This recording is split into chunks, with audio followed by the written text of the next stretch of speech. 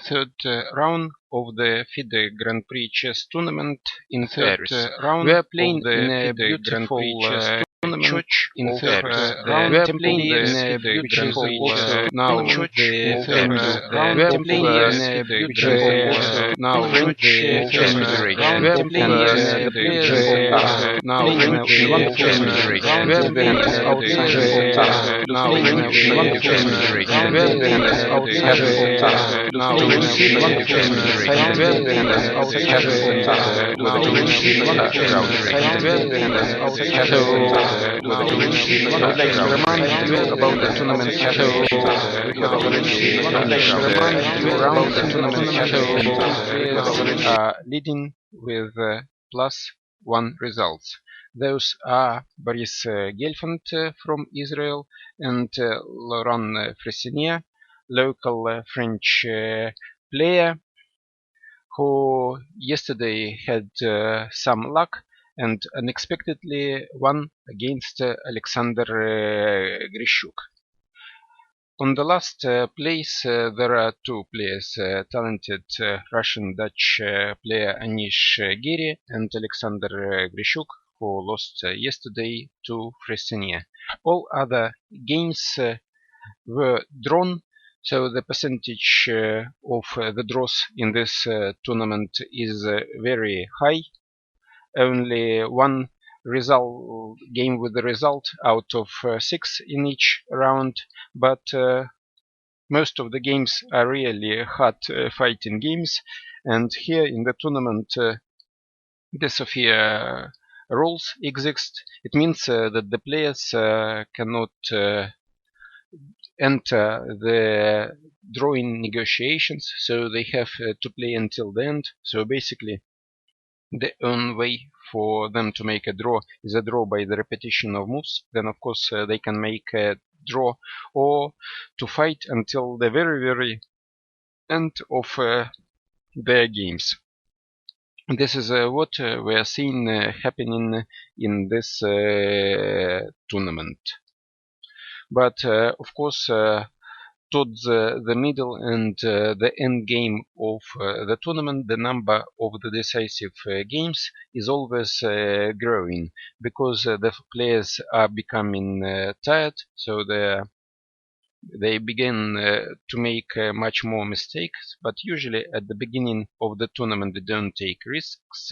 They have very fresh head, so they see all the variations. They can easily neutralize the threats of the opponent, and chess is such a game that in order to lose you must make several mistakes. And here in this tournament we have all players with a very high level of understanding, and so they're not making mistakes quite often. That's why at the beginning of this tournament we have a lot of draws. So today we have again very interesting pairs. The leader of the tournament, Boris Gelfand, is playing against Linnea Dominguez, and I want to show you this game first. Now let us look at the opening here, and let us look at the first moves played in this game. So d4, knight f6, c4, e6, knight f3, d5, knight c3. So we have here the queen's gambit on board, and the move knight b d7, bishop f4. So here the play enters in not very frequently played variations of the queen's gambit. So there are also other moves available, of course, because since it is only the beginning of the game. So d c4, e3, a6, played with the idea if white, for example, takes on c4, then b5, bishop is going away, then black finishes the development, and then later plays c5 with an excellent game. So in order to prevent black from winning tempo, attacking the bishop after white takes on c4, white plays here a4. Bishop d6 now, and now white is thinking what to do. Clearly, this is the opening phase of this game, so there is nothing special what we can tell about this game. So white at this moment is thinking. And let's go to the next game. So Anish Giri is playing against Russian player Evgeny Tomashevsky. So just loading the video, Giri Tomashevsky, and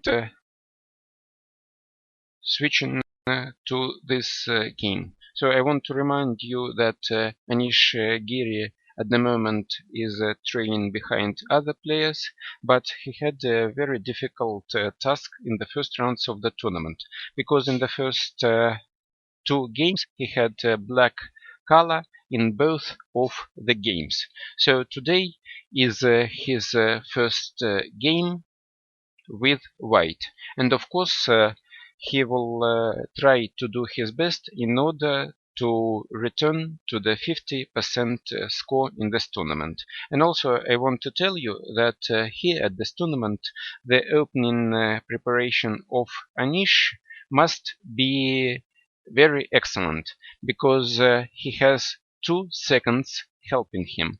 One of them is Vladimir Chuchilov, and another second is Robin van Kampen, another talented young Dutch player. For those who were present at the live commentary yesterday, they could have got acquainted with Robin van Kampen, who spent some time with me, telling a little bit about his life, about his results, and also we were looking at the games together. So basically Anish is well prepared, and at this moment I want to have the opportunity and to tell that tomorrow we have a special guest at the live commentary. So very experienced and probably one of the best coaches at the present time, Vladimir Chuchilov, will be a special guest in this studio. I will be talking to him and interviewing him, because you don't see the coaches of such high caliber telling about his life, about his work as a coach, how he managed to create so many successful students, and so on. So just don't forget to connect to the live commentary tomorrow. So let's see what was played in this game. So e4, e5, knight f3, knight c6, bishop b5, a6, bishop a4, knight f6. So all the main variations, the main line of the Ruy Lopez.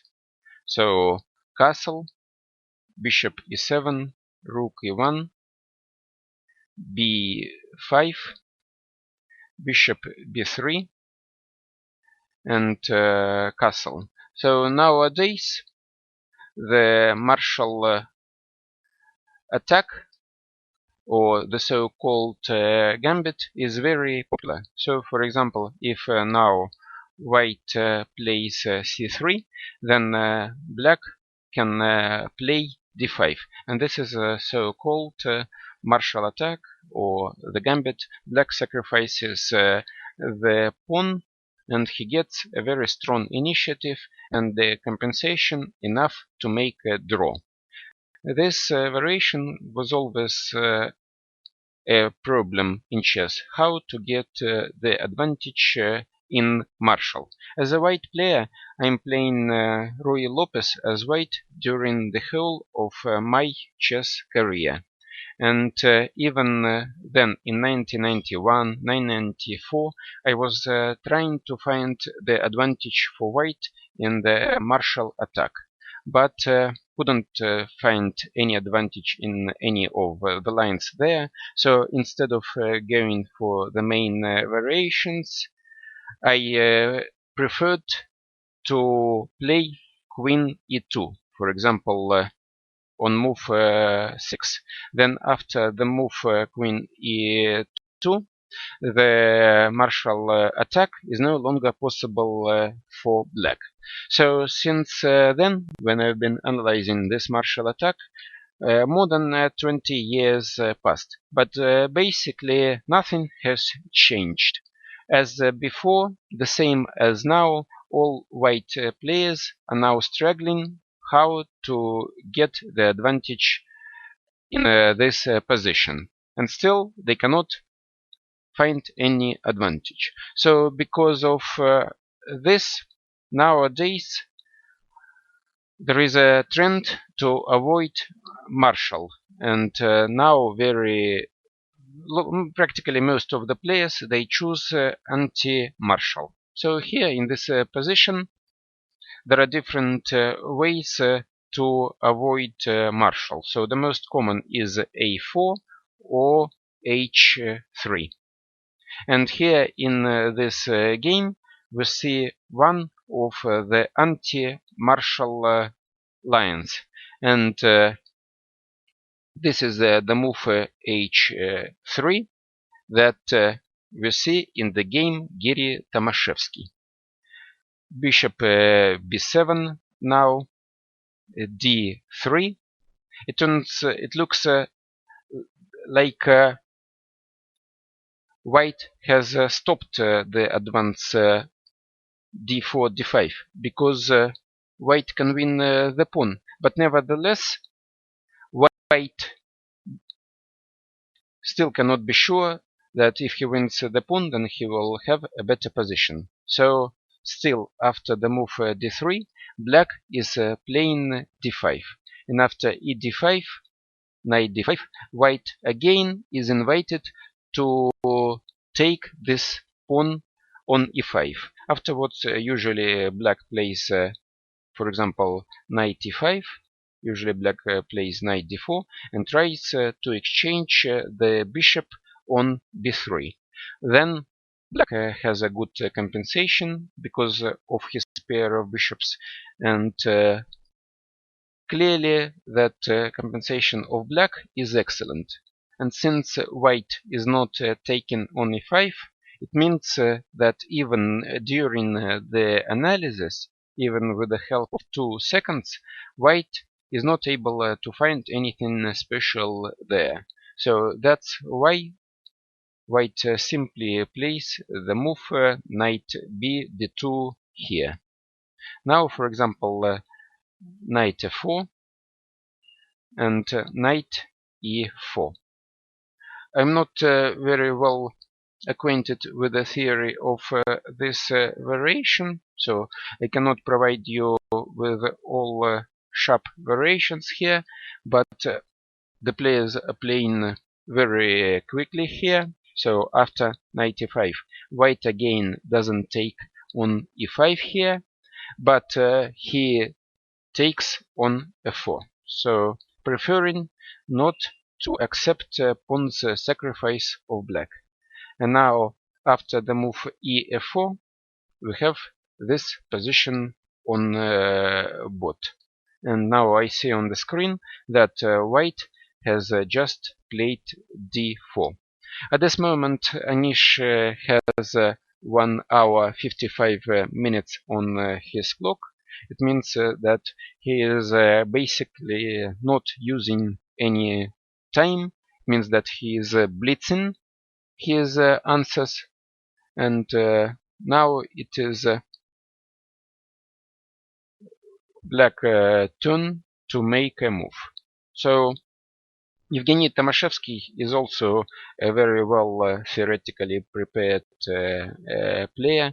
Just remember his game from the first round, when he knew almost everything in the deeply sharp variation which we had in the game Nakamura-Tomashevsky. So it is quite difficult to surprise him as well. So here in this game we have a very interesting theoretical duel. What I can tell you about this position. So very unusual structure, very unusual material balance. White after the exchange on b3, because sooner or later black has to take on b3. White will have two knights against two bishops. Usually the pair of bishops is stronger than the pair of knights, especially in the open and half-open positions. But here, to compensate this advantage of the pair of bishops, white has a better pawn structure, and we see that the pawns f4 and 7 are doubled. And in most of the cases, the doubling of the pawns is negative. So, of course, in this game, white will try to use the weakness of the pawn f4, and maybe later he will try to play queen d2 or queen c1, and later to win this pawn on f4. So a very interesting battle lies ahead of us in this game. So now we can look at the third game of the round, and this is the game Grishuk-Ponomarev. So I'm now switching the video of this game. So the video has just loaded, and now I will load and look at this game.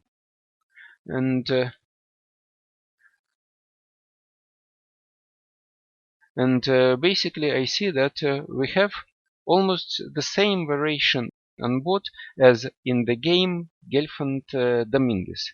So when I looked here for the first time, I was even surprised. Maybe I made a kind of mistake, or some kind of mistake in the transmission. But actually we have the repeating variations, and this is very, very interesting, that independently on two different boards we have the continuation of the theoretical battle. So this is an unusual thing. So let us look what is happening in this game. So d4,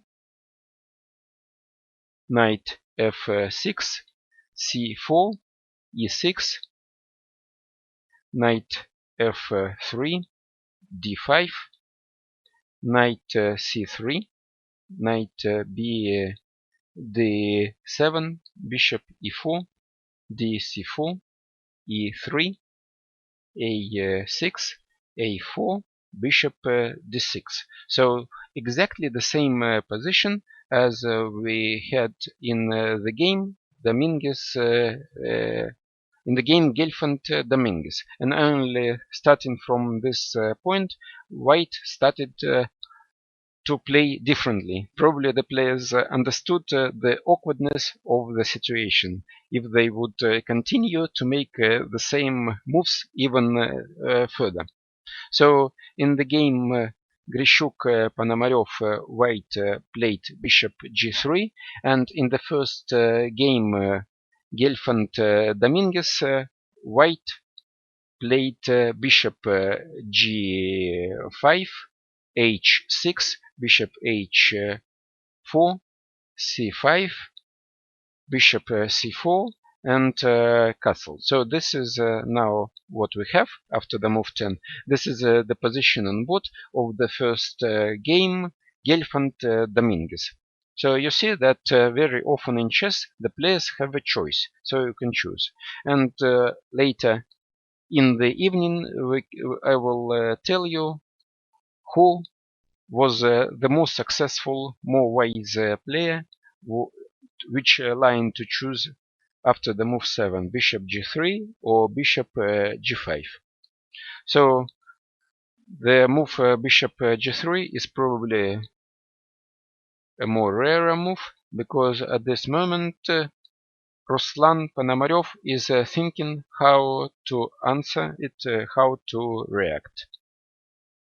So while Ruslan Ponomarev is thinking, we have the possibility to go to the next game, and this is the game Caruana Fresine. So loading the video of this game now, and what do we have here? Yes, so the video has loaded, and now I can tell you which moves have been played. So e4, e5. So the move e5 by Laurent Fresnier is his main answer to e5, to e4. I've also played against him a couple of times, and he was always answering e5 against me. Now knight f3, knight c6, bishop b5, a6, bishop a4, knight f6, castle, bishop e7, rook e1, bishop b5, bishop b3, castle. So now if c3, then we can have the martial attack on board. And here in this game, also white player and Fabiana Caruana in this case was afraid to go into the martial attack again. If in the game Giri Tomaszewski white chose to play h3, in this game Fabiana Caruana chose another way, anti-martial way, and this is the move a4. If you have listened to me carefully, then you remember that I told you about two possible ways to avoid martial attack. One of them h3 and another is a4. And both anti-martial ways we see today in two different games. So b4 now, and now the move d4, d6. So this is also a theoretical position. Now white takes on e5, knight e5, knight e5, d e5.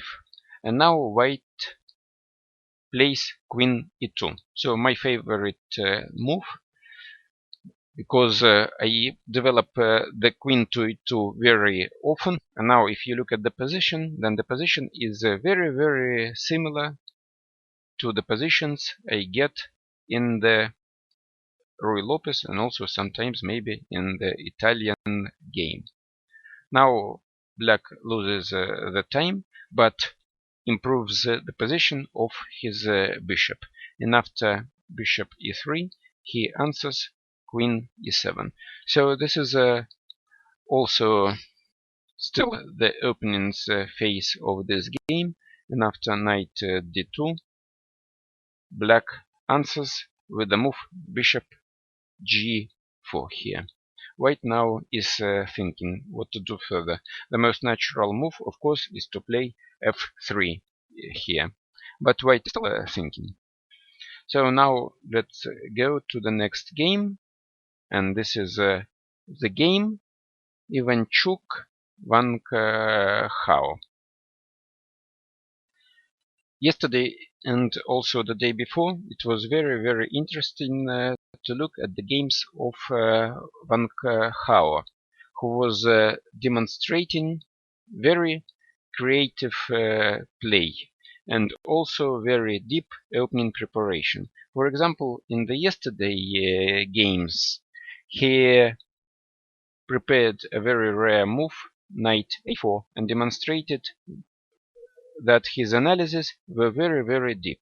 Even at the final press conference, I was very surprised to see the deepness of his preparation. Meanwhile, Vasily Ivanchuk made two very quick draws in this tournament. Both games were drawn under 20 moves. So for me it is clear that Vasily Ivanchuk is full of energy, and he will try today to do his best in order to outplay his opponent. So let us look what is going on in this variation. So e4,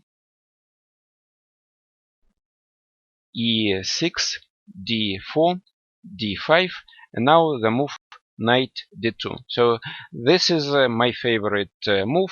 I always select it, choose it, fighting against the French defense. Recently I have created the DVD for chess base, how to beat French defense playing the move knight d2. So if you visit the chess base shop, you can buy this DVD. Also you can find it in other chess shops on internet. So I'm very glad that also Vasily Ivanchuk is choosing this move, like I play myself. But of course his opponent is not so weak, and he is choosing the strongest way and the easiest way to equalize. And this is the move c5, attacking the center. Now White has several different possibilities. One of them is to play knight g3. Also, it is possible to take on c5 here. I have also played this move a couple of times. But of course, the main move is the move e d5. Now, black selects the strongest answer in the position, and this is the move queen d5. With the correct play, black is able to equalize in all lines after the move queen d5. So I'm very curious to see what Vasily has in mind, how he is going to demonstrate how to fight for the advantage here. In this position, after the move queen d5, White has two main moves. One of them is the move dc5, also one of my favorite moves lately. I select it in most of the cases because after dc5 the position is very complex. All the pieces remain on board, so it is a good possibility to outplay the opponent in the middle game. Also, besides the move dc5, there is another move, and this is the move knight gf3. And actually, this move was played by White in this game. So I describe both of the moves in my DVD on French defense. So if you are interested, you can find all additional information there, including games, databases, and all reference data. So now the main move for White is bishop c4, queen d6, castle. So everything is theoretical. Knight f6. Now White has to take some time in order to win this pawn back. Knight b3, knight c6, knight bd4, knight d4, knight d4. In this position, black has different answers available. Bishop e7, bishop d7, and the strongest move for black is the move a6 here. Here in this position, maybe I had it in 20 of my own games. White has a lot of different ways to play. b3, bishop b3, c3. For example, bishop d3 also is possible. And the move that was made by Vasily, and this is the move rook e1. Now black has to play queen c7. So the idea of this move to play bishop d6 on the next move, attacking the pawn on h2 and finish the development.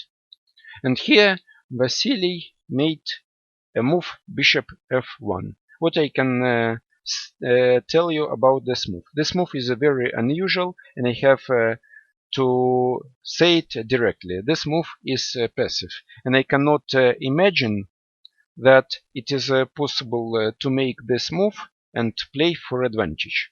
Because if you are playing passively and you're not fighting for the center, then of course you cannot get any advantage in your games. And so I'm very surprised that Vasily has chosen to play this move. But of course, such a strong, experienced player as Vasily cannot play this move without any kind of knowledge or preparation. So let us look what is going further after the move bishop f1. Now bishop c5 has been played. So bishop c5, for some reason black didn't develop the bishop to d6. Maybe he was afraid of some kind of pawn sacrifice, knight f5, bishop h2. For example, I can give you the line here. I don't know what to tell you, what are the consequences of this variation, but still we can look a little bit together. So bishop d6 attacking the pawn on h2. Maybe black was afraid of the move knight f5, bishop h2, king h1, and after castle maybe white is ready to play knight g7, king g7, and now queen d4 with idea bishop h6 check or queen h4. So probably this was the idea of Vasily. So it will be interesting to ask him at the press conference after this game what he had in mind after the move bishop f1. But I'm pretty sure that he was going to go for this variation. So in the game it was played bishop c5 here, c3, and now black castled. So what was afterwards? And now the move bishop g5 here. This structure is quite common for this variation of the French defense. For example, after the move knight d7, then the king of black remains weakened, and black can fall under attack after the possible moves like queen h5, bishop d3, and so on. I had this position many times, with the only difference that my bishop was on b3 but not on f1, and still I believe that the bishop on b3 is standing better because it is more active and also attacking the pawn e6. Also the bishop from b3 can be transferred to the square c2. And if we want to include our bishop f1 into attack, then we have to play bishop d3. And I believe that the square d3 is worse for the bishop than the square c2. So at this moment, Van Gogh is thinking. So I think the obvious move is now knight d7.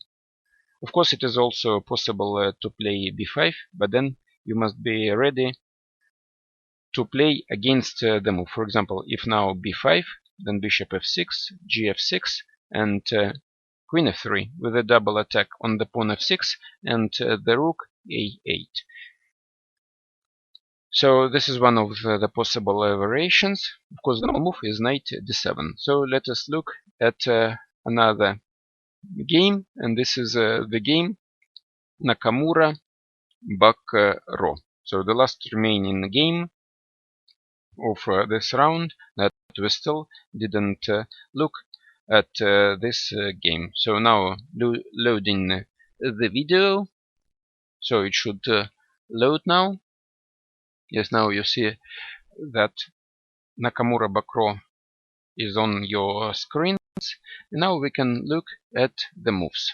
So I see that Nakamura is again trying to play according to his reputation, and he is choosing very complex, sharp variation of the queen's gambit.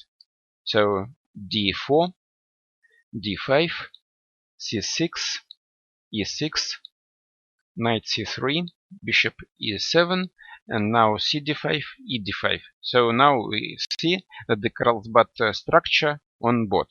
And I had this type of structure with several of my students. Some of them are listening to me now, so they already know which ways white can choose in the Carlsbad system. One of them is the attack of the pawn's minority. Also, another way is to try to play for attack on the king side, and this plan is being chosen by Hikaru Nakamura. So bishop f4, c6, e3, now bishop f5. Usually in these positions it is quite useful for black to exchange his light squared bishops. So for example, if now bishop d3, bishop d3, then usually such exchanges are very useful for black, because very often black has problems with his bad bishop c8. But since the bishop is already developed to f5 and the square d3 is controlled by it, it is very passive to develop the bishop to e2, so white in this position has to play actively g4, attacking it. So basically after bishop f5, white doesn't have any other choice but to go for active play on the king side, and this is the move that was made by Hikaru Nakamura. So from now on, the game takes a very complex and unbalanced way. So of course everything this is highly theoretical. Now bishop e6, h4. So here the pawn on e7, the pawn on h4 is hanging, and it can be taken by the bishop e7. But after bishop h4, it is necessary to consider the move queen b3, and the queen d8 cannot defend the pawn on b7, so the bishop has to return to c8, and in turn white has some additional possibilities with a very good compensation for this pawn. I don't know the exact variations what will be happening, but this is a little bit an idea. So usually after h4, black does not accept this sacrifice, and he tries to finish the development as it happened in the game, and this was the move knight d7. Now bishop g3, not only protecting the pawn h4, but also preparing the square f4 for the knight. So at some point white wants to play f3, then knight e2, knight f4, attacking the bishop on e6. Now knight g f6, f3, and now black plays knight b6. So the idea of this move to try to finish the development and also to protect the pawn on d5 with an idea to play c6, c5. Now bishop d3, and now I see that another plan is being chosen by Etienne Bacro, and this is the move knight c4 here. At this moment Hikaru Nakamura is thinking. Also, Hikaru Nakamura in this tournament is demonstrating very deep theoretical knowledge and very deep preparation. For example, yesterday he knew almost everything until the move 25. So if you haven't seen the translation, you can find the archive with the video recordings elsewhere on the site of the tournament or on YouTube. And if you for some reason miss the transmission, or you cannot follow it live or completely, or you have to make the breaks, you can always return and find videos, as I've already said, on the tournament site or YouTube. So in any case, at this moment, White is thinking what to do. So we have the possibility now to return to the previous games. And now let's look at the game, the first game, Gelfand Dominguez. So I want to remind you that Boris Gelfand is the leader of the tournament, and he's also playing white at this in this game. So he has all reasons to be satisfied with the life. So bishop g5 was played, h6, bishop h4, c5, bishop c4, castle, castle. Now exchange on d4, and here white has different ways to capture on d4. With the knight is not possible to take, because after knight d4 it is possible for black to play queen c7 with a double attack on h2 and the bishop c4. So there are two options to take with a queen on d4 or with a pawn. So e d4 leads us to the position with the isolated pawn, and actually this game was played in the game. So e d4. Now we have another typical position on the board, and this is the position with the isolated pawn. This is a very interesting structure. I've also been studying this structure many times. Also, I was teaching my students how to play with it and against it. So there are also different methods, different plans, different ideas.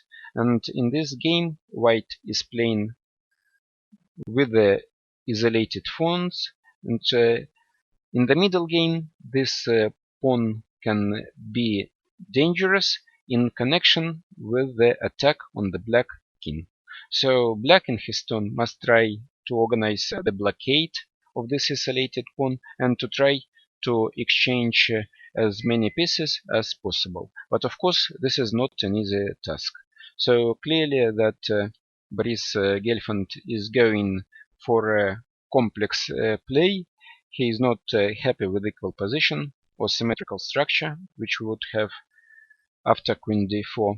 So he is really fighting and wants to show that there is something in this position. So he is trying to get an advantage and choosing for an active play. After e d4, queen c7 was played, and here it is necessary to move the bishop away or to protect it. So white has different possible moves. Bishop b3, bishop d3, bishop a2, and also the move queen e2. So you see that it is necessary to spend some time in order to make a correct decision. Also, Alina Dominguez is playing at this moment very quickly. At this moment he has 1 hour 51 minutes left. It means that he is well acquainted with the theoretical developments in this line. Meantime, Boris Gelfand has approximately half an hour less than his opponent.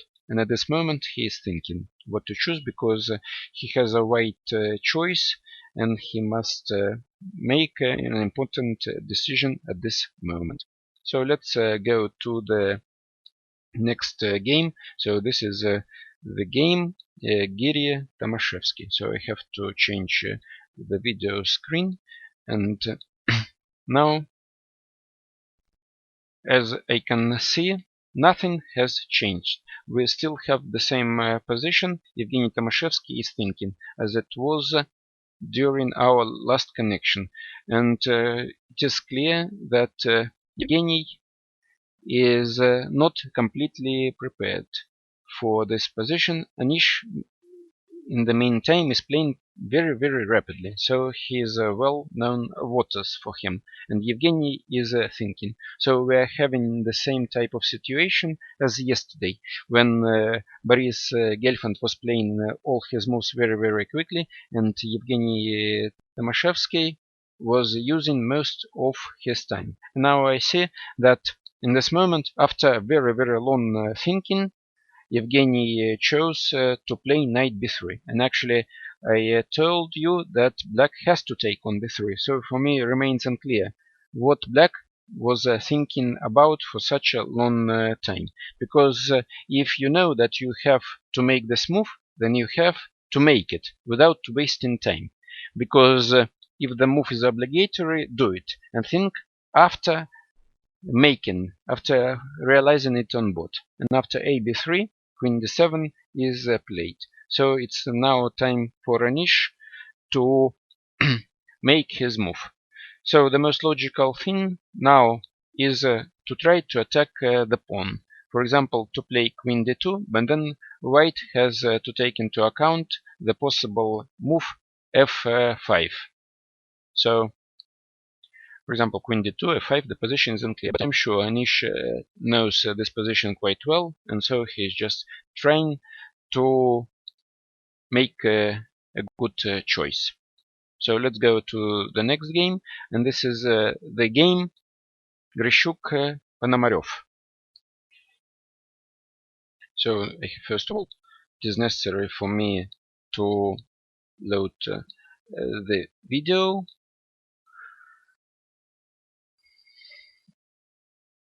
So the video has loaded, and now going back to this game. We left when white has just played bishop g3. So now black takes on g3, h g3, c5, now bishop c4.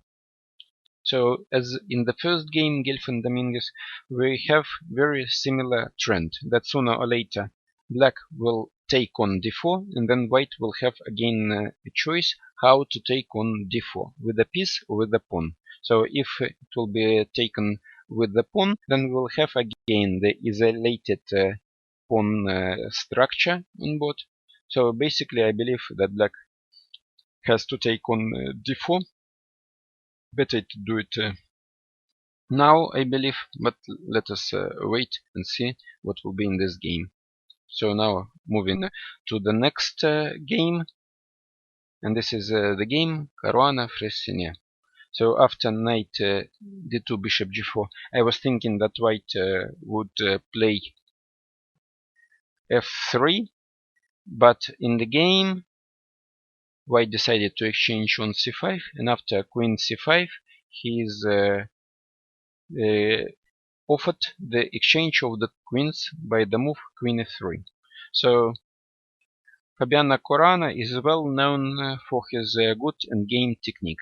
Also yesterday when commenting the games, I was telling you that sometimes even the smallest of the advantage is necessary for Fabiano Caruana to outplay his opponent. And obviously after the exchange on e3, white has a very small advantage, because for example after queen e3, rook e3, there is a weakness of the square c4. Later white can develop his knight on c4, attacking the pawn on e5. Maybe he can also play f3, move his king close to the center.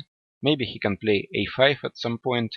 Then the pawn b4 will be cut away from all other remaining pawns. So I like this position for white, because white can try to play for something special without much risk.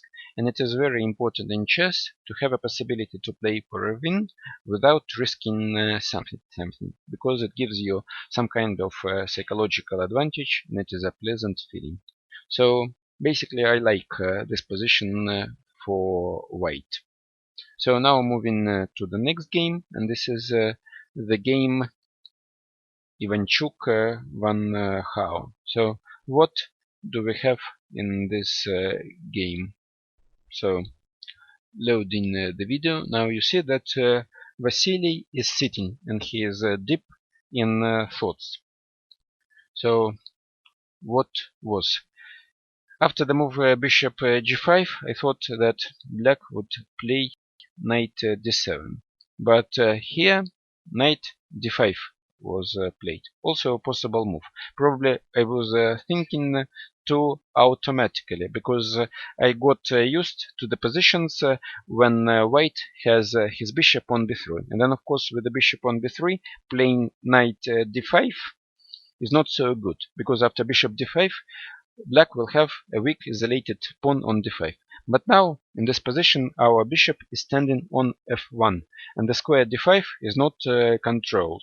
So basically a move knight d5 is possible, and the knight on d5 is standing more active than on d7. And the square d7 can be used by the bishop for the development bishop c8 to d7.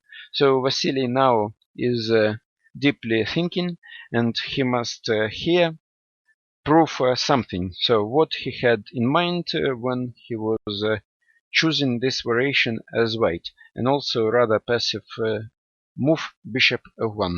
At the moment I don't see anything special for white in this position, and I think that this position is simply equal. So now going to the next move, and this is the move Nakamura Bakro. So bishop d3, knight c4, one move was played, queen e2, protecting both pawns b2 and e3. It is clear that white is not in a hurry to exchange on c4 because you don't give up your own bishop in such an easy way. So we now see that the play in most of the games enters the middle phase, the phase of the middle game. And now players going out of their own preparation, and they start using more and more time in order to take necessary decisions.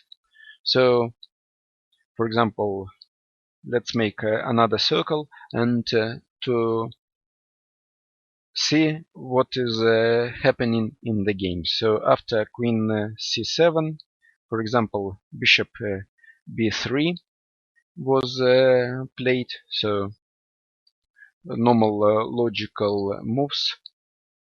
In the game, for example, Giri Tomashevsky, nothing has changed.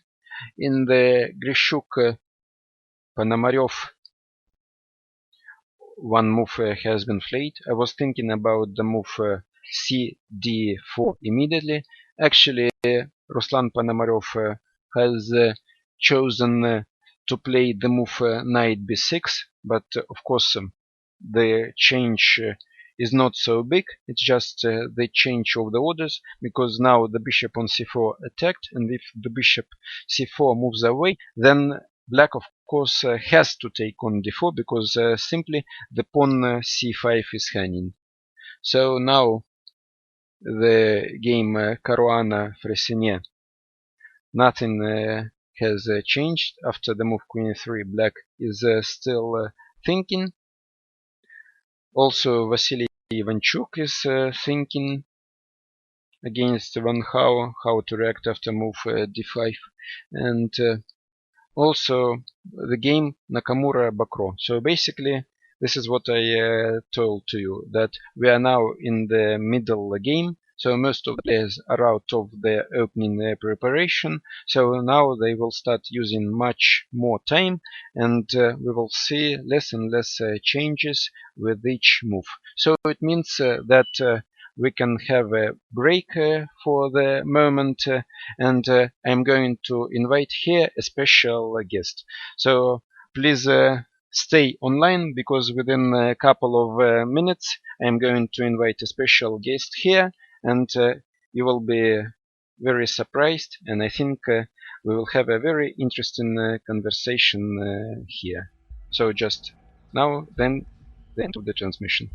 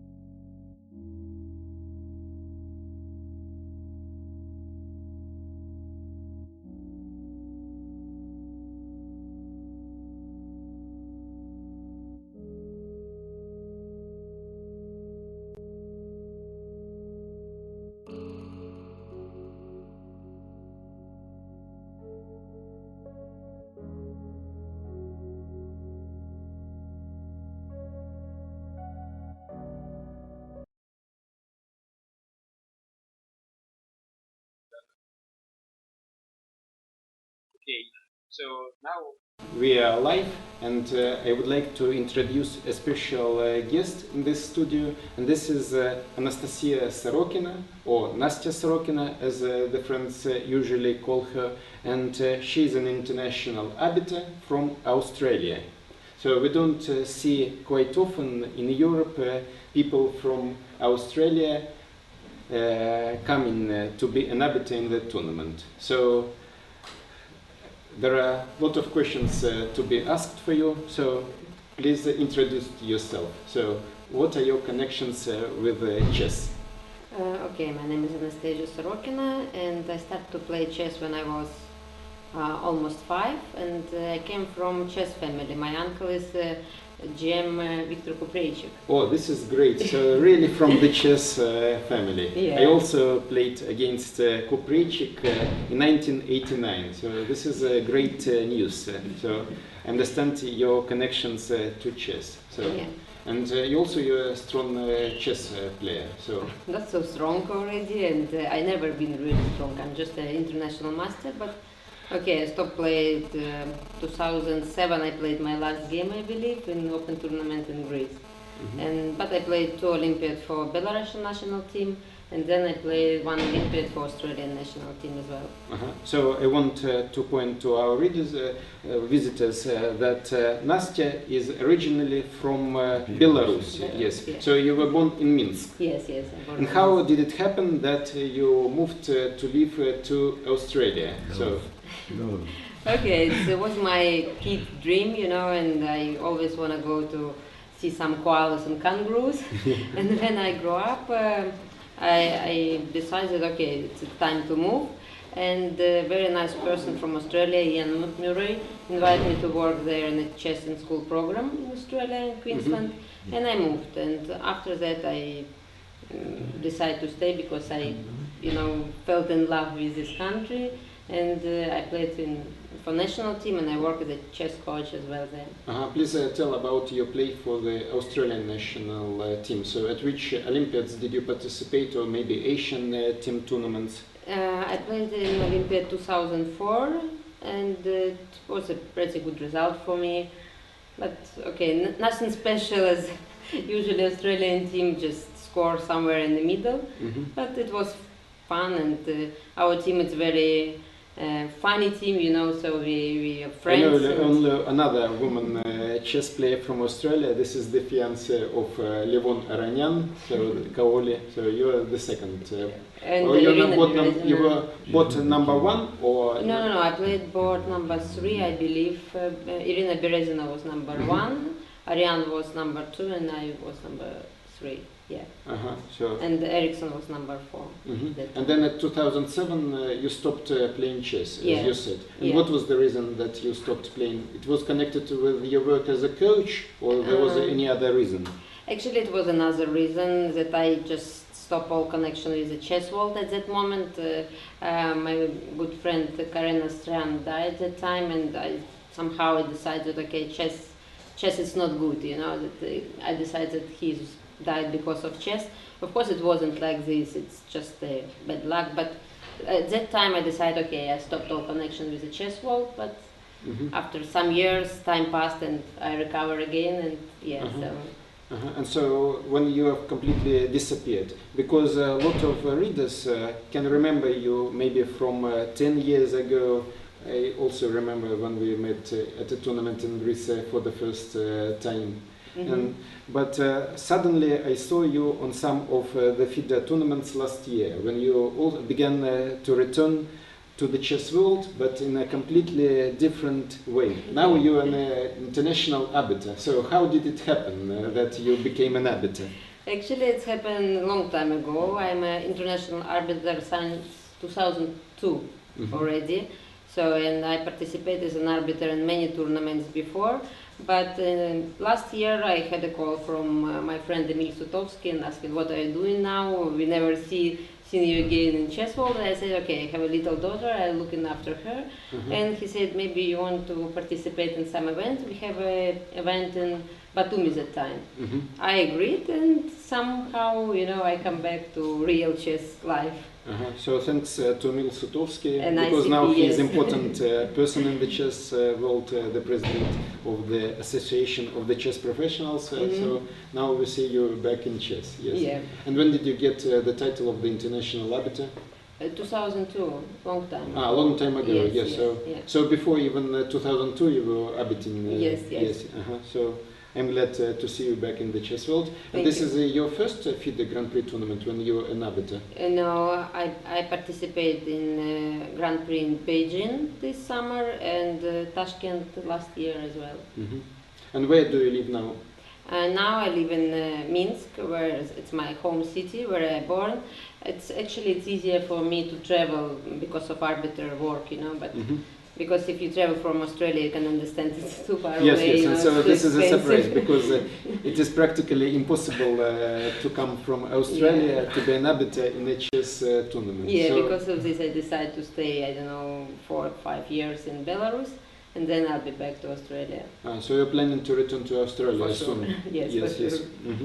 And what are your next plans? Are you planning to be arbiter on other tournaments where we can see you again? Yes, I'm going to participate in Club Cup, European Club Cup in Rhodos, and the last one for this year I believe will be in Turkey. World Chess Championship. So I will see you again there, because I will be playing for the Dutch team in the World Team Championships in Antalya. Yes.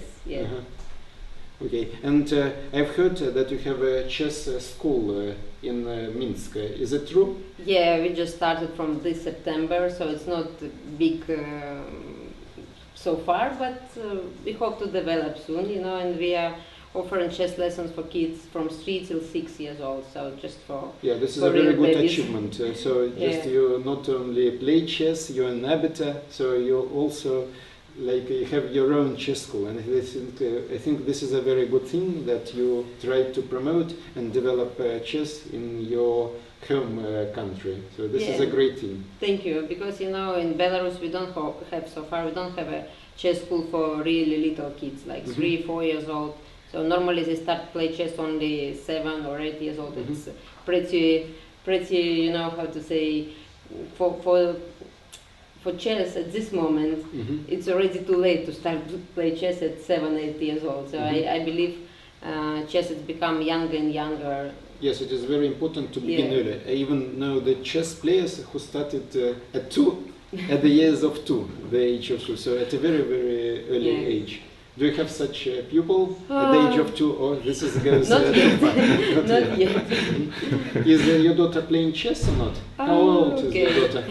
She's almost 4. She knows the name of the pieces, but actually she's preferred gymnastics. Gymnastics. Chess, So it is happening very often that if the parents are strong chess players, then usually they don't allow them to go into the chess world. And so exactly this is the reason, that you know how it is difficult, so you don't want your children playing chess. No, actually it was her choose, you know, she decides she's supposed to be some champion or world champion or whatever, you know, in gymnastics, so when she wants to do this, I just agree. So, okay, thank you very much for coming to this interview. It was very interesting to talk to you, and I'm glad that the visitors of the site will learn more about such a beautiful arbiter that we have in this tournament. Thank you for coming. Thank you, Sergei. Thanks.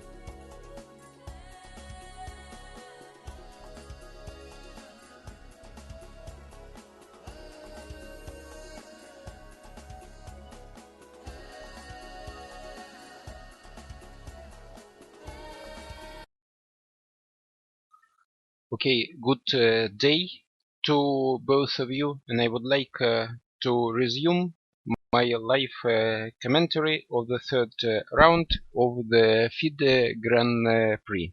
So we have to look at several latest developments of the game, and I can see that some things have started changing. So let us look what is happening in the games, and we will start with the game Gelfand Dominguez. So we left when bishop b3 was played. Now b6, rook c1, with the idea to play knight e4 and knight b5 using the opposition of the rook c1 and the queen c7 here. So now black has to move the queen away, and so he made the move queen b8. Now d5. So this is the usual idea in the positions with the isolated pawn. So when the pawn is not blocked, it should advance. And this is exactly the case. One of the methods to fight the isolated pawns is to blockade it. But here in this position, black is behind in the development, so black didn't get a chance to block this pawn, because the coordination of the pieces is a little bit broken. So opening the position here is not possible. After e d5, for example, knight d5, white gets a huge advantage, because all black pieces are standing on the last ranks of the game. So basically after d5, black was forced to play the move e5. Now knight d2 is possible. What is the idea behind the move knight d2? The knight is going to c4 and e4 in order to attack and exchange the bishop d6. After the exchange of d6, white must get some good play, some good chances, maybe a better position depending on the situation. So it is always important to eliminate the blockade. So at this moment I like the white position, and I think Linie Dominguez has not managed to solve his problems so far. And although he has 30 minutes more than his opponent. So let's go further and see the game Giri Tomaszewski. So first of all, I have to switch the video camera. Now we're going to the second game, Giri Tomaszewski. After the move queen d7, white didn't play queen d2 because because of the move f5. So he chose the safer, more secure move, queen d3. Now after rook a d8, white has played c4. So now white is trying to use the pawn's majority on the queen side and in the center in order to limit the activity of the black bishops. And now we see that the bishop e7 is cut off by the knight e4. So the bishop cannot go to f6 and attack the central pawn d4. And at the same time, white wants to play d4, d5, then maybe rook d1, and to try to push the pawn further. And although Anish has used a lot of time for the last two moves, because if you remember, after the move queen d7, he had 1 hour and 55 minutes left on his clock. But now at this moment he has only 1 hour 23 minutes left. It means that for the last two moves he used the half an hour of his time. So for me this is the sign that he is out of his opening preparation. Still 70 moves of played, and I can say that his preparation was rather deep, and I believe his chances here are slightly better. I don't see a clear way for black to equalize at the moment. So going further to the game, Grishuk-Ponomarev. So first, as always, I need to switch the video. Now switching to the game. After bishop c4, knight b6, bishop b3, white is choosing the same square for the bishop as in the game Gelfand Dominguez. And now the exchange on d4 that I was telling you is practically forced here. E d4, bishop d7, now the move a5, knight bd5, and here white is taking very interesting decision to exchange his bishop b3, taking on d5 with the bishop. So the idea behind this exchange is to leave black with a bishop, with a bad bishop d7 playing against a good knight. But the question whether the bishop d7 is really a bad one is questionable, because for example after the move knight d5, e d5, even if white plays knight e5, the bishop can always go to b5. So it is not entirely a bad bishop, but of course we can say that because the pawns a6, b7, d5 are standing on the same color as the bishop. Also, of course, at this moment black is thinking of another possible move. Another candidate move is e d5, but I still believe it is better to take with the knight, because after e d5 white keeps the strong knight on c3, and the knight on c3 is limiting the activity of the bishop d7, controlling the square b5. So if I would have to play this position as black, then I would take the bishop d5 with the knight. But okay, let's see and wait what is Ruslan Ponomarev thinking and which decision he takes. And here I see very unusual situation. On the clock of Alexander, 1 hour and 20 minutes left. Meanwhile, Ruslan is falling back in time. And so, as I've said, black has taken on d5 with a knight. So I thought the same, knight d5, e d5. And probably Alexander Grishuk take a very important decision in order not to go into trouble anymore. Because in the yesterday games he had a big advantage after the opening and later in the middle game. Only to spoil his advantage completely. Later in time trouble he made a lot of mistakes, and then he completely lost his head, and after the blunder on move 42 he lost, and this was entirely because of his time trouble. So I think that he has made a correct decision in order to try to play as quickly as possible. And now we see that he is having more time than his opponent. I think this is a very good and wise practical decision. So now let's go to the next game, and this is the game Caruana-Freycinet. So what do we have in this game?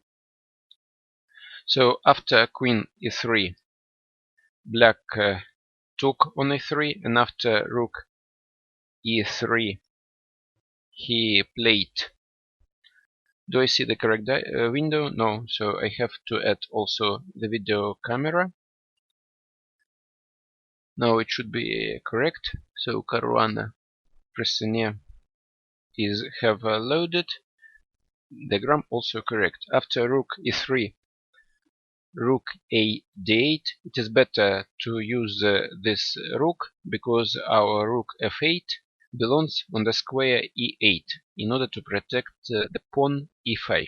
So knight c4 now is forced, and after rook f8, white is moving the knight to a5, maybe with the idea to play knight c6 and trying to win the pawn on b4.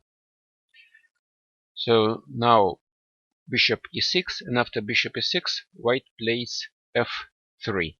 Why not knight c6?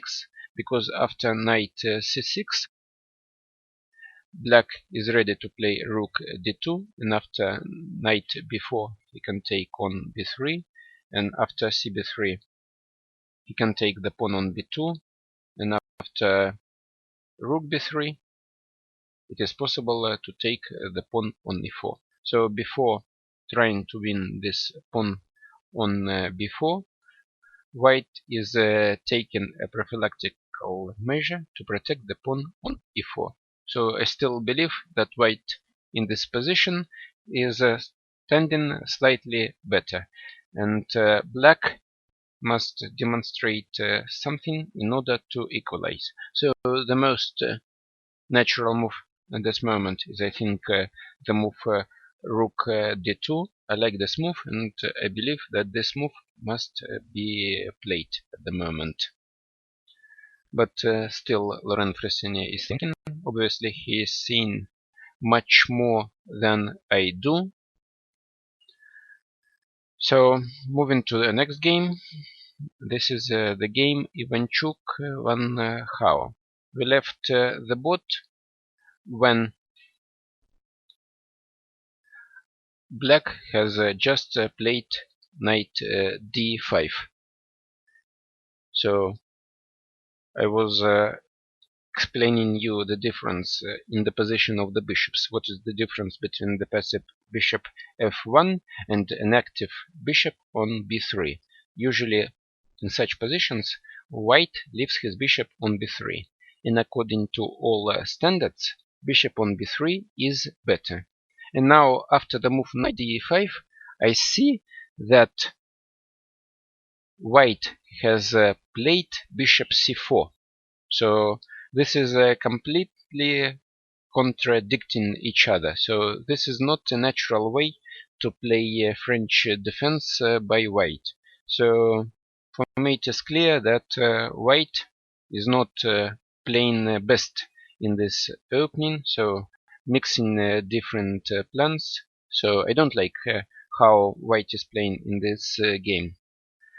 Knight f4. Of course, black doesn't want to allow spoiling his pawn structure, not allowing to take on d5, because then it will be isolated pawn, and white will be standing better. So of course, knight f4. And now the bishop is going to b3. So very, very strange. So it means that white played bishop f1, bishop c4, bishop b3. So white lost 2 tempi. So very unreasonable play by Vasily. So now I think after some moves he has to fight for equal position. What we see now, h6, bishop f4, queen f4, and now it is clear that black is standing already better. So because the pair of bishops is stronger, the position is open, and the pawn structure is not symmetrical. So it is obvious that Vasily Ivanchuk didn't study well my DVD on French defense, so he had no idea how to play as white in this position, and with white he didn't even manage to equalize his position.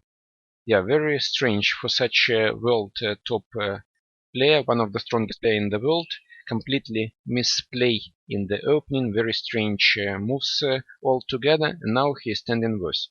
So I think from now on, Sergei has to fight for a draw, and he understands this already. So now he plays Queen f3. It is clear that if the queens will remain on board, then it is much easier for black to develop the attack, the initiative. So now white has tried to simplify the position, to try to exchange the queens in order to fight for the draw in the ending. Now I see that the queens are going off the board, and in this position black has a small but stable advantage, and there is no any way how white can make a forced draw in this position. So at this moment black needs to solve the problem of his bishop c8 and try to finish the development of the bishop c8 as quickly as possible. Also, it is important to try to understand how to restore the coordination of the rooks. For example, if I'm now going to make the move bishop d7, then after knight e5, the only available square for the bishop is the square e8. But then we see that the coordination of the pieces is destroyed, and we cannot develop the rook of 8. So it means that if we want to develop our bishop, somehow we must play, for example, rook d8 here, and if, for example, now the move rook a d1, then we can play bishop d7 and we can put our bishop on e8. So, for example, now knight e5 and now bishop e8. If black manages to get such type of the position, then black can easily play for a win. So the question now in the position after the move knight f3 remains how to restore the coordination of the rooks. So after the move rook d8, it is obvious that black wants to play bishop d7. So the only reasonable way to prevent it is to play knight e5. But then what I see that after knight e5, rook d2 is possible. So attacking both pawns b2 and f2. So I think rook d8 should be played, and I don't see immediately how white can neutralize initiative of black. So obviously that white here has some problems, and long fight ahead in order to equalize and to make a draw here. So now going to the game Nakamura-Bakro, and now I see that it is very sharp. Already one piece was sacrificed in this game. So now switching to video to the game Nakamura-Bakro. You see that now this video on, and already 7 moves were played in the position when we finished our transmission. The last move was queen e2, and now I see that Etienne Bakro is trying to undermine the center. I was talking to you and telling to you that one of the main strategical ideas for black in this position is to attack the center. It was possible to attack the center several moves before. For example, instead of putting the knight on c4, it was possible to play c5 immediately, or maybe after knight b6, c5. But still, in this stage, black is realizing his main strategical idea. If someone is playing on the king's side of the board, it is necessary to counter-attack in the center. If you don't create any kind of counter-attack, then usually you are losing. So you're standing bad. And of course, the strong players understand such chess principles, and so they are playing correctly. So I like the move c5. But of course, there are some kind of things that you need to see. And here there is a difference with the position of the knight on b6, because then if the knight would stay on b6, for example, if here in this position bishop d3 we play c5, then the knight is protecting the pawn on d5. But what happened in the game? after c5, white took on c4, dc4, and now the move d5. I don't know whether Etienne calculated everything correctly, but now the game is going into very sharp complications. So after knight d5, white castles to the queen side, and now we see that the knight on d5 is pinned. And it is not possible to protect this knight because, for example, after the move queen d7, then we take on d5, bishop d5, and now white plays e4 and wins the bishop d5.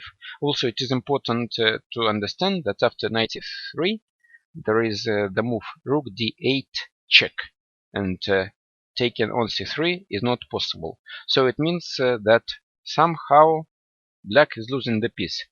I don't know whether Etienne has underestimated this plan or he saw everything. I'm very curious to ask him at the press conference what he was thinking. But now, after the long castle, I see that he played queen a5, sacrificing the piece. And now we have very sharp position on board. Knight d5, bishop d5, rook d5, queen a2.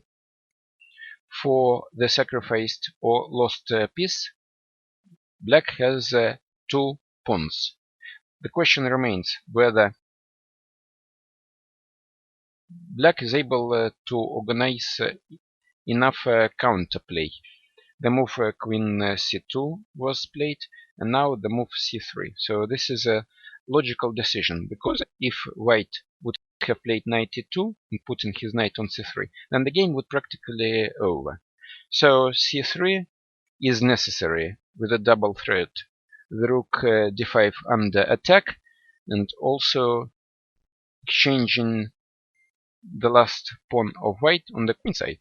So if you already sacrificed a piece, of course you must continue with the attack, and you must try to organize something. Otherwise, the sacrifice of the piece is not so good at all.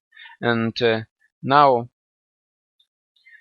Hikaru Nakamura is thinking what to do with the rook d5. And so he played b3, queen a1, and after queen b1, queen a6 has played. Now we see that black is trying to prevent the development of the knight g1. But actually at this moment there is an additional idea to give the check on f1, rook d1 and queen g2, attacking the rook on h1 and the bishop on g3. So white needs to do something in order to protect himself from this threat. Of course, there should be something in this position, and here there are several possible candidates move. One of the moves I like is the move rook h2 here in this position. The idea to bring the rook into play. Also, for example, if now queen f1, then I have the move rook d1, and the square g2 is covered, so the queen cannot go there. Also, after the move rook h2, I now have a threat to play rook a2. So I think after the move rook h2, black position is rather critical. So then it is necessary to think how to eliminate this rook d5. Probably then it would be necessary to play rook d8, but then I can exchange, and for me it is not clear if black has enough compensation for the piece at all. So I believe that white here is standing better. But of course I am not using any computer engine, and I'm not playing this game, so I'm not so deep into the variations. This is just the things that I see looking at the board. So now we have made a full circle. We have looked of a total 6 games played, and now returning to the first game, and this is the game Gelfand Dominguez. So now switching to the video. Yes, video has loaded, and now I can make several moves. So after the move knight d2, I told you that white wants to play knight c4 or knight e4 and attack and try to exchange this bishop d6.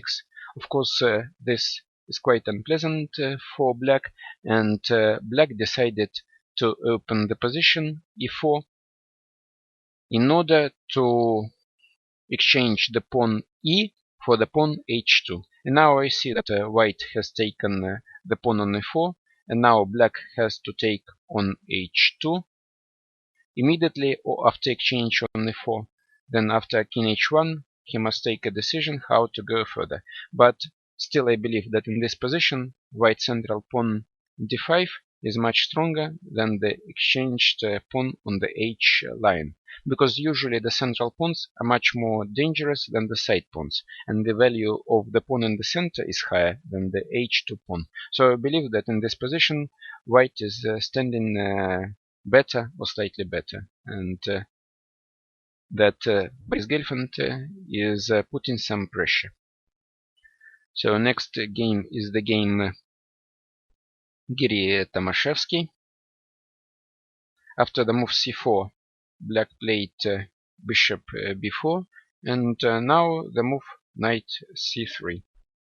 And now I see that it is possible for black to take on f3, queen f3, and now black can take on d4. I don't understand what was happening in the preparation of a niche, because after move knight c3 he is no longer fighting for advantage, and it looks like his position is simply worse. So I don't understand what has happened, what went wrong with his preparation, or there are some things which I don't see. So basically I don't understand anything here, what is going on in this position, because I thought that his preparation was good and he was putting some pressure on the opponent, and then I see that c4, knight c3, and he has no longer any advantage here in this position. Quite strange. I need to ask him a couple of questions at the press conference. So the next game is the game Grishuk-Ponomarev. So this basically changed nothing. Only one move was played. After knight d5, e5, even no moves were played. Now Alexander is thinking, and he used a lot of time on the last move, so he had a big advantage. Now he already has less time, and quite difficult to understand what he's planning to do. The most natural move to castle, but then also black castles, develops the bishop to b5, and then the position is approximately equal. So I don't think that black can have some kind of difficulty here in this position. Corona Fressinet. Loading the video. After the move rook d2, which I said to you that the most natural move and the move should be played. Actually it was played, and after rook d2, rook c1 is also practically a first move to protect the pawn on c2. The idea is the following: to exchange on f6, then to play knight c4 or knight b3, push away the rook on d2 from the square d2, and then to play c3. And then we will see the difference in the pawn structure, that pawns a6, b4, c7 are weak. So it means that white can create some play on the queen side, so the weak pawns.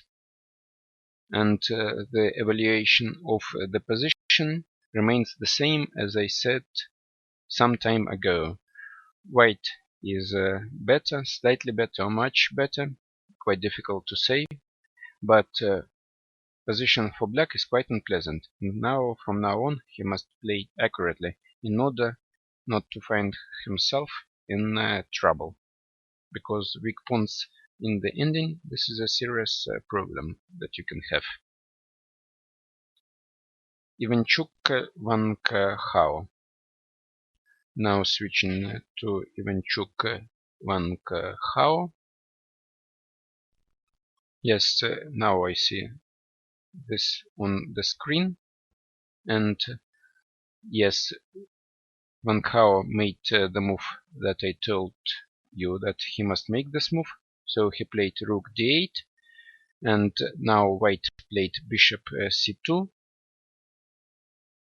because rook d1 was not working. And now Wang Hao is trying to put his king into the center. Of course, it is an understandable decision, and it is one of the chess principles that in the endings you must try to bring the king to the center as quickly as possible. Also, besides the move king f8, there was a good move bishop d7, as I've already said to you. Now rook a d1 was played, and now in this position it is necessary to play bishop d7 and to put the bishop on e8, and then try to consolidate the position. Maybe later king e7, exchange the pair of rooks, and try to exploit the advantage of the pair of bishops. Evaluation is the same. Black is standing slightly better. The question is, of course, if black can convert it in something more substantial. But I like black position at the moment. In the game Nakamura Bakro, nothing has changed, so black is still thinking, or white is still thinking after the move queen a6. So didn't the move rook h2 that I suggested here after the move queen a6 was not played. So white is still thinking. Now let's have a quick look what has happened. So this is the game Gelfand Dominguez. Black took on h2 and exchanged on e4. In this position, black is thinking, but I think he must make the move like queen f4, for example, in order to attack the bishop h4, and for example after bishop g3, knight g3, he can play knight c5 and try to develop the bishop c8. But of course there are some complications in the position, and it is necessary to look whether it is possible for white to make a move like bishop e7. And if, for example, queen e4, then there is an interesting move like rook e1, for example. Then I want maybe to take on f8. I don't know. It is necessary to calculate this very sharp position. Maybe it is possible to take on f8. I don't know. So the position is very, very sharp. Let us players think for themselves. We will see. But actually, the move queen f4 in this position after the move knight e4 is the most logical move at a first glance, because black must do something and try to solve the problem. Because if black continues to play passively and to make a move like bishop e5, for example, then he can run in a serious problem. For example, bishop e7, rook e8, and d6. And if white manages to put the bishop on e7 and the pawn on d6, then we see that white is practically winning, because the pawn f7 is very, very weak and under direct attack. Then the queen goes to f3, h5, and we can say that the game is practically over. So this is the thing that black should prevent. Besides the move bishop e5, queen f4, there is also another logical move, is the move rook e8, in order to try to attack the knight e4 and also to prevent the move bishop e7. So this is the idea. And now I see that the move queen f4 was made.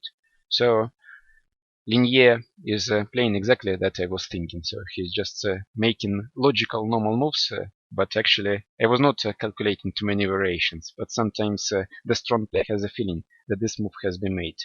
And of course, when you're playing by yourself, you must be responsible, because I don't play this game, so I don't risk anything. I'm just telling the words. But of course, if the player is playing by himself, he is responsible for his play.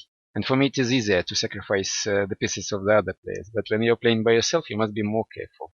But still, this intuition worked for me, and the queen f4 was played.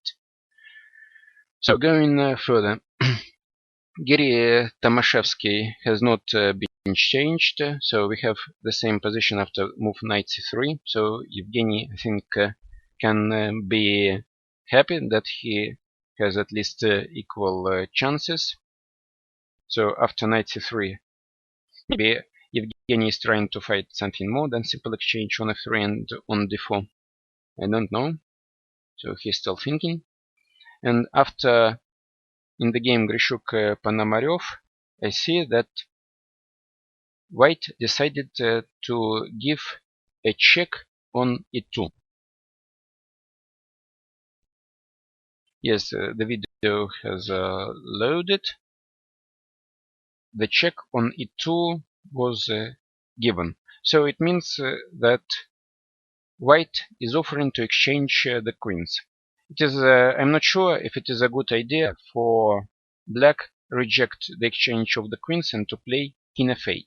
Of course, this move is possible, connected with the idea to play bishop b5, win the tempo attacking the queen, and then later maybe queen d6, rook e8, and try to use the vulnerable position of the white king in the center. Because after the move king f8, it is very difficult to castle, practically impossible. Because if, for example, castle, then black plays bishop b5 and wins the exchange.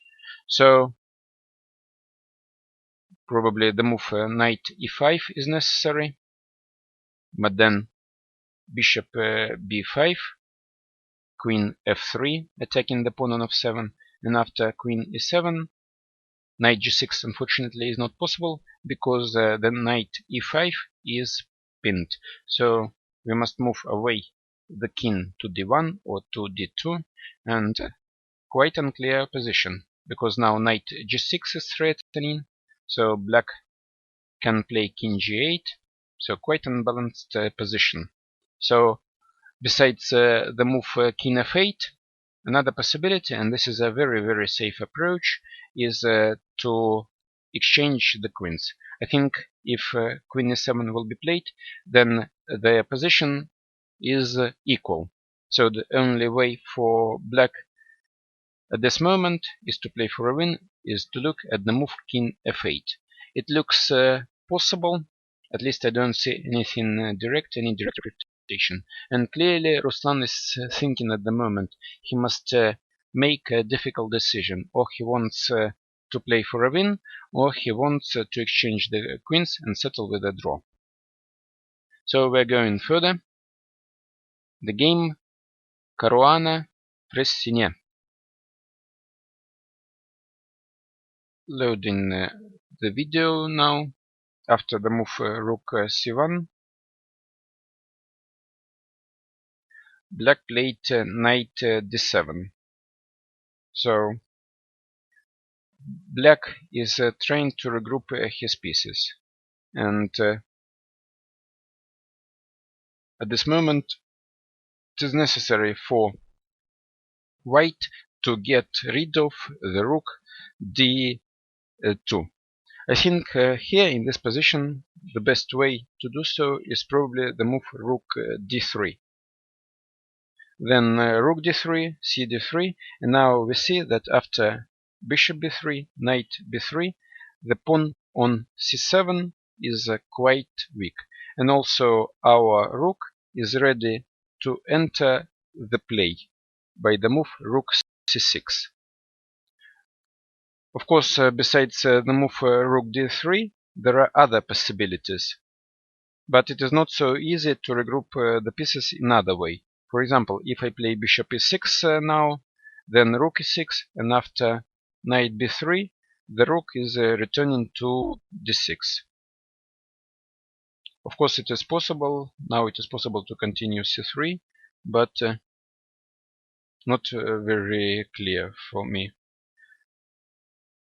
I think if not knight b3, but knight c4, this is clearly worse for white, because then rook d4, and white has not made any progress.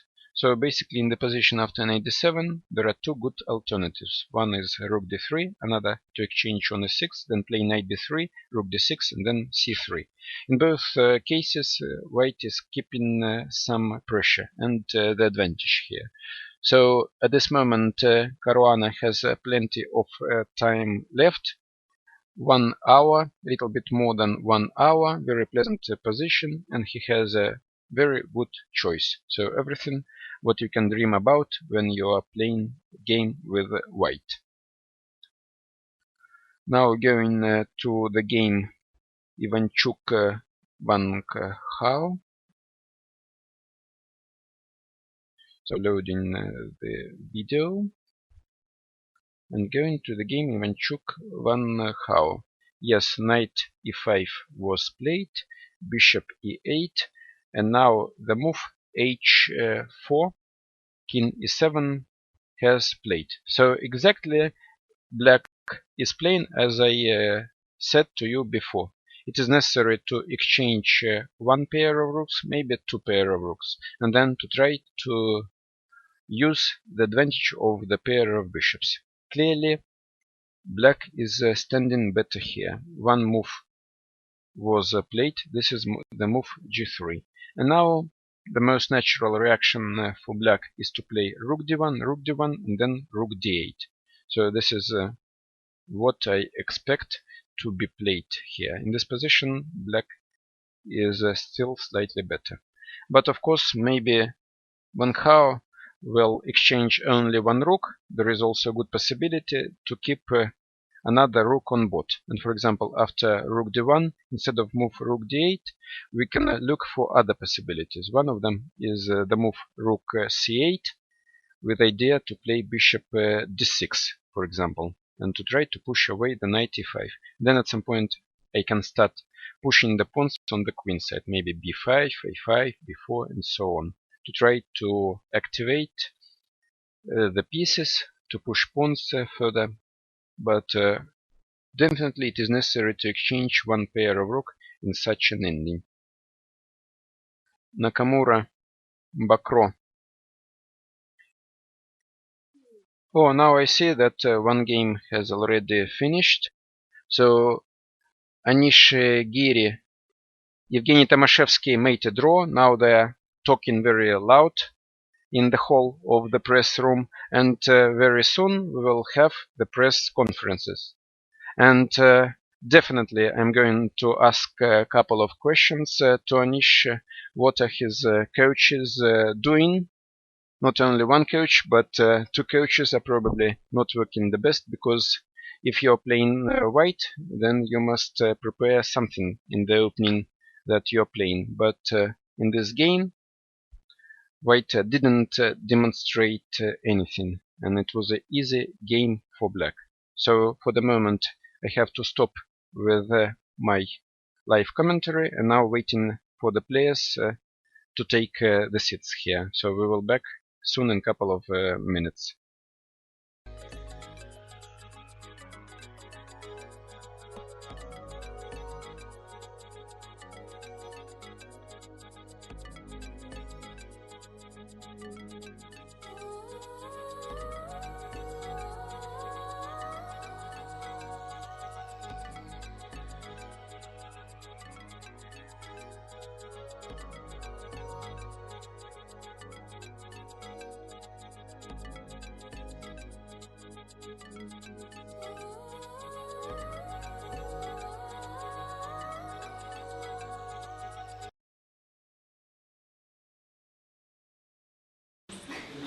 Okay, I need to switch to press conference. Now Yes. I think we're ready to start. Yeah. Yes. Thank you, Sergei. Welcome everybody to the press conference of today. The first game of today's round has ended in a draw between Anish Giri and Evgeny Tomashevsky. It was nevertheless a very interesting game, and we are all wondering which were the most interesting moments. Anish, was it preparation? Well, yeah, up to some point, definitely. I think it's a little bit out of fashion to play this move, because I think Topalov won some rapid game and people started thinking that maybe it's better for white. Because nowadays, you know, the discussions are here and then they try some different moves, but okay, here you get this position which they consider better for white because... The theory thinks that this is better for white? A little bit, yeah. Have you analyzed it at home? Or? Yes, of course. Actually, my second told me, okay, I also had actually the same conclusion, but he told me that it's very, very sure that black has ways here to equalize, and I told him, okay, don't worry, you know, it's fine, nobody will play. Yeah. But yeah, basically queen d7 is, I think, improvement, because normally they go here first. And for some reason this is better for white, and here it's not so easy. So once more, for me, again, it's a theoretical battle, the third time in a row. I had analyzed this position quite a lot, but I didn't remember at all. I wasn't expected this variation because of I played this successfully against Kamsky few games ago, yes, and f6 is of course more principal move instead of the knight f4, what Anish noticed already. But I think knight f4 is always enough for interesting battle, for some counter chances. And I couldn't remember the key moment of the move queen d7. Yeah, to be honest, it's also similar. I forgot which move I looked here. But maybe rook e8, maybe. This position looks simple, but after rook e8, black can start a real trouble, I think, because of not instead of queen d7. If you play rook e8 after queen d3, my rook is badly placed for some often ideas are something like this. Yes, it's one of the idea, and the next idea that you can play rook e2 and then rook e1 and have some tactical moments. So I remembered that I must play queen d7, but I didn't remember why. So I played queen d7 and then realized probably knight e5 is an interesting move, but there was some tactic. Knight e5 instead of queen d3. Knight e5, yes. And if queen f5, you can play both queen d3 and queen f3. Queen f3 is very interesting. But I don't have this threat. Yeah, you have a threat in knight g3. Knight g3. Knight d3. It looks in principle no, but probably black is okay. I don't know. Must I play it? The worst case. Yeah, rook b probably you can play something like g4. Pawn maybe, yeah. Probably, yeah. I can play f6 immediately, or firstly rook ad. No, actually, I think I saw this position. I thought f6 because I realized that here he takes with gf. So that's yes, but here you can play knight g3. And knight g3, yes. Yeah. Interesting continuation. Nice. I can play queen c8. Here you can play. So here I can simply take, of course. No, not knight d6. Probably you can play simply knight d3. Knight d3. You want to take both on f6 and f4. So probably. This guy makes very smart arrows, yeah. What is this? How is objectively, it should be well for black, but that's why I thought. Very, very concrete. Yes. But black has to. I mean, the problem is. I didn't remember all the slides. That's why I spent 40 minutes here. Probably. I think black is always holding, because I remember the computer was. I looked at quite some depth this position, but the thing is that it all looks very dangerous, and every time black has to find only move. But if he finds it and white does something wrong, at some point it can turn around. Because This position is not absolutely safe for white. If I find all the precise moves, I can this play. This is more standard, let's say, between the three. And here, okay, I like the pawn configuration with c3, and then, okay, if you give me time, I get b4. This is a very nice pawn structure, and I want to go. But maybe, what did you think, sir? Probably I can play even c5. I was thinking, why not c5? Yeah, because just c5 I think is good. If I can play c5, probably I'm already slightly better. Yeah, and I think I looked somewhere to double on the e file, but it didn't make so much sense because. Well, in general, there is no threat after that, but it's possible move. I was considering playing it seriously. Even here, I can play something like c5, but here it's too risky, I think. Well, probably h6. H6 yeah, okay, one. And here c5. But then you can take dc5, queen d3, cd3, c6. Knight e5, yeah. But then bishop c6, take and d7, okay. Yeah, no, c5 is. I'm not. No, but I think I looked something similar to. There was idea that you get a5 stopping before with rook on e5. Something very similar to this position was my. Yes, strategically black position is not worse. Unless I get this grip, you know, on the. Because also somehow what Topalov managed in his game, I don't remember how it happened, but somehow he managed to. I think that c4 and d5 is the most dangerous plan for black. Yeah, but also somehow I don't know how it happened, but the guy managed to get something like. Here he played rook e2. Okay, rook e2 he played. Rook e2 he played. Yeah, and he made some bad moves. Rook e2 and rook e1, and here black has no comfortable moves. Yeah, he played queen somewhere, but. Some point one played knight c5 and knight c5, and position looks something similar to this. This was something similar to this, and it's quite unpleasant for black. Even something like this, you know. Why to take on f3? Queen c6 maybe. Queen c6, yes, here. And then rook e8 and then g5. Here is fine, yeah. Yes, black is okay because there is always problem with the pawn g2. You wait for, of course, it happens only after f5. Yeah. This knight c5 and this. Yeah, of course. Here the dangerous plan is rook e2 and. Just double. Okay, anyway, in the game I played c4 because I didn't see what else to do exactly. Critical plan, I think. Yeah, and it's quite unpleasant. Of course, I saw. I didn't understand the move knight c3. Why not rook e2? Of course, it's more critical.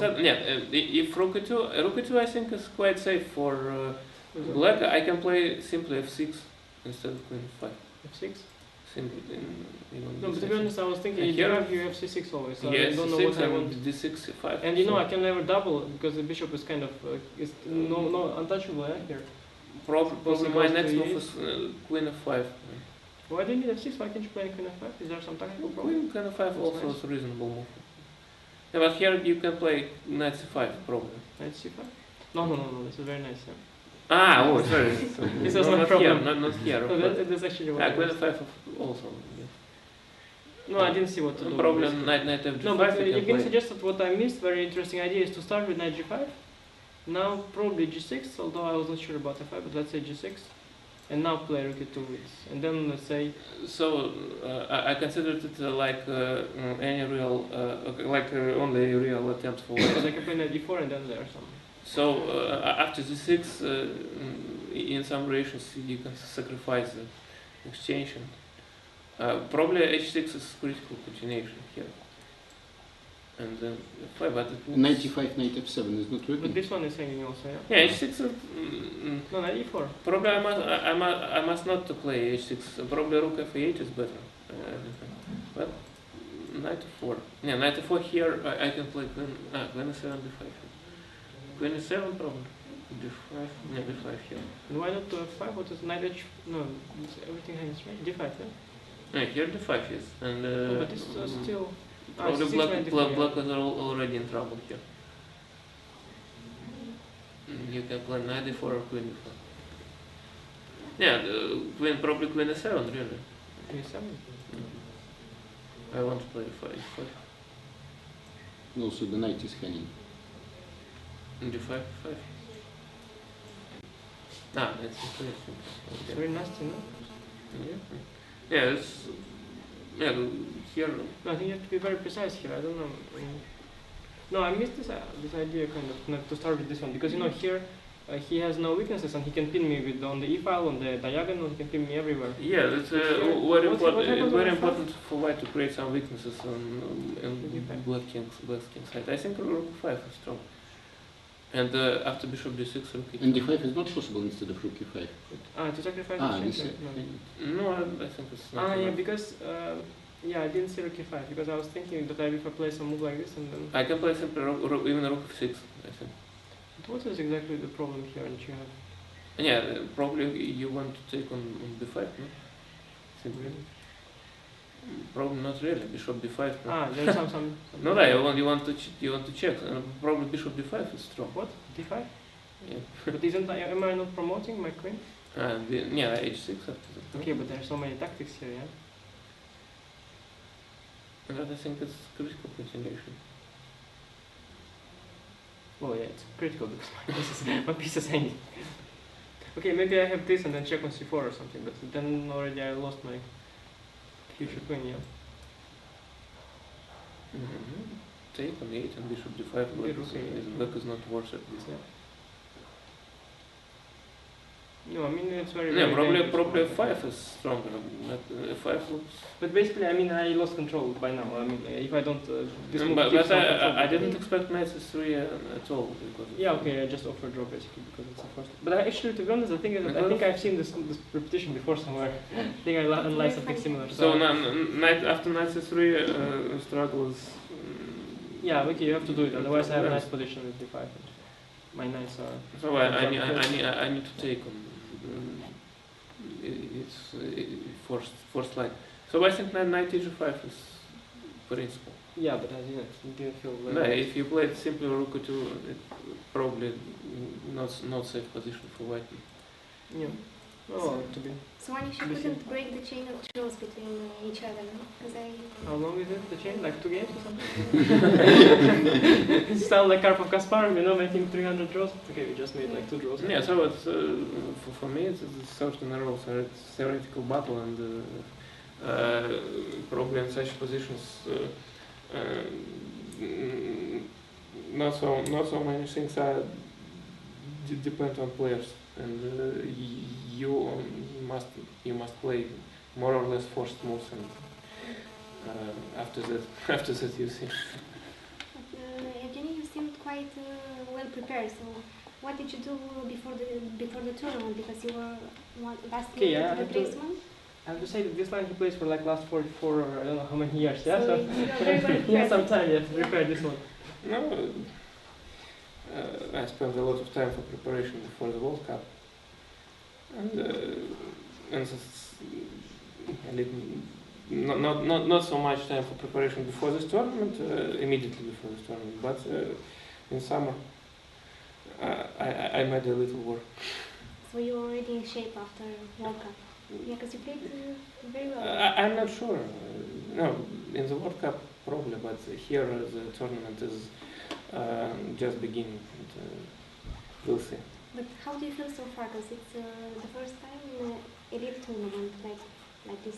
It's not the first time for me. I played Tsar Memorial and I played Tsar Memorial last year. Maybe Saratov also you played? I also played Saratov.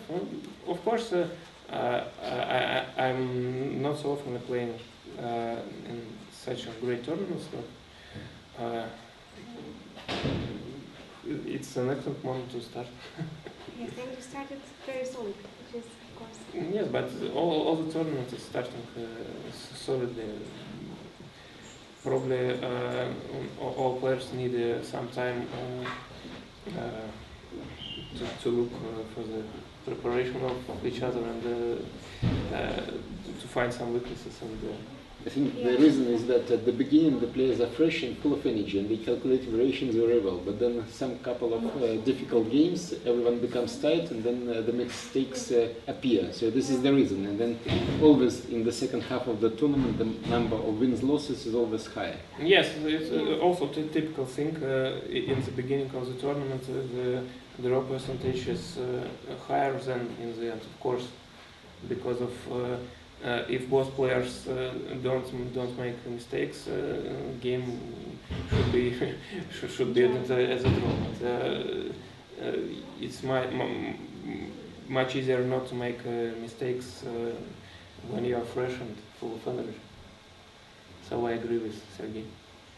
And Evgeny, I have a couple of questions, because on the first day when I was introducing the players, I was telling about the Saratov chess school. So, because now we have the new visitors at the tournament site, so it is better that you tell more about the Saratov school, how it became that Saratov is so strong in chess in Russia now. So just please try to tell.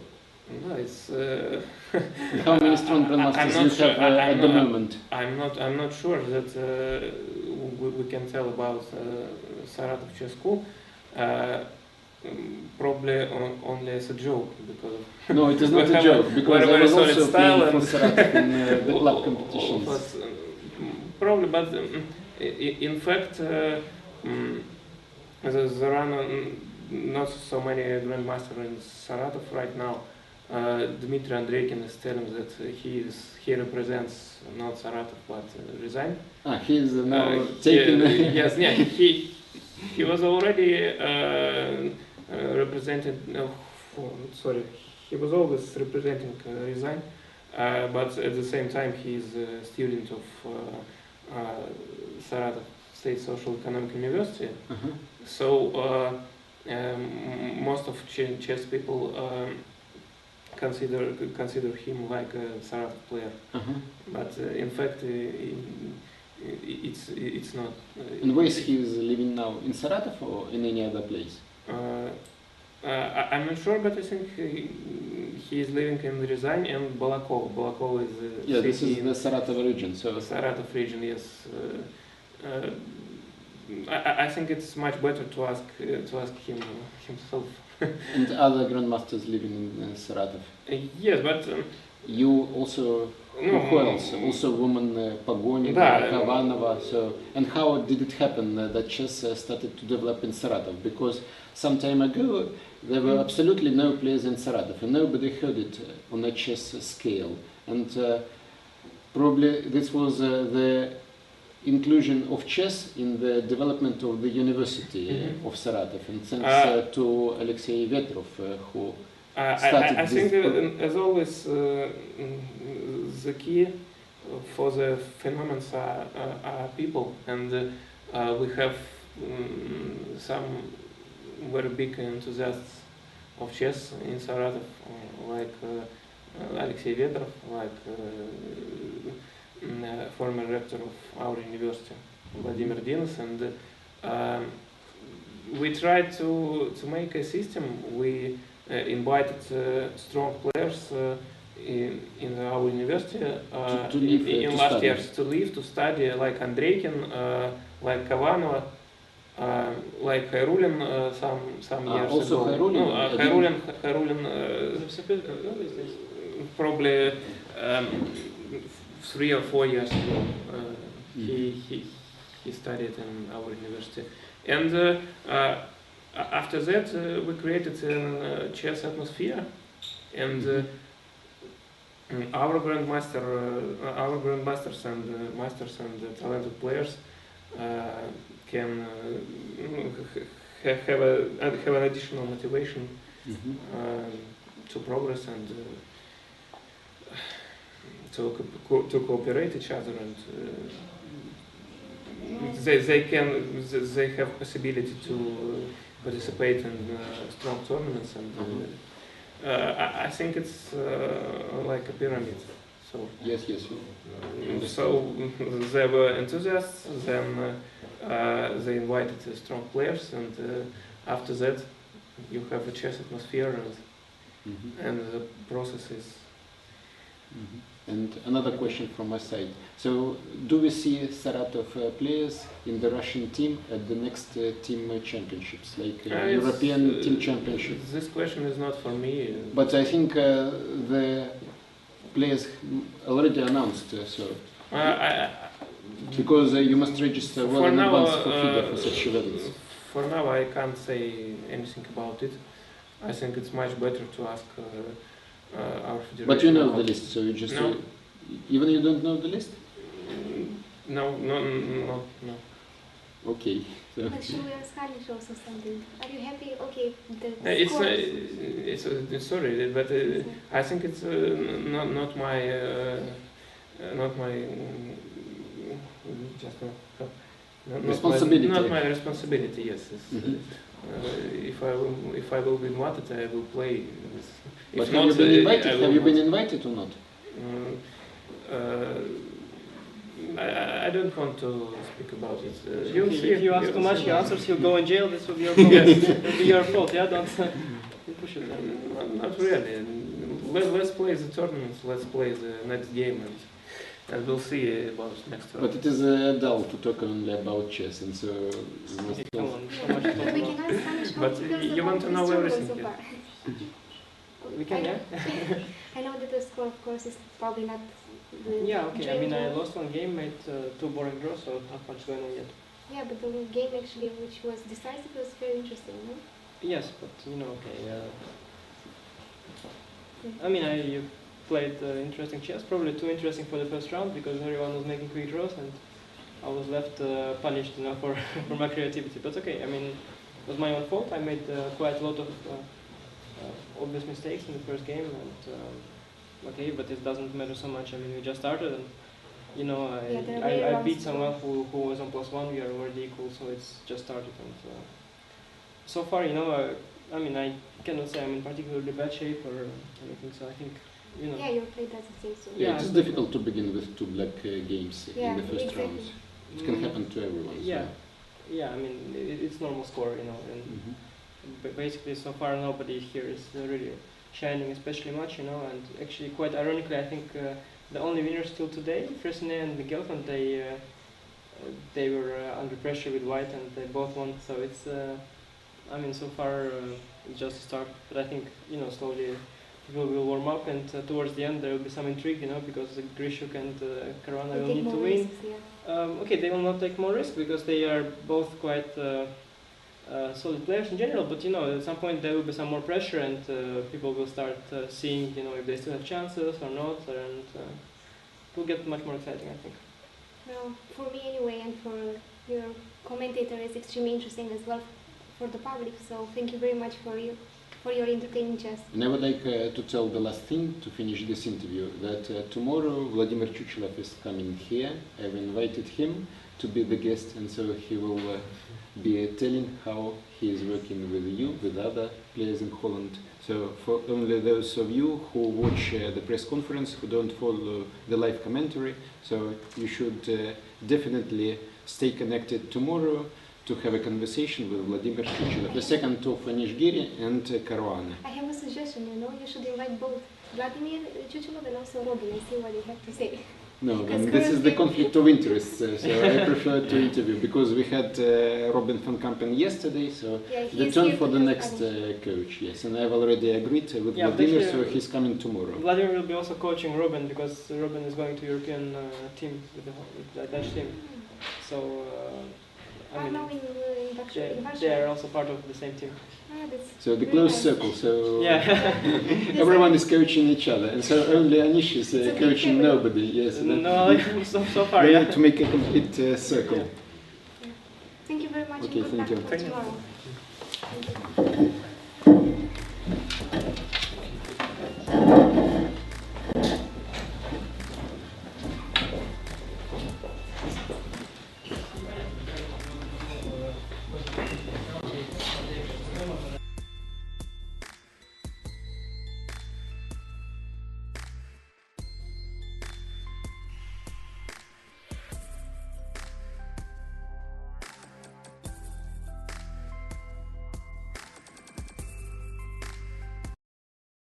We have just finished being present at a very interesting press conference of the first finished game today. Giri Tomaszewski ended in a draw, and now I continue my live coverage of the remaining 5 games we have here.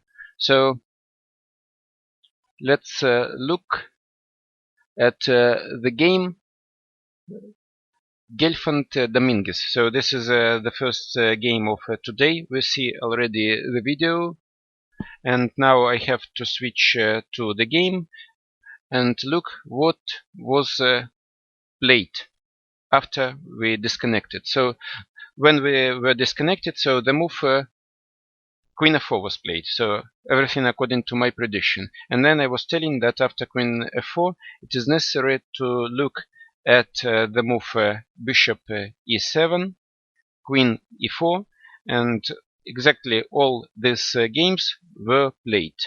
And now after the move Queen f4, which actually is the only move to protect the Bishop h2, White is thinking. So he needs to decide what to do, or to take on f8 immediately. Also there is interesting move Rook c4, and later to take on f8. Also besides the move Rook c4, there is a possibility to play g3, and after, for example, Queen f2, we have the move Rook c2, and later we can win the bishop on h2 immediately or after taking on f8. So this position is very, very sharp, and so far it is going according to our predictions and estimations.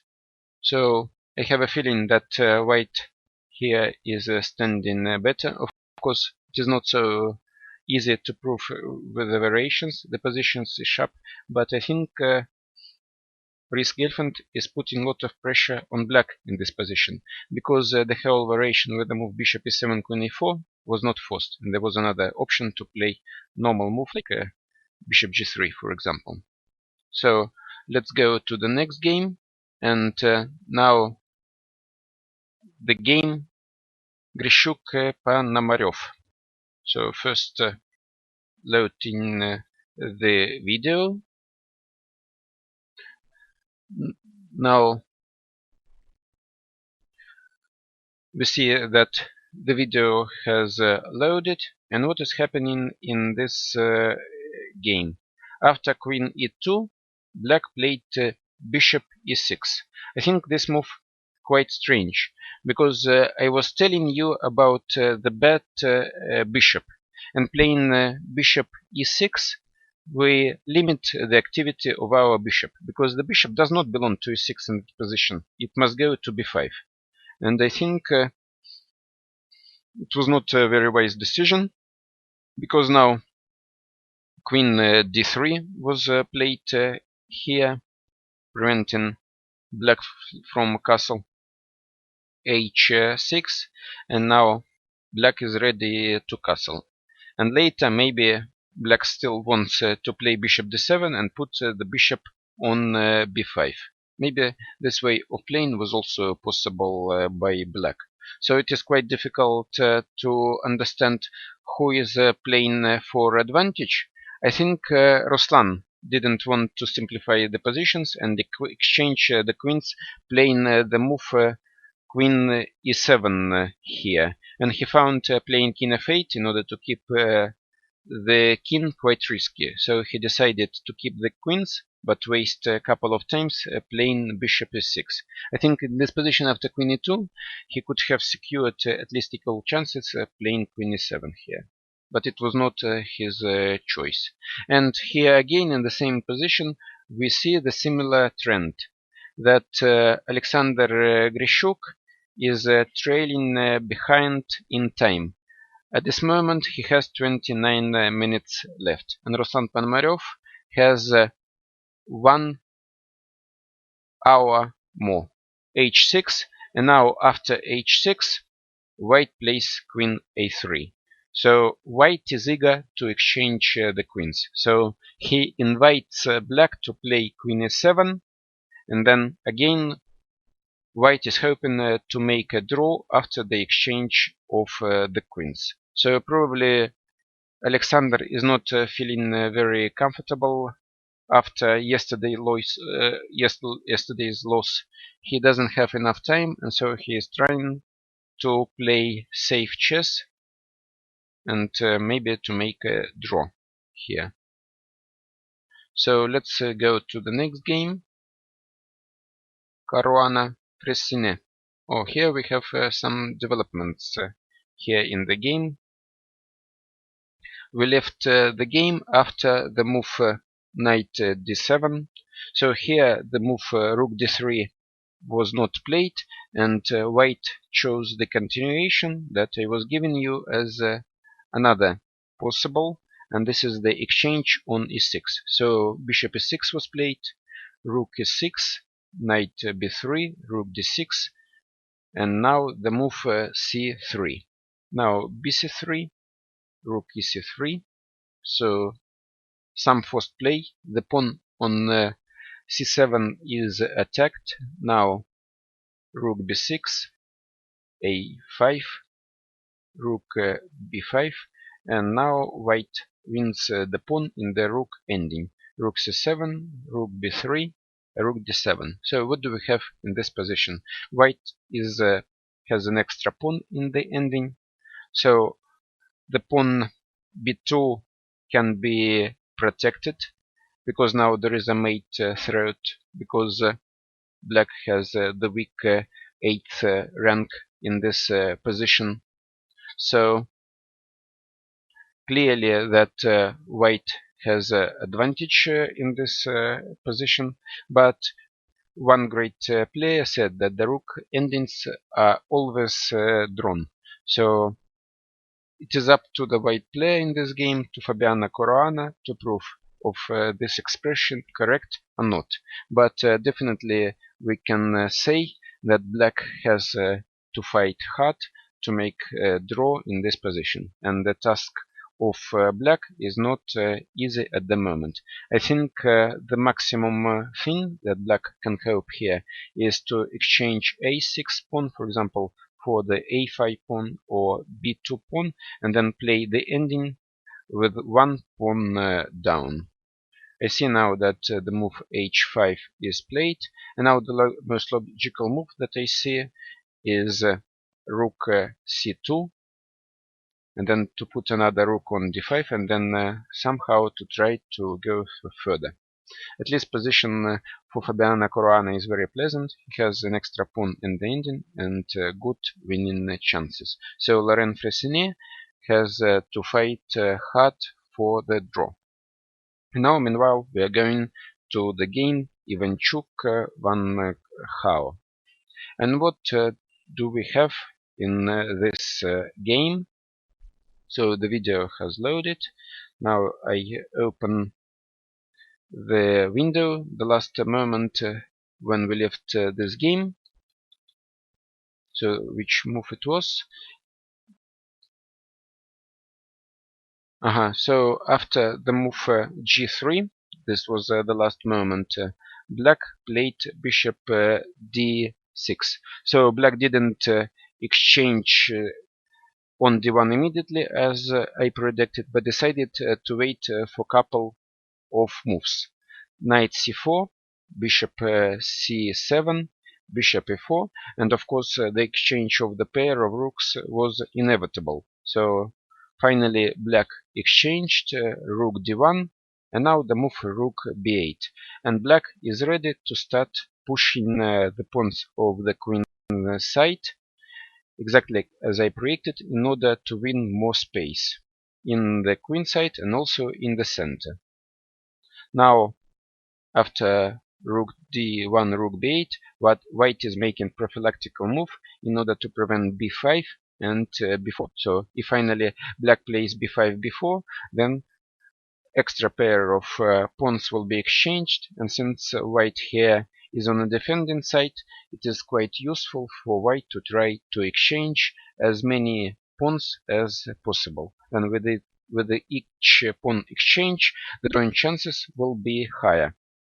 So after a3, b5, it is very important to look at the good position of the bishop c7, because knight c4 is being cut off. The knight cannot go to a5, also the knight cannot go to e5, and the knight has go back to e3. And after the move knight e3, black is playing f5, and he is winning more and more space, not only on the queen side, but also in the center.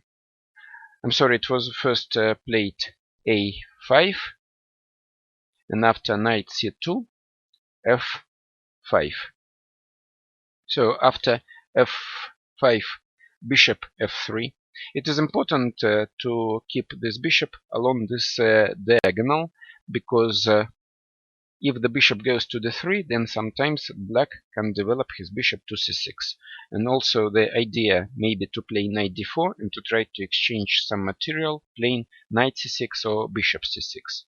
But now black is playing king f6. And now we see what is the plan of black in this position. Black wants to play g5, exchange the pawns here, then to play g4, maybe e5, f4, and to try to second weakness. Because when you are playing in the endings, usually one weakness or the play on one side of the board is not enough. In order to win, you must have two weaknesses. And since black has the pair of bishops and the half open and open positions, bishops are stronger. And they are very, very strong because they can easily be switched from one part of the board to another. That's why we must play on both sides of the board. And so after king f6, white decides to put the king on f1. Before proceeding with an active play, like the move g5 now, which of course is very logical, black decides to improve the position. So he puts the bishop to c5, king e1, and bishop c5. This is a quite normal plan. Before proceeding to an active play, you must try to improve the position of your pieces. And slowly but surely, Van Gogh is gaining some space, improving his positions. So obviously we see some improvements, and the position of white becomes more and more dangerous. So I predict that this can be a long game, and white has to suffer for a long time. So let us go now to the game Nakamura-Bakro, just switching the video camera and going to the game. So after we left the game after the move queen a6, and then I suggested that white plays the move rook h2, and now I see that this move was exactly played. For me this move was obvious, quite natural, but it took a lot of time for Hikaru to make it. But it is obvious that you need to bring rook h1, which was not playing, to bring it into play. And now after castle, white played rook a2 here, so this is what I was telling about. The rook from h1 now enters into play, and after queen b5, white is thinking how to go further. Of course, it is necessary to bring the knight into play. For example, knight e2 is the candidate move number 1 in this position. But then after knight e2, you must try to calculate some variations. For example, after the move rook d8, and there are knight c3, queen f1 check, then queen f3. So some calculation is necessary. So the move knight e2 still was not played here. So now we have the position on board after the move queen b5. So white is thinking, but I have a good feeling that white has a big advantage in this position. So it is necessary for Etienne to think as hard as possible in order to try to save the game here. So I think clearly white here is better. So we have made a circle, and now we are going back, because some of the games are quite sharp. So returning to the game Gelfand Dominguez. So video is loaded. Now the game. what we have here in this game, we left after the move queen f4. So now the move rook c4 was played. I was suggesting this move, that is the move candidate number 1. It was played, and after queen f2, king h2 was taken. Now we see that white is one pawn down, but actually the bishop on e7 is incredibly strong. And for example, after the move rook e8, we can play maybe the move rook f1 to push away the queen, maybe to e3, then maybe we can play d6 and attack the weakest point. This is the pawn f7. Also, besides the move rook f1, there are other possibilities, maybe to play d6 immediately, maybe rook c2 and later d6 or something else. So clearly that compensation for the pawn is very, very high, and black needs to suffer and to try to make all the best possible to save the game here. Black is in serious trouble for the moment. So after now going to the game Grishuk-Ponomaryov, after the move queen a3, Ruslan is very persistent. He still doesn't want to exchange the queens, and now he plays f6 in order to make artificial castle. After castle, king is going to f7, and we want to play rook e8, maybe later to transfer our bishop from e6, where it is standing bad and doing nothing, maybe to the square b5. So also this moment white must think what to do with the knight on f3, because at the moment knight on f3 is doing nothing. So you need to transfer it, and the best square on the first side is the square c5. So what I like, maybe to play knight e1 here immediately, with idea knight d3, knight c5. And in order to prevent that, black has to play bishop f5, for example. Then knight d3, bishop d3, queen d3, and the position is close to be equal. So another possible idea is to put the knight on c3.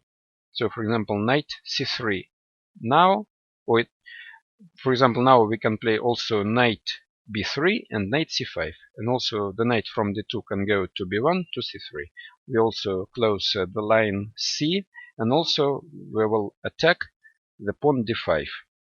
So I think definitely Grishuk must decide quickly where to put his knight and how to move it to a better square. I would think I would choose the move knight d2, because then I will have two options available. One is put the knight to c5 via the square b3, or also to c3 via the square b1. Knight e1 is less flexible, but who knows what Alexander will choose. So going now to the game of Caruana Fressinet. What do we have here in this game? After h5, white decided not to protect the pawn b2, and he played rook c8, king h7, and he took on f7. Now black has to take on b2, and now we see that still at this moment white has an extra pawn in the position, but black has gained some activity, and now there is a possible plan, maybe idea to play rook g6, g3, h4 to try to create some counterplay. Of course, white can prevent it, playing maybe rook c7, rook c2, but the evaluation of the position has not changed. White is one pawn up, and it is black who needs to work hard to make draw in this position. So Ivanchuk, Van Khao, we see some moves were played because the players are approaching the time controls, so they started to playing faster. So Ivanchuk Van Hao, what was happening? A lot of moves were played. After bishop c5, white played rook d2. White is trying to stand tight because basically it is they can do nothing active. So white does not have any active counterplay. So black played now rook c8, bishop b7, rook c7, bishop f3, rook c8, and of course now white wants to make a draw. So white is repeating moves. But of course in this position black is standing better, and under no circumstances black should accept the draw by repetition, because there are still plenty of possibilities for black to improve its position and to play for a win. So of course Van Hao is going away, so he's putting his rook back to b8 where it stood originally. Now Ivanchuk has a return with the bishop to f3, and I think the best way for black to continue active play is to try to create the second front, playing g5.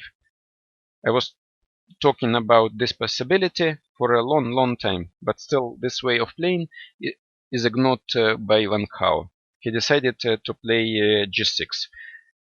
I think it is quite passive, so maybe he just wants to get to the time control to move 40, because it is now move 38, only 2 moves left, and a lot of players prefer not to take responsible decisions before they arrive to move 40. So it is quite understandable behavior from the side of Van Hao. And we all know that the pawns cannot go back. So if you already start pushing the pawns forward, you cannot reverse the situation. So I think at this moment Van Hao is quite cautious. He wants to go to move 40 and then make a decision afterwards. So position is of course still with the advantage for black. And now let's see. Let's look at the game Nakamura-Bakro. So what do we have here? After queen b5, knight e2 was played, so Nakamura is listening to me carefully because he understands what to do correctly. So rook f d8 was played, so this everything obvious.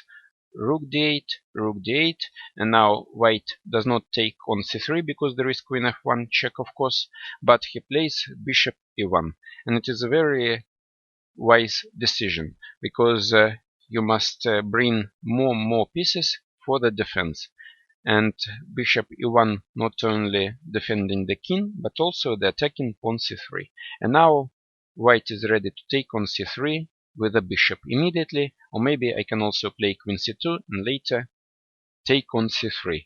So obviously, without any doubt about it, white has the upper hand here, material advantage.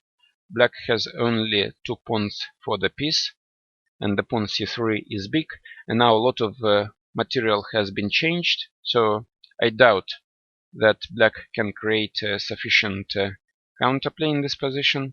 So, and of course Etienne understands that with a normal play he will simply lose. So he needs to complicate the matters. So he is playing now c4 to trying to open the position as quickly as possible. Otherwise is too late. So I was telling this about a long time ago that it is necessary to try to eat this pawn on b2 when he played c3 to exchange, to make the position of the white king open and vulnerable. And this is exactly what Etienne Bakro is trying to do. He's trying to complicate the matters because otherwise he is simply lost. But I don't think that the compensation of black is enough, although of course the position is quite sharp. White king is open, but I think white should have enough resources to defend successfully and to win this game. At this moment there are plenty of possibilities for white. He can take on c3 with a knight, he can play knight d4 maybe, but then you have to take into consideration the sacrifice of the rook. For example, if knight d4, then rook d4, e d4, and c b3. And the pawns are quite strong. So you need to calculate some variations here. It is also possible to play knight c3. Also, besides knight c3, it is possible to take b c4. So I prefer the move knight c3 here, frankly speaking. Probably it will be played. But Hikaru is still thinking. He has enough time, 30 minutes, for the remaining 15 moves. And obviously he has real winning chances in this position. So nothing has changed in the game Gelfand Dominguez. So Dominguez is trying to find the defense of what to do after the move bishop e7. So he is thinking. Grishuk also reads the mind. He, in this position, decided to follow my advice, and so he played knight d2 in order to transfer the knight to the good place. And in the game Caruana-Fresnier, we see very interesting decision by Caruana how to move the king into safe place. So here in the position after the move rook b2, he played the move rook f5. So the idea is to attack the pawn on h5 and to force black to play g6. Then the rook e6 is no longer active. So a couple of checks were given by black.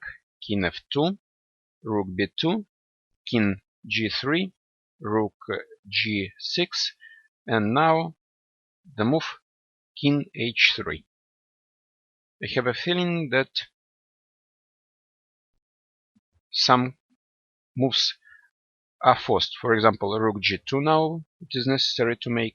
Then white takes on h5, king g6, and white takes on e5. And after the check on h2, white wants to escape with the king to f4. And now we have the same situation, that white has managed to keep his extra pawn. The king is no longer in danger and is trying to hide away from the checks.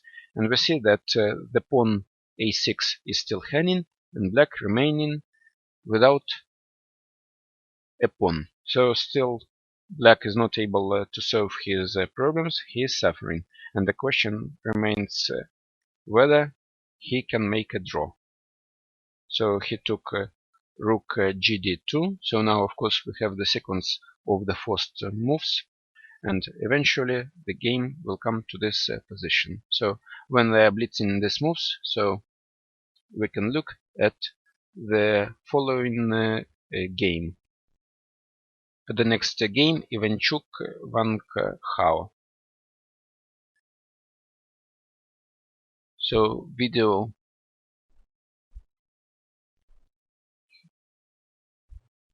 has loaded, and now we see that after bishop f3 g6, white played king e2, and here Wang Hao chose a very interesting and unusual plan. Frankly speaking, I would not make such a move like the move e5 that was played in the game, because it is weakening the square d5.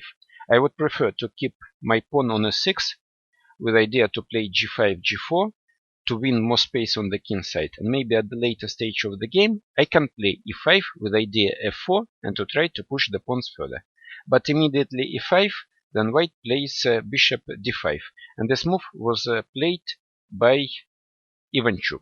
And now we see in this position that the bishop d5 is quite strong. So playing e5, black has not achieved anything immediate. And even if he plays now e4, then I can also activate the knight to put it on d4 or e3. So I'm wondering where this decision is good. I believe not. What was in the game? Nakamura. So yes, Nakamura is played like I said again. So in this position, after the move c4, he played knight c3, exactly how I said. And now, of course, black doesn't want to go into the ending, because ending after queen b3 will be simply lost, and it is necessary to keep the pieces at all cost, especially the queens, because with every exchanged material, the chances to make a draw diminish.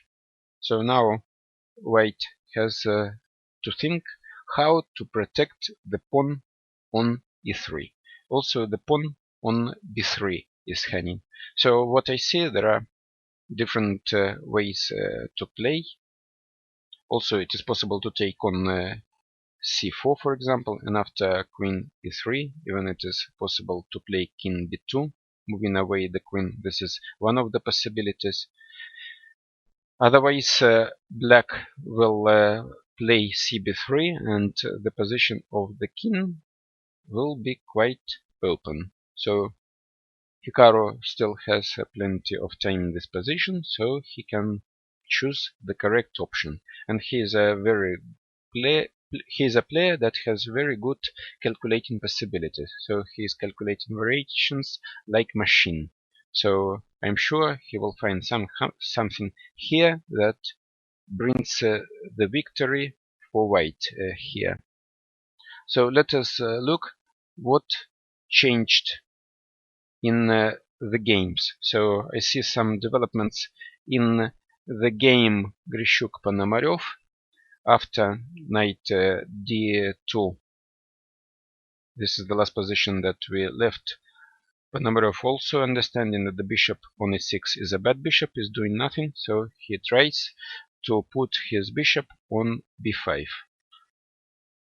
Grishuk is transferring the knight to c5, exactly as I told to you. So now I see the most natural move is bishop b5. Also, it is possible to put the bishop on c6, but then the bishop will be slightly passive. So I think at the moment Alexander doesn't have anything to worry about besides his time, because with a good knight on c5, it is very difficult to achieve less than a draw. So I think with a knight on c5 he cannot lose. And maybe I'm asking whether it was a good decision from Ruslan's side to avoid the exchange of the queens and not to play the natural move like queen e7 that we were looking about. But obviously that Ruslan was playing for a win. He wanted to use the not satisfactory play of Alexander in the first rounds. So obviously he was playing for a win. And now I see that black has just made the move rook e8 after.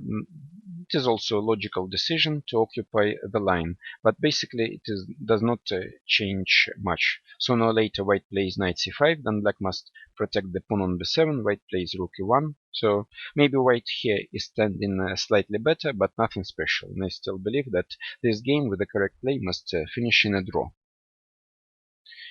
Caruana Fressinet, one more move were played after king g3. Rook h g2 check was given. Now king f4, and now the move rook b5 was played.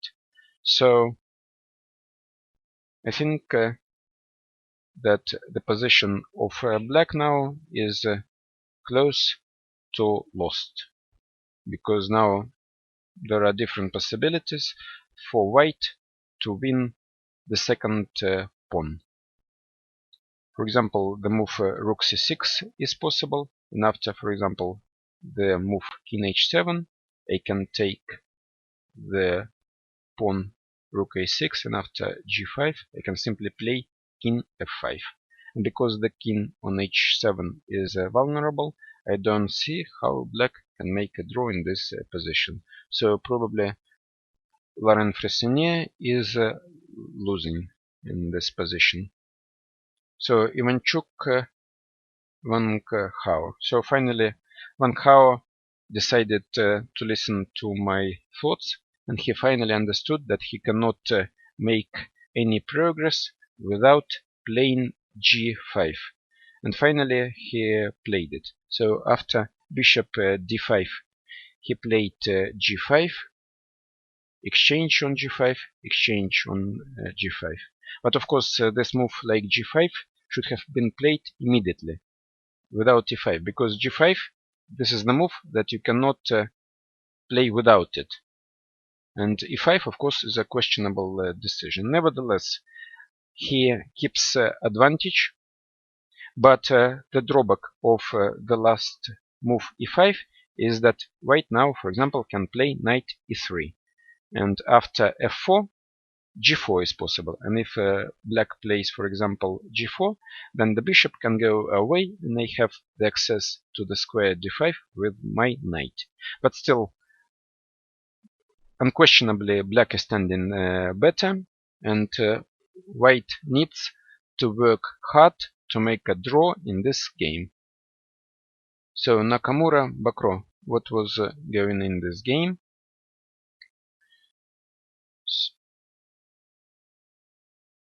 Now I see that Caruana Fressinier has just finished. So he played the move rook c6, as I said, and black resigned. So just I have to stop live transmission for a while, and within a couple of minutes we will have a press conference here, because I see the players arriving here. So just a couple of minutes off.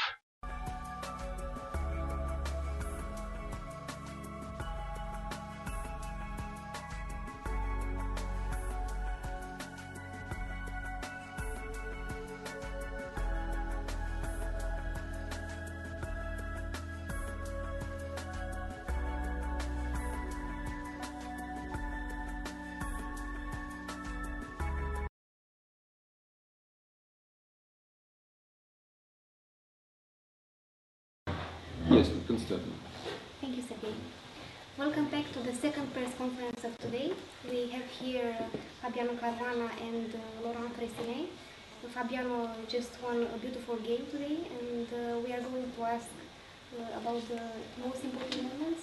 Was it thanks to the opening preparation? Okay, yeah, this is, I don't think it's such a rare idea of what I played. You have to press on it. It was, I think Queen E2 was played many times, but in general... Okay, I didn't remember. Yeah, I only remember Queen F3. Yeah, Queen F3 and Knight D2 are also moves. Yeah. Of course, this position, basically anything is possible, which makes it extremely difficult to decide what's on the move. But I think all the moves are pretty natural. Bishop c5, bishop b3. Okay, I can also take immediately, or play bishop d4, which is kind of interesting. Knight e4 is not working. Then I think queen c4 moves. Because bishop b3, queen e4, and it looks like I win a piece. Okay. You think? Oh, yeah, sure. Okay, queen e7 is a pretty good move, but bishop g4 surprised me. Yeah, okay. No, the point was, of course, I wanted f3, bishop e6, and if I play bishop e6 immediately, okay, the small point that if bishop take e6, now I go bishop e3 with check. So, Not actually what was the end of the theory in this variation. I think already after bishop e3 there's not so many games. no, but I don't. Okay, I'm losing a pawn if I play. Then I get to. If I take on e3 and bishop e6, and I mean queen e7. What do you mean? Queen e7, knight d2, take on e3. Ah, take on e3? Yeah, and bishop e6. Takes queen c5, yeah? You can play queen d6, I guess. Takes knight c4. Yeah, maybe knight c4, maybe rook c8. b3.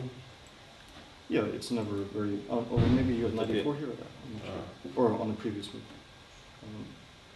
And on the previous move it was knight b6, huh? Yeah, rook b8, knight d7. Yeah, so maybe... And then b6 now? Rook c6, knight d5? Okay. No, knight d5. Yeah, the swings forward. Okay, you can sacrifice the exchange, I guess. Actually, it looks like very strong compensation. Okay. Yeah, maybe I'm even better. Okay, I don't know. Okay, it should be checked, but it doesn't look. I mean, very. I mean, for black, it looks about. Okay, maybe slightly better for me. The way I played, it's clear that I'm suffering, but Yeah, I think it should be possible to equalize the game. But yeah, it has to be checked, and maybe I checked yes, slightly it. unpleasant, but this type of position is extremely difficult to play against Fabiano because he's a good technical player. I remember that he was squeezing even the smallest possible advantage against me, and quite unpleasant position to get against Fabiano. So maybe the choice of the opening was not entirely correct, that you have got slightly worse position and then had to suffer. Okay, you have to play something. So, yes. Okay, Yeah, but you said that bishop g4 was maybe not the most precise. No, I don't think bishop g4.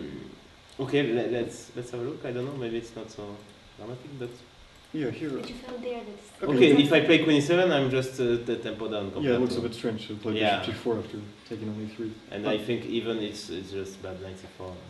Yeah. Okay, you can still play, I guess, knight d7, but it's very unpleasant now. I can maybe knight a5. Yeah, I didn't like it. It's, so I have to take. I think what I did is more or less. At least I get the D line. I mean, I have my pawn on before, which is weak, but I mean, and also my. No, this seems correct to me. Knight a5. Okay, this is everything was according to the plan.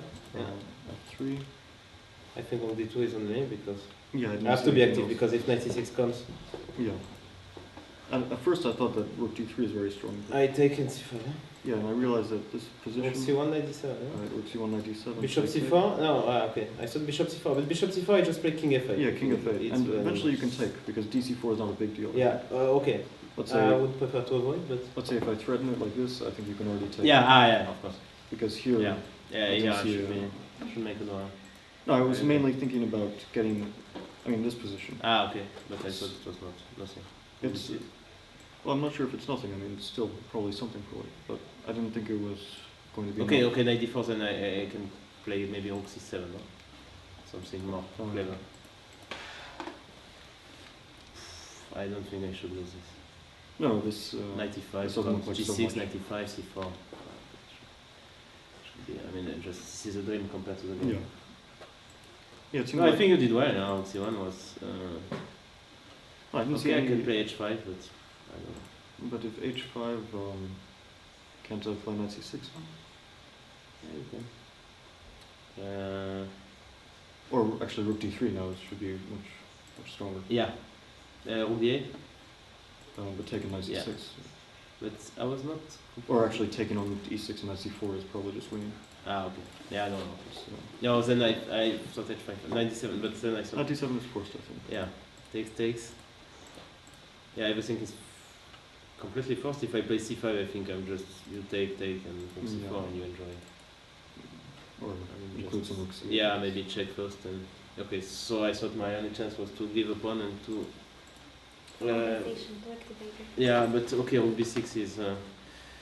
I was expecting c5, which. Yeah. Okay. Yeah. I was going to take it and play the centi, which is not as good as the game for me.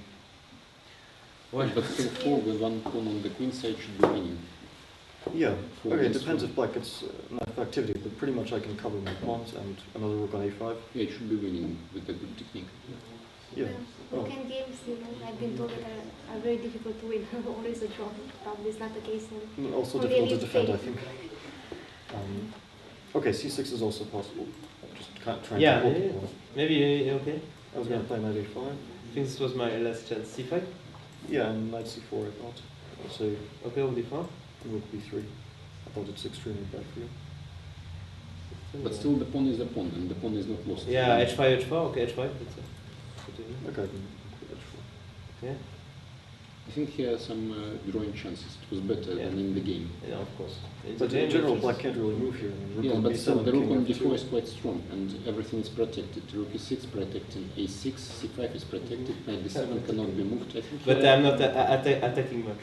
Yes, but still, sometimes you have difficult position, you have to sit tight. Because no, of course, no. I mean, this bishop g4 in the opening was a terrible move, and then I had to suffer for this.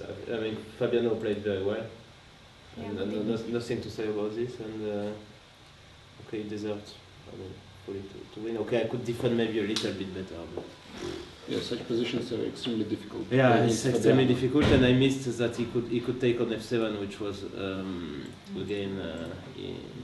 I mean, I was out calculated again. Okay, it was the first time of the game. Kind of No, I also took king g6. on h4. I thought it's also. Okay, rook e8. No, f6. No, not f6. Rook e. Rook e8, rook e6. No. But then I it saw will something. be Rook b5. and Rook b5. b8 pawn. I play rook b5. I don't think black can get it. But rook b5, rook d5. Yeah, okay, I come back. Rook b5 or rook b3. I will play f6, rook e8, rook b8. Okay. Then maybe it's not so easy to make progress here. I think it's just in fact. Although, can I include rook c7 here? Say rook f6 and rook d4. Because now we have to take, okay. and this looks. Well, in general, it all looks pretty bad to me. King h6. Yeah. Rook. And then g6 and maybe king g7. Oh. What? Okay. I'm still alive here. Yes, yes. Because the rook on g5 is a bit funny. Yeah. Yeah, maybe this wasn't so accurate. Okay, but yeah, still, again, but rook f7, I mean, just. It seemed to me like this. Yeah, I don't know what I missed, but okay, it's so simple, but I'm wondering. So Fabiano, was it refreshing to play finally somebody new? Because as far as I know, you never met each other, right? This is our first game. Okay, we played incredible. Okay, classical game. Yeah, classical. We played what? We played rapid in this bike tournament. Oh. Yeah, and Blitz tournament in Switzerland we played a few years ago. Yeah. And it was a draw, I think. I still remember every result. Yeah, young players must have good memory. Yeah. Because usually on such a level tournaments, all these Grand Prix, you play more or less against the same players. So it's the first time when you meet someone new. Yeah. How did it feel? Was it good? Was it good? Yeah. I think it was good according to the game. I mean, in this game it felt okay. Okay, I'm sure the French audience is very happy with your result. You have 50%. It's going well. Okay, it was better yesterday, but okay, I lost today, so it's obviously not a good. Okay, but still, I mean, okay. Yeah, still 50% is not a bad result considering yesterday's game in the middle game. Yeah, so okay, just draw yesterday. Okay, you have to forget about what happened. Okay, 50% is not good, not bad, but okay, I still have many rounds to go, and okay, I hope to score more points. Are there any questions from the audience? Or if not, I'm sure that the players would like to prepare for tomorrow's round. Yeah. Thank you very much. Okay, thanks.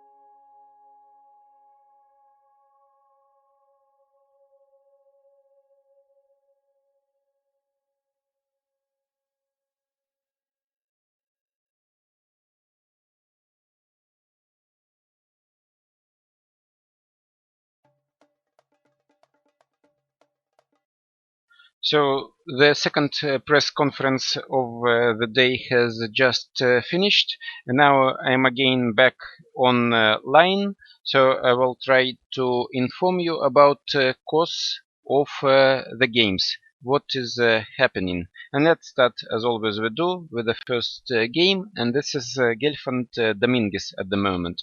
You see it on your screen now, and after move king h2, this is the last moment when we left.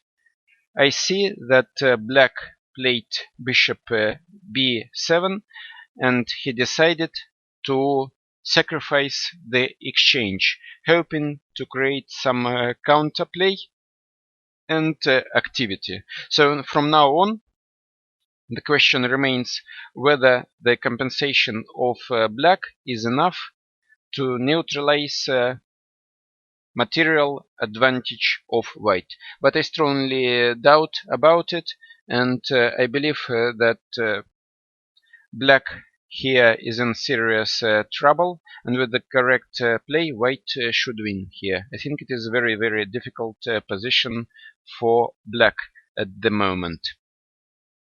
So now moving to the game Grishuk-Ponomarev. So what do we have here? We left when the rook e8 was played.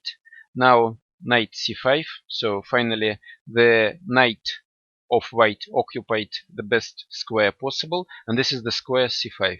Now bishop c6, queen f3, and now the move king g8. So black has finally made the artificial castling, and now the king is completely safe place. Of course, it was not necessary to play king g8 at the moment, because there was no any direct threat from the white side of by the moment. So after queen f3, king g8, so queen g4, and now queen e7. So black is playing in such a way to prevent white from occupying the E line. So probably white here in this position is standing slightly better, but I believe this position is quite close to be equal one. But of course Alexander Grishuk is approaching his next time trouble. Only 24 moves played so far, and already in this position he has only 7 minutes left. So Ponomarev was trying to push the game into unclear position and try to exploit the time trouble of the opponent. So this is what we see happening now. Now going to the game Ivanchuk-Wang Hao. When we left, there were just exchanges made on g5, and now instead of suggested move knight e3, I see that white played b4, trying to reduce the number of the pawns. So normally it is very good to exchange as much pawns as possible, but in this case the problem with the pawn c3 remains, and after a4, bishop b6, I see that white is using a tactical trick in order to exchange the bishop. I think this is a very wise move from Vasily Ivanchuk, and he is trying to use the inaccuracy of black when he played e5, because not only the d5 square was weakened, but also the 6th rank, and as a result of the move e6 e5 we have tactical tricks for white possible. So now bishop h5 was played, and now the move king e1. So now I see that white has got excellent drawing chances, because not only the number of the pawns has been reduced, but also white has got some activity, some kind of counterplay, which previously was unavailable, because the pawn was standing on e6. So now I think Vasily has improved the position and used the mistake of his opponent. So now let's go to the game Nakamura-Bakro. So here several moves were played there, and we left after the move queen b6.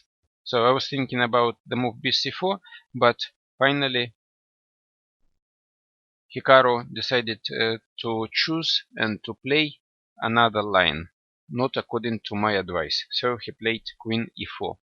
And after cb3, rook d2 was played.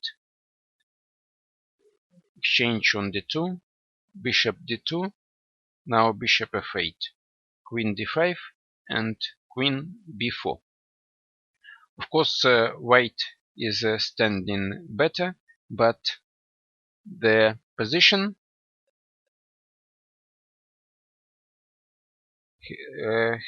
is not so clear yet, because the pawn b3 has been exchanged, and also white needs to be careful against the possible match of the pawn a7, a5, a4, and so on. So some calculations are necessary for Hikaru to try to outplay his opponent. Nevertheless, it is obvious that all the winning chances have been kept, and with the correct play he should win here.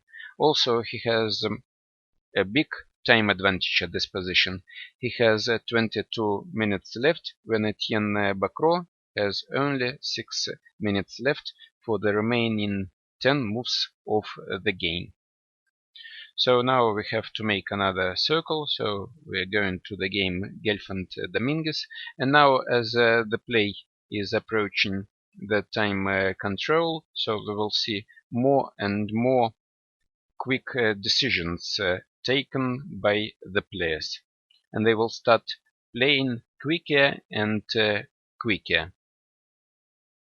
So after the move bishop b7, I'm quite surprised to see that Boris decided not to accept this exchange sacrifice, and he played bishop c2.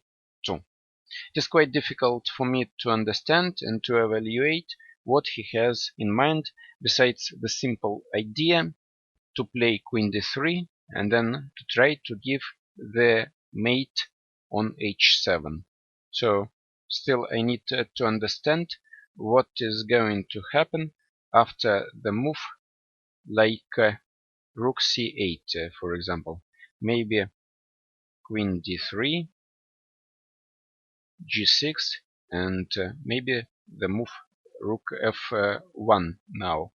Maybe this was the idea of Boris Gelfand in this game. And now we see that the queen on f2 is suddenly trapped.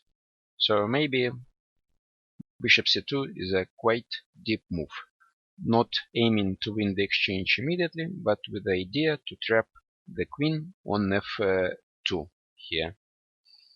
So now we have to go further. Now back to the game Grishuk Ponomarev. So again, in the later stages of the game, Alexander is not playing consistently, so he is losing some time. After the move queen e7, he played queen f3. So just I see the similar pattern as in the game yesterday. When the time trouble is approaching, Alexander is losing the dread, and he starts to lose time unnecessary. So just 2 moves ago his queen was on f3, black played king g8, then queen g4, back queen f3, so very confused play. So of course the idea of the move queen f3 is to prevent black from playing bishop b5, but I don't see how this move can entirely be stopped by the move rook d8. It can only be explained that white wants to play queen c3 and then still he wants to play rook e1. But if you have this idea in mind, then still after the move bishop c6, then you must play queen c3 immediately and take this line. So yes, now this is exactly what happened in the game. After the move queen f3, queen e2, white played queen c3, trying to recover the control over the line e. So finally Alexander found the just correct idea, and he is trying to secure his position. not to have the repetition of the yesterday's game. So now Ivanchuk Van Hauer is thinking now, because now after some inaccuracies from his side, he needs to think how to stop the activity of the white pieces. For example, how to prevent the check on d6, the knight from going to e3, d5, and I'm pretty sure that he has already lost the biggest part of his advantage, and that with the correct play, white should make a draw without much trouble. So now going back to the game Nakamura, Bakro. So after queen b4, queen b5 was played, and after queen a3, king b1. Now it is pretty possible to conclude that black is almost lost in this position, because white needs only one move in order to play bishop c1, and afterwards the pawn b3 will be lost, and then black can resign. I don't see any way how black can save the position at the moment. So we will have several decisive games in this round. So I think at least 3. So what else is happening in the other games? Gelf and Dominguez. Yes, so one move was played after bishop c2, black, or after bishop c2, black played the move b5, and now the move rook e2. So attacking the queen, the move b5 was necessary in order to create the space for the black queen, in order to have the possibility to escape. So now some concrete forced play can appear on board. So black here at the moment must choose between the move queen b6 and queen a7. But still, black is very close to losing here. So now again we have to switch between the games, and at the moment I don't see any development for the moment now. So just I will make a short break for the moment, and then I will be back in a couple of minutes if something new will happen on the board here.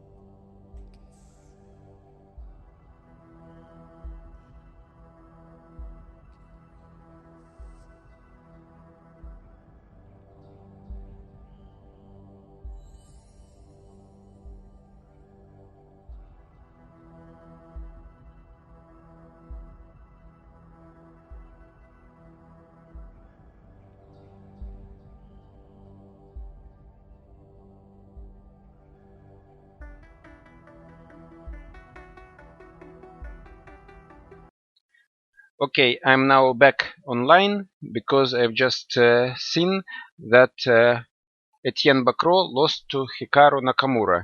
And within a couple of minutes we will see the both players back in the studio. Now I see Etienne already coming here, also Hikaru is appearing, so just we will start the press conference in 1 minute.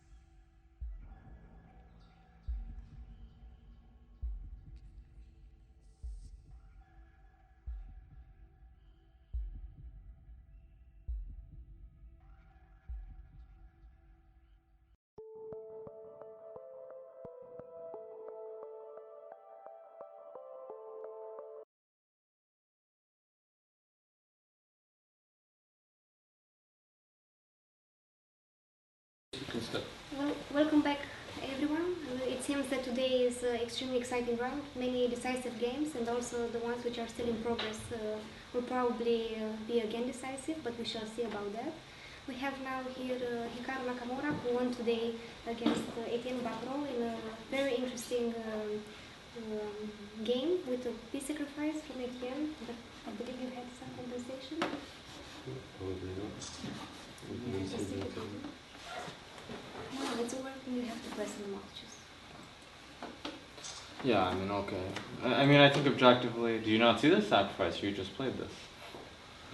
It was quite strange for me to put the knight on c4. I thought that after knight b6 he would play c5 to attack the center, because the knight on c4 is quite unstable.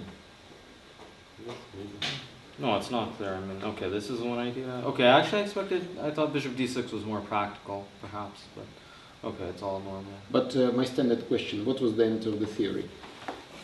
Okay, I mean, I played bishop g3 before against Aronian, so I kind of knew it. I think Etienne was a bit surprised around here. So Etienne, you were not prepared for this game, that bishop g3? Yeah, you prepared for every game. Yes, but so you were ready. Yes, but something went wrong today. Yes, probably seems so. No, it was very interesting piece sacrifice. No, but I mean, I have a feeling that here, I mean, if I go e4, I think it should just actually be winning, in fact. I mean, I don't know why I played this queen c2. So I'm like e4 castles and queen c2, and I mean, I don't see, I mean, why should black even have compensation? Just knight e2 and rook d1? I think you can almost resign here. But by playing queen c2, I made it very, very complicated, because I didn't see this queen a6 idea, and yeah, now it's complicated. But I still from this think moment you were just making almost all the moves that I was suggesting in the analysis. So rook h2 is a good move to bring the rook into play. So yeah, you're playing very accurately from this moment. Yeah, I think it's probably still winning. It's just that, I mean, I have to find some moves. Whereas the other line, I think it's just 1, 2, 3, develop rook d1, and I mean, it's just winning. Whereas now, it's probably still winning, of course, but it's a bit trickier. I mean, but still, I mean, what to do? I mean, okay, at this point you can just resign. So it's, I mean, I think, I mean, I just think the piece sacrifice is unsound, frankly. I think that's the main problem with the game. Yeah, one-sided game, just if you look. Yes, I have no chances. You were forced to sacrifice the piece over there. You couldn't. Have you seen this? Well, it was a blunder. I played bad today. Well, it happens unfortunately to everyone. What? No, okay, everyone plays a bad game. It's quite normal, so okay. No, but then it was looking like I have some compensation, but not so much. It was too difficult to prove it, no? Well, I think objectively it's probably losing, but I mean, okay, at least, I mean, I assume you thought you were probably just losing after d5, and so to suddenly have some chances, I mean, it's of course quite nice. But maybe to direct question, have you seen this d5 idea, or you just blundered it? When Okay, played better, okay. So you blundered, yeah, okay. Okay. But Hikaru, where are your glasses, or you keep them in reserve for Which ones? for Okay. Carson? No, but which ones? Okay, I also can wear normal glasses as well sometimes. So, but okay, not today. Another day. Yeah. Well, we shall see maybe tomorrow. Maybe. But anyhow, it was good game today, and so it feels Yeah. good. Okay. I mean, I got lucky. He made a bad move. I mean, okay. It's not so much that I played a great game. I mean, okay, at the end played one bad move, and it was one blunder too many. So I mean, it's not as though I played a great game. I played well enough, but I got lucky. Nevertheless, luck is part of the game, so maybe tomorrow Etienne will have luck on his side. If there are still many rounds to go, so. Maybe I want to ask a couple of questions to Hikaru. You are now living in St. Louis? Yes. Yes, so just because you're just traveling. Okay, I mean, everyone knows I'm in Europe a lot too, so it's not. So but now official place of residence is St. Louis, yeah? Yeah, St. Louis. Are you doing something for the local chess club, or you're just living there? Okay. I mean, I'm a consultant for the club per se. So you're teaching some. I do some stuff for the club. Yes, it's not. So you're teaching the players not only just playing chess. So you have some kind of activity. No, I have some activity. Okay, this is nice. Yeah. Yeah, I think it's one of the most beautiful places, no? The St. Louis. No, it is one of the most criminal. Yeah. I just read this morning the article about the famous project of the Japanese architecture who was trying to build the social housing in St. Louis, and how the system of the social system of the American government collapsed, and all these houses in St. Louis they just started being populated with the poor people, and the whole criminal situation in St. Louis, it's still remaining one of the worst in the United States. I mean, I don't know what the question is exactly. No, just answer to the Alina. So Alina said that. But we are interested in. No, but I mean, come on, it's okay. Let's try and be professional here. I mean, this is not about St. Louis. I mean, okay, it's a chess tournament. We should be talking about chess. It's not about socioeconomic issues. It's not the time. Well, luckily this tournament will give us the chance to improve our socially economical situation. If you win some good prizes, so it's a good step forward. Yes. Okay. Are there any questions from the audience? If not, I'm sure that both players would like to go back together. So thank you very much and good luck for tomorrow.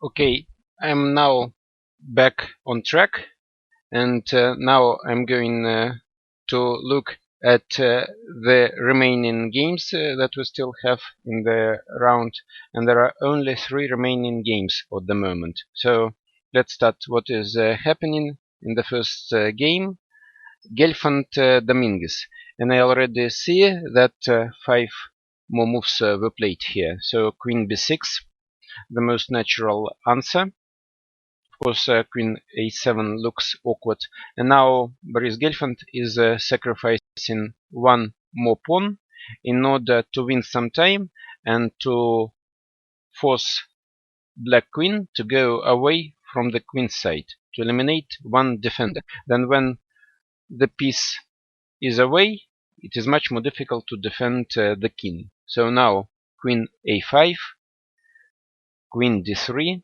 f5, rook f4. And now we see that Boris decided to finish the game directly. He is going for the direct mate attack.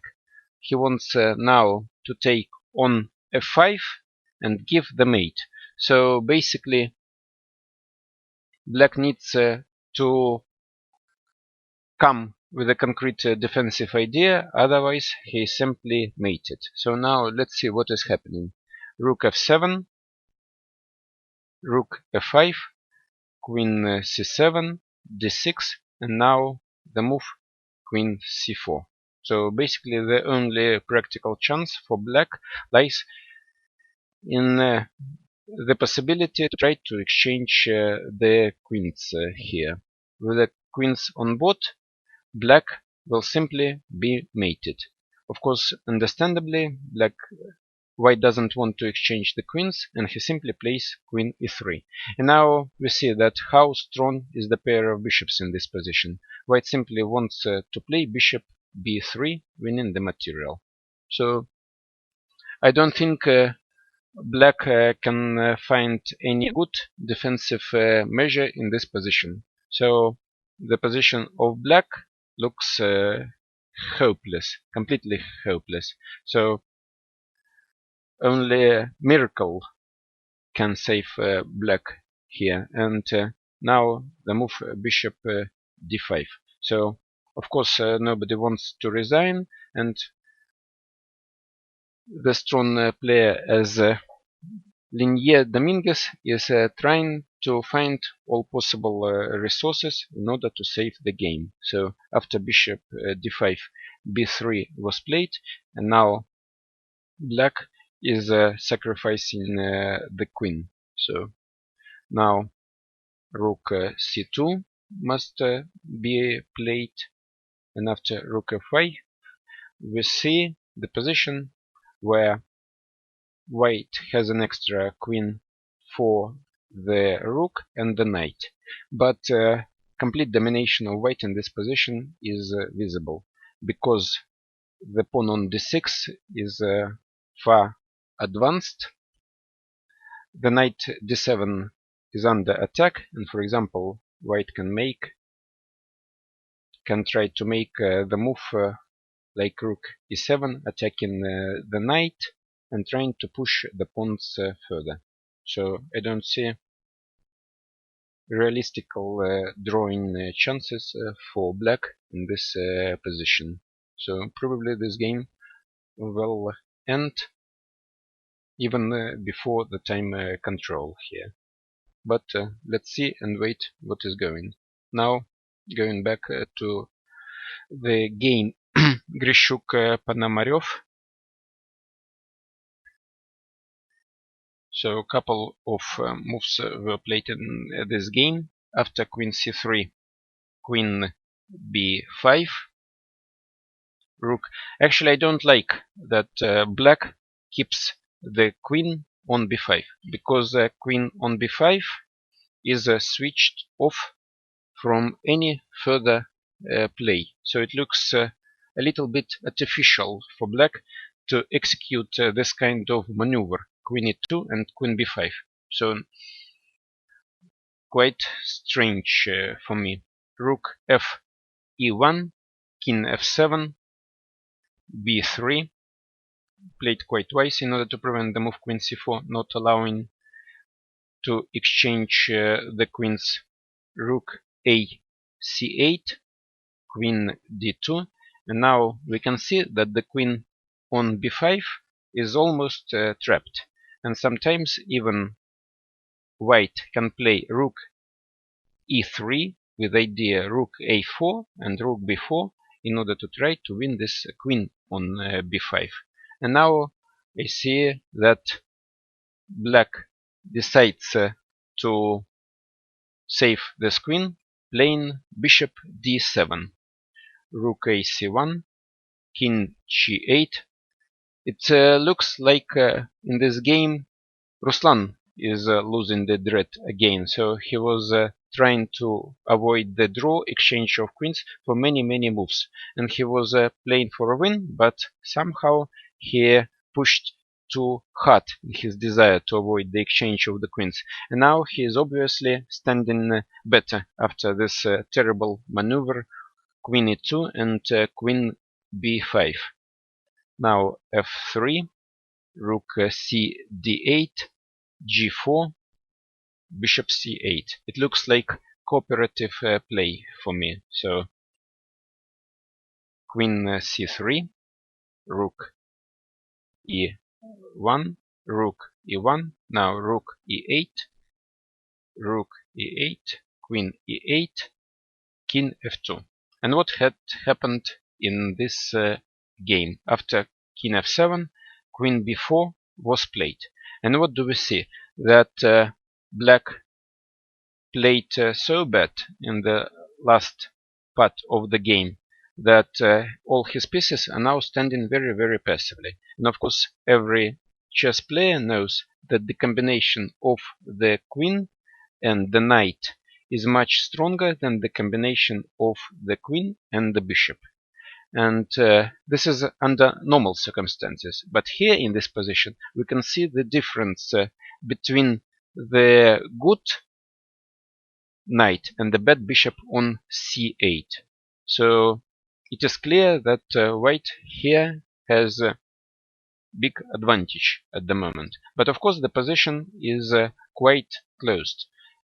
Black does not have so many weaknesses at the moment here. So after queen b4, queen c6 was played, now queen e1.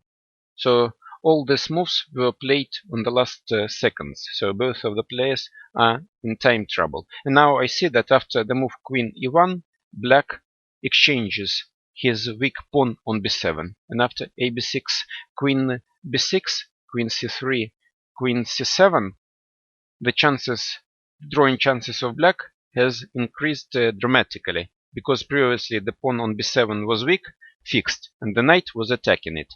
And now after this exchange, also more space for black, because the bishop c8 starts to breathe freely.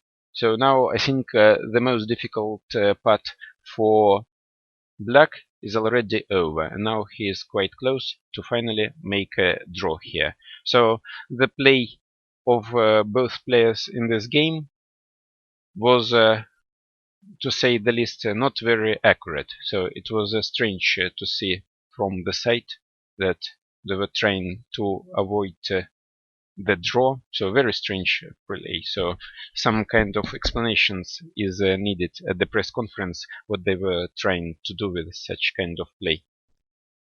Okay, so now going to the game Ivanchuk Wang Hao.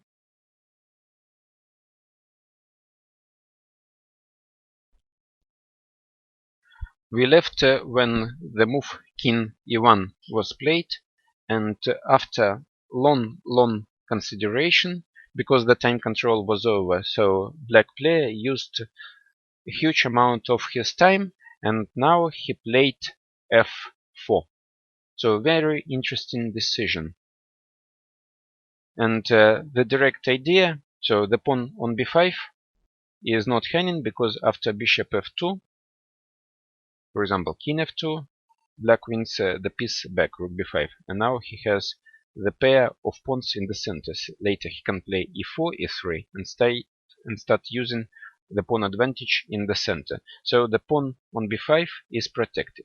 But actually the main idea of the move f4 is to prevent white from playing knight e3 and bringing this knight into play. So after the move f4, the knight is switched off.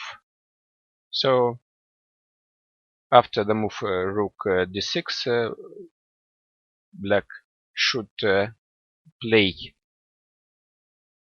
king e7, but then some complications are on board, and it is necessary to calculate different possible moves like rook h6, rook d7, and so on.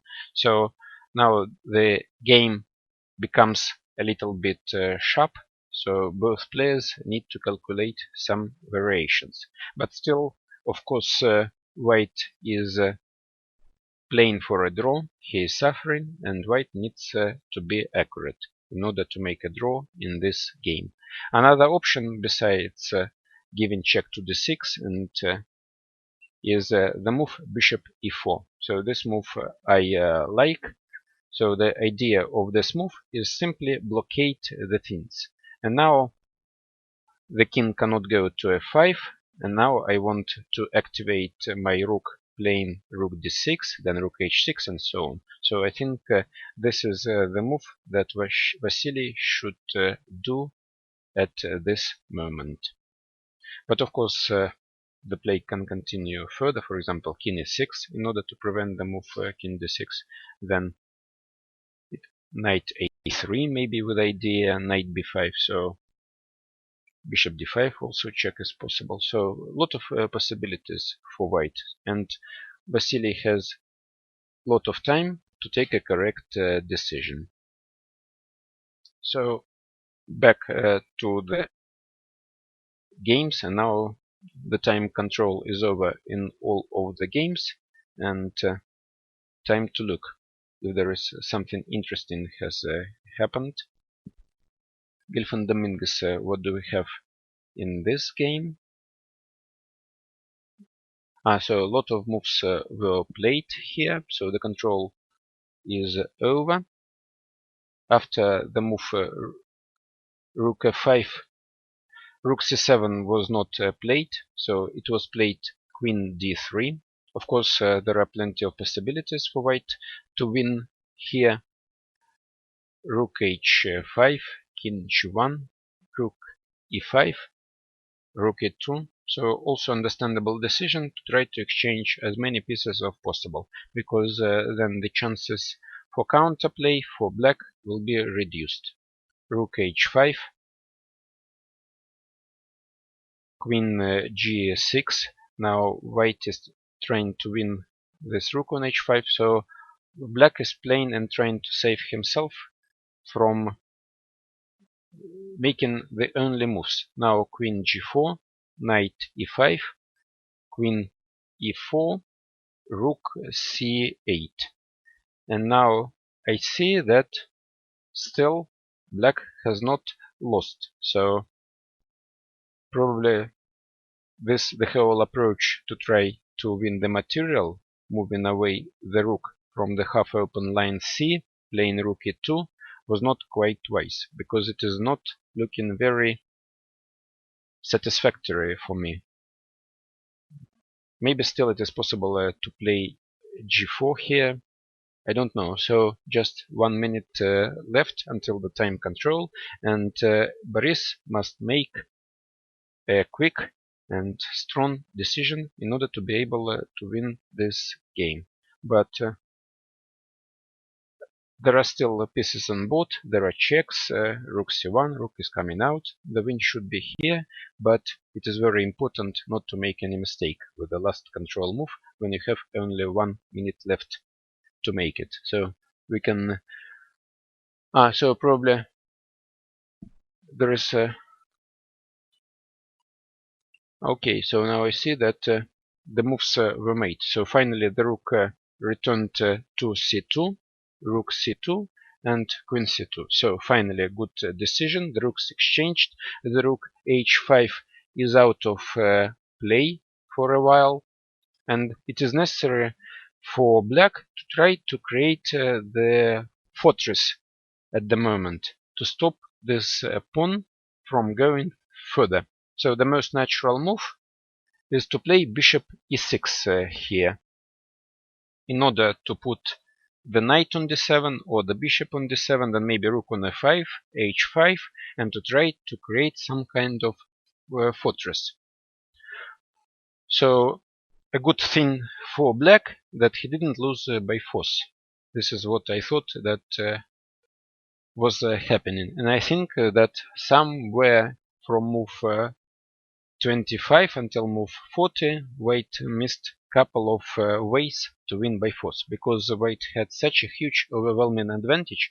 Of course, when I'm annotating today and also all other days, I don't look at the chess engines, because this position is exactly computer type of position. The computer sees such positions as easily winning, and he should suggest plenty of possibilities. But of course, when the player is sitting at the board by himself, he's not a computer, and he cannot calculate like machines. So of course the human errors are always possible, and this makes chess interesting, because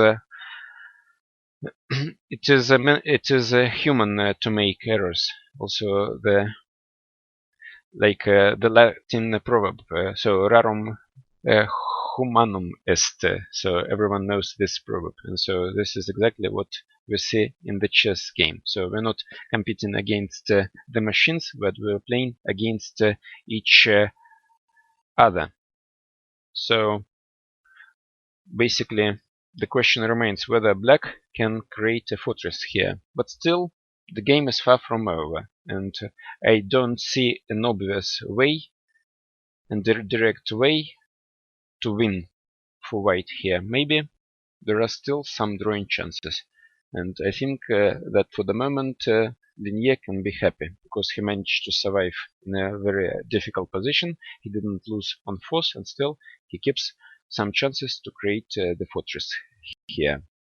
So let's go to the other games and whether we can see the changes. So as always happens in the normal game, the control is over, and now the players want to take some time to have some rest, to try to recover from the pressure of the time trouble, and they're always thinking for some time. So waiting for their move, I will take a break, and then if something interesting will start appear on this board, I will return with update on the things.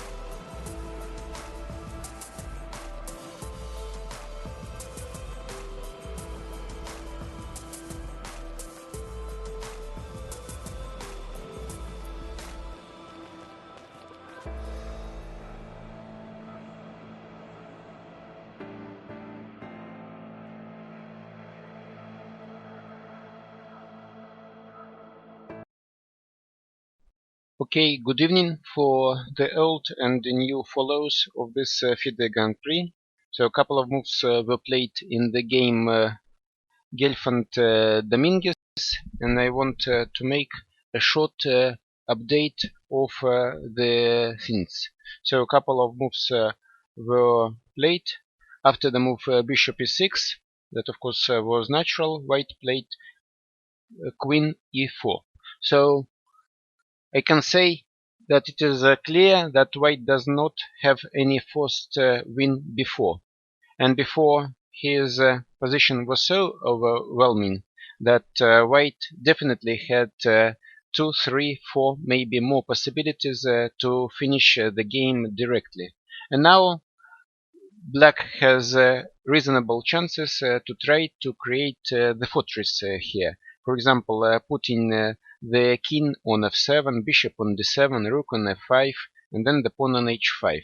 So white really needs to work hard to try to convert this material advantage into a full point. And I think at this moment Boris is very angry for himself that he was not playing the direct possible moves, but trying to finish the game with the small tricks, like playing rook e2 and so on. Because even the move that I suggested, for example, in this position after rook f5, the most obvious move here was to play rook c7 here, and this move actually finishing the game immediately. And this was the most natural move that I said it, and actually he started playing queen d3, king g1, some kind of tricks, so not a very consistent play.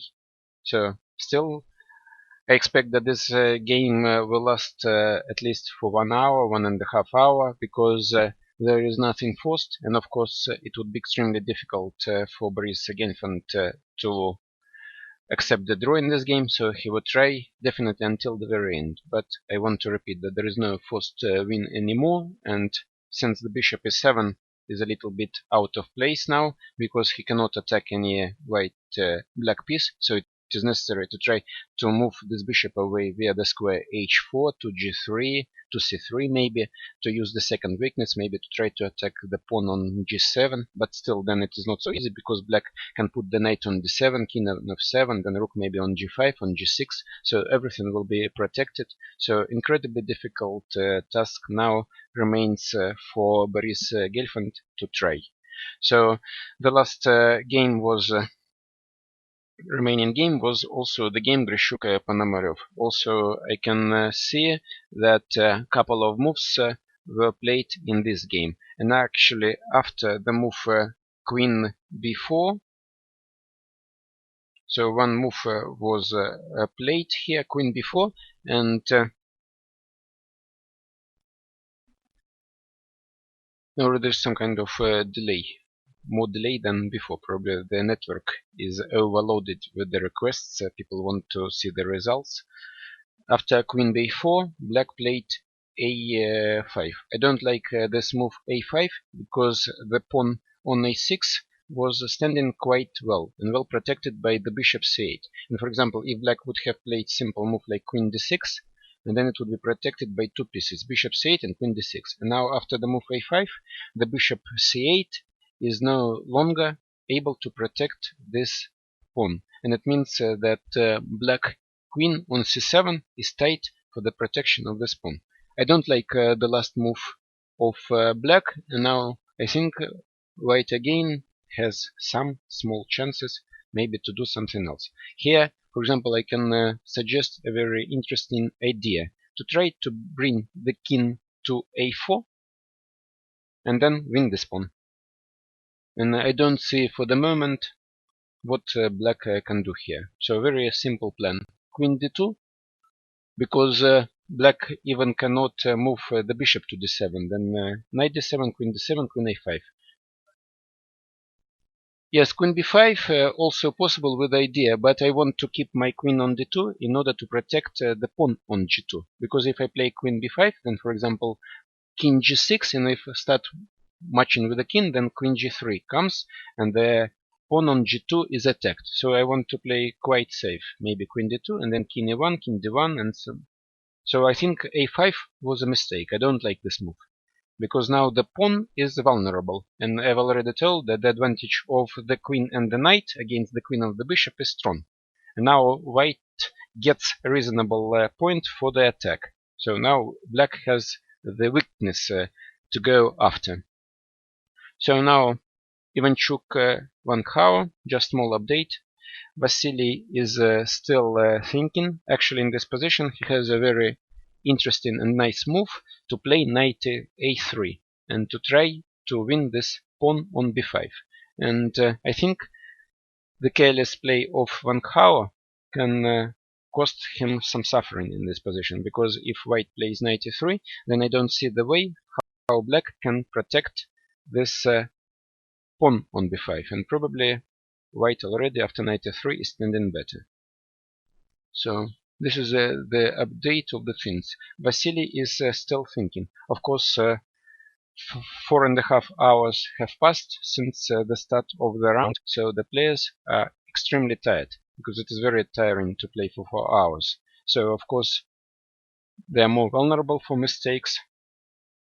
So let's see what will happen in the games. So another check of something else has been played. So nothing has changed, so I'm again switching off until the change.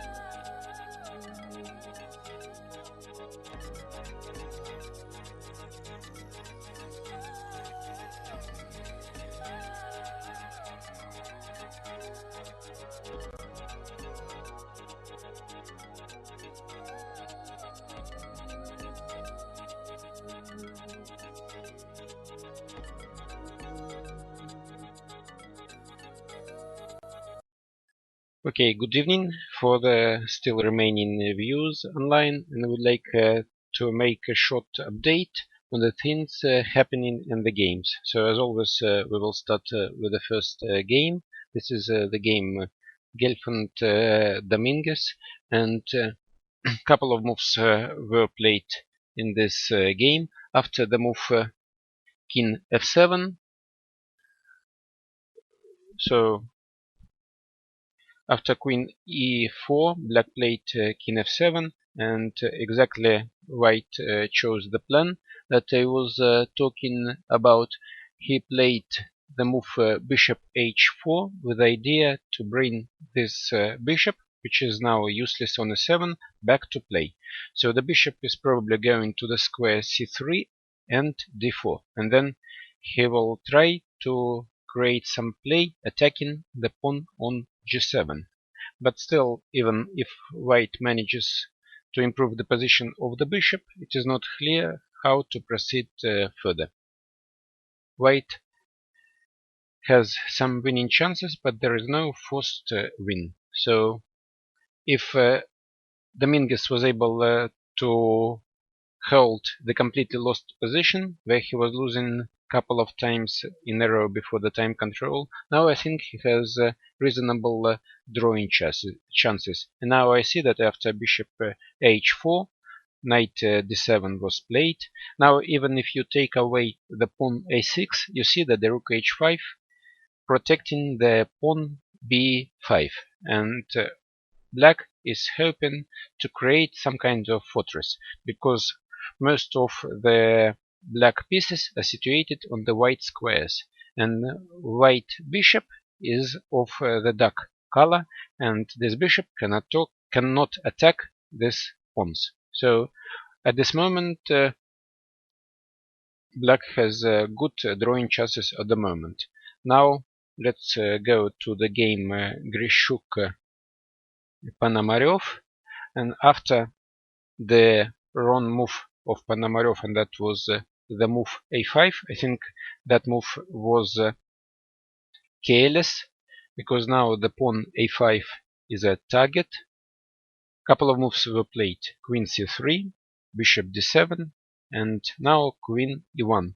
So black has a difficult practical problem to solve, because if the bishop goes to c6, then white is able to activate the queen. So for example, bishop c6 now, then I can give the check on e6, and white can try to create the strong attack. But if black doesn't move his bishop, then simply white wants to take on d7 and win the pawn on a5. And if the bishop goes now to c8, then white can try to fulfill the plan that I was talking about, to try to bring the king to a4 and to try to win this pawn on a5. And also I can see several developments in the game.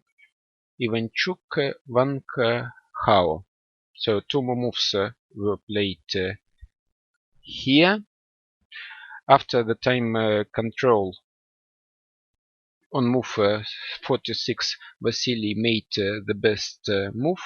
He played knight a3. So this is the best move in the position, attacking the pawn b5 directly. And after rook c8, there is check on d6, rook d6, king e7, and now the move knight b5. So somehow the situation has changed completely. Careless play of Van Hao in the previous stage of the game allowed white not only to win the pawn b5, but also to activate his pieces. As in the middle game, you can remember the position that all white pieces were studying at the beginning of the game, like rook d2, knight c2, bishop e3, and white absolutely didn't have any play, and so he had just to sit and wait. But when black started to open the position carelessly, he created weaknesses in his position, and immediately afterwards Ivanchuk received counterplay, and he started attacking this weak pawn on b5, and finally he managed. So now the situation has changed, and it is white who is standing better, and now white is playing for a win.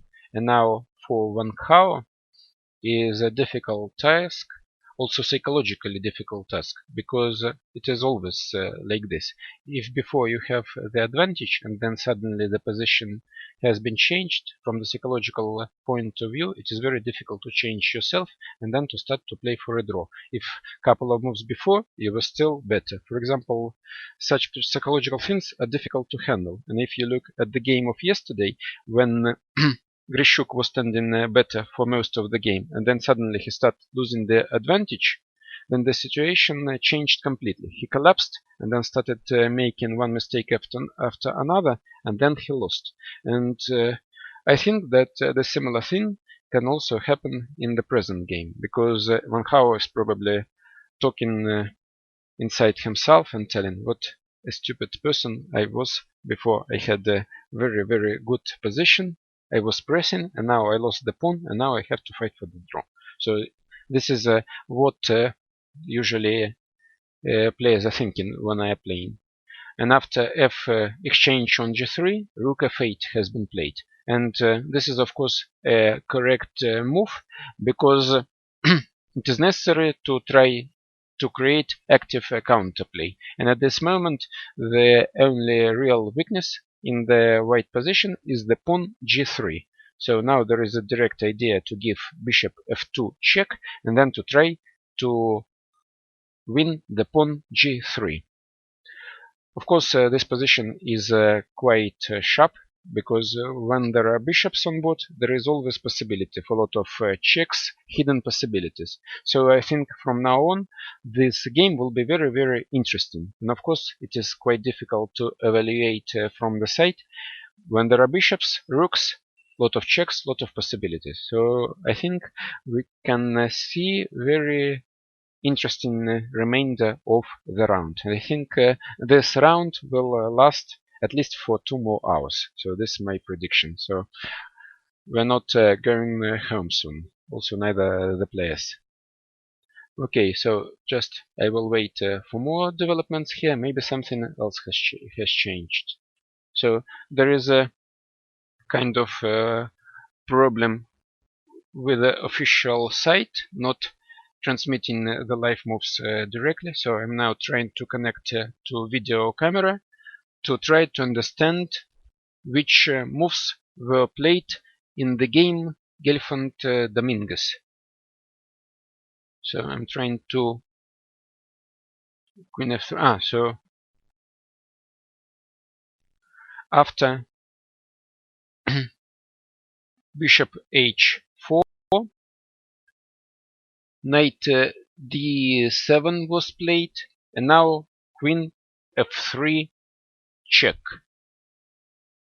Yes, if I see correctly, now Dominguez is thinking in order to choose the move, what he should do, King G6 or Rook F5.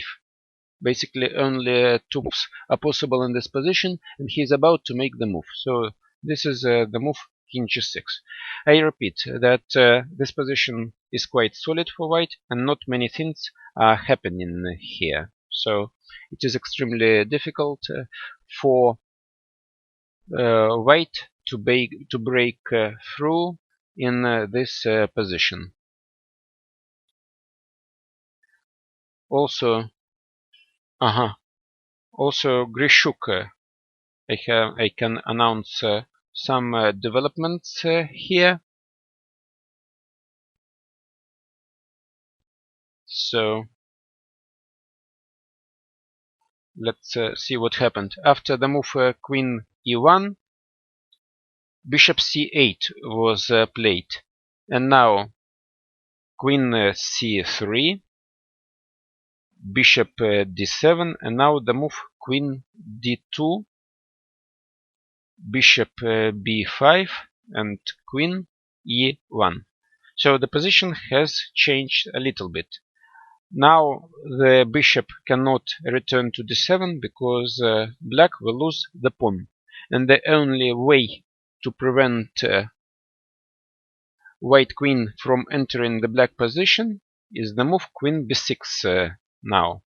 Only the move Queen b6 can stop the possible move Queen e6. But if you compare the position with the bishop on b5 and before with the bishop on c8, then definitely that black has made some progress, because the bishop on c8 was quite passive, and now there is a good bishop on b5. And also what is important, that with the bishop on b5, white cannot realize this plan of the transfer of the king to a3, because it is simply useless. I cannot go to the square a4. So it means that again making this not very impressive moves like Queen c3, Queen e1, Queen c3, Queen d2, Queen e1.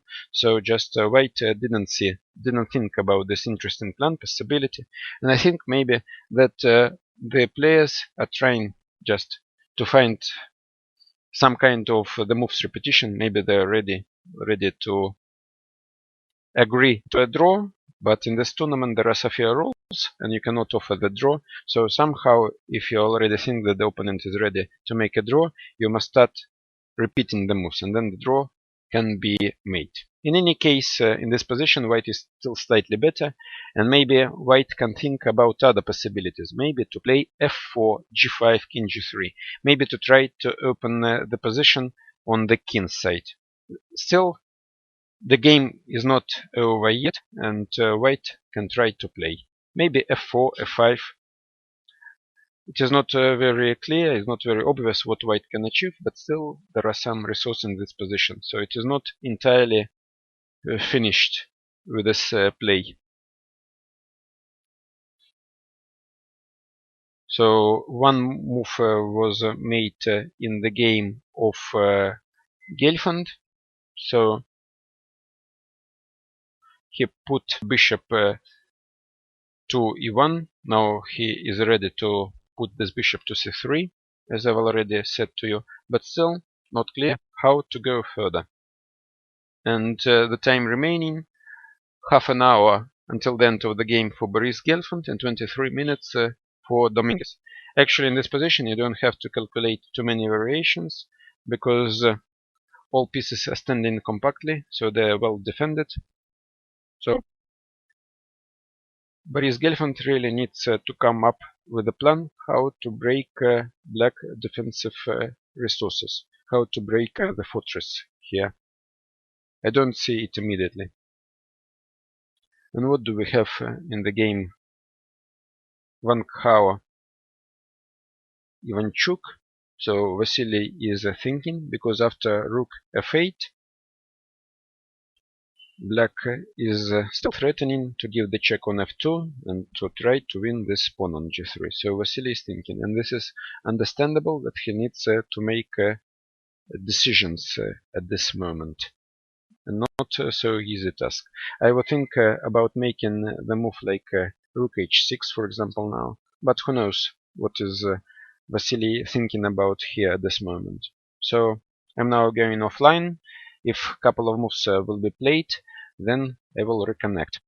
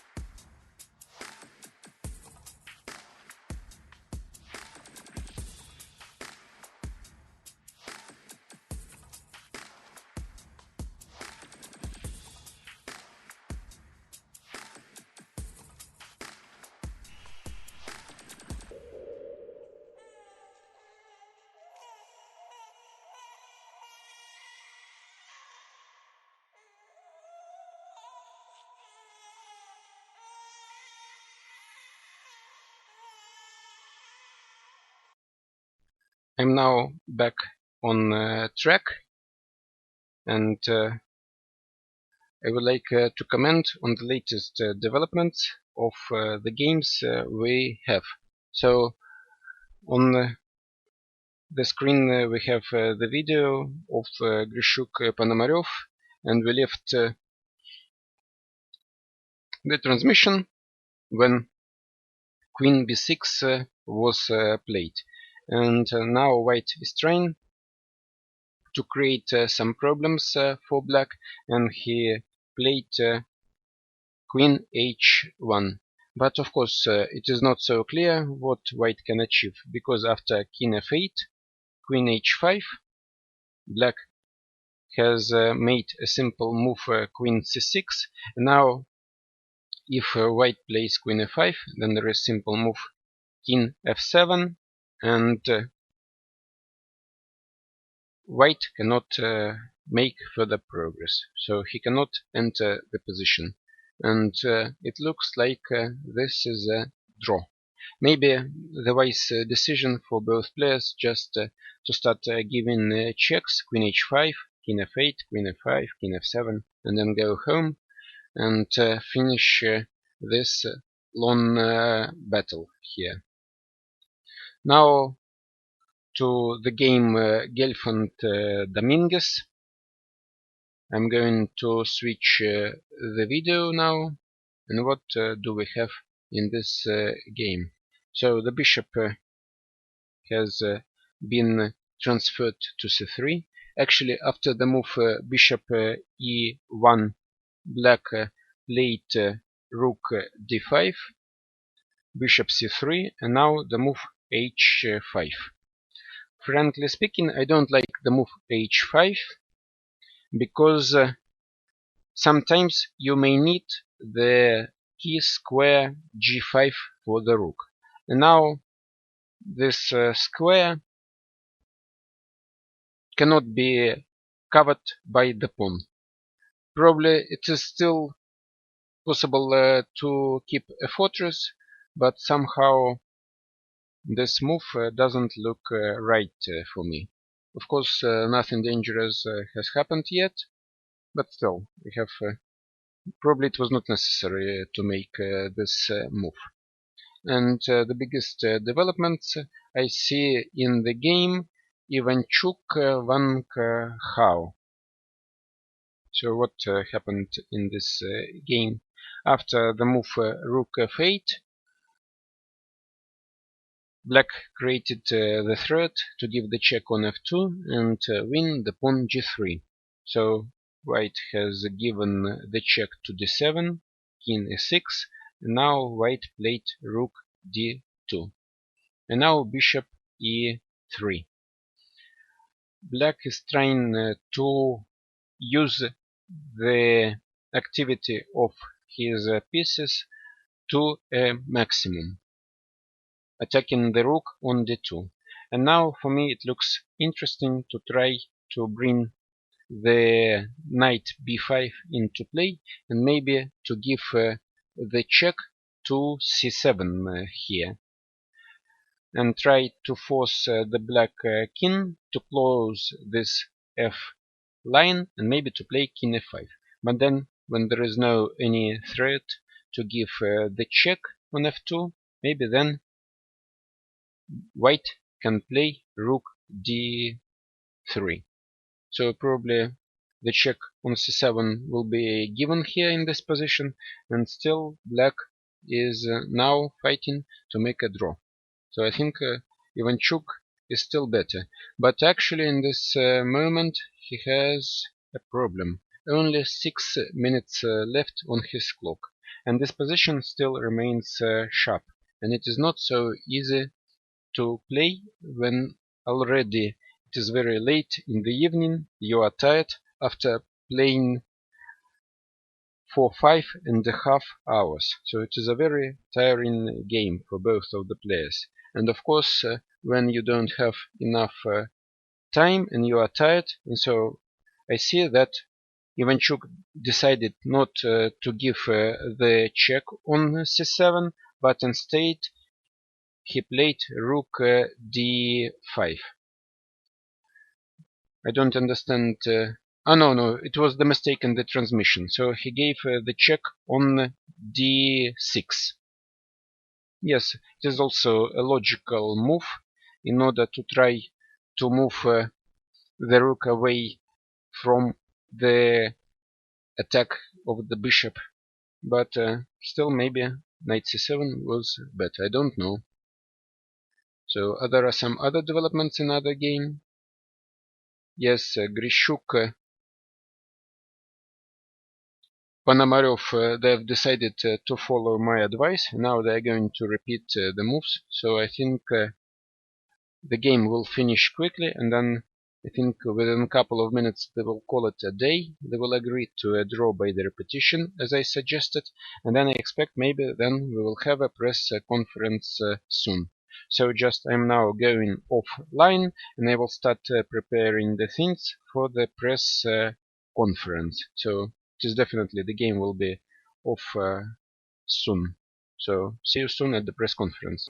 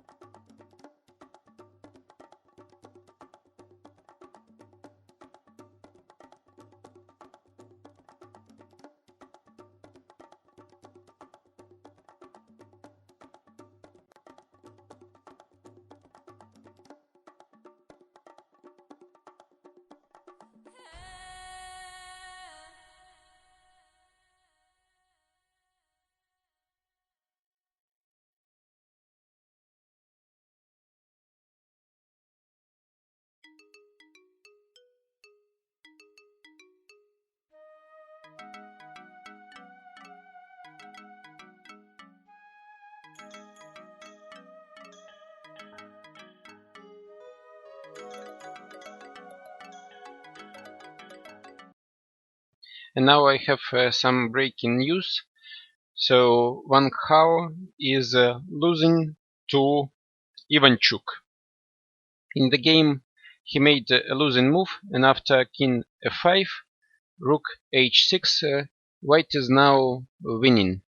So this is what I was telling about, that completely switching the sides of the game. For the most of the game, Van Gaal was standing better, then he lost the control of the game, and he was so disappointed that he started committing the mistakes. Not only he lost the advantage, but his position became worse, and then he collapsed. So the same thing we saw happening yesterday. When Grishuk was standing better, then he made a couple of mistakes, lost the advantage, then the draw, and finally lost with a blunder. Exactly the same thing was happening today in the game Ivanchuk-Van Gaal. Now Vasily is winning, and of course he must still keep some things going on board. He must not lose his concentration, but if he will not blunder anything, so he is winning now. And probably we will have not only one press conference, but maybe two. But I'm quite surprised that Grishuk decided to go on and to play. So this is really a move that deserves applauses.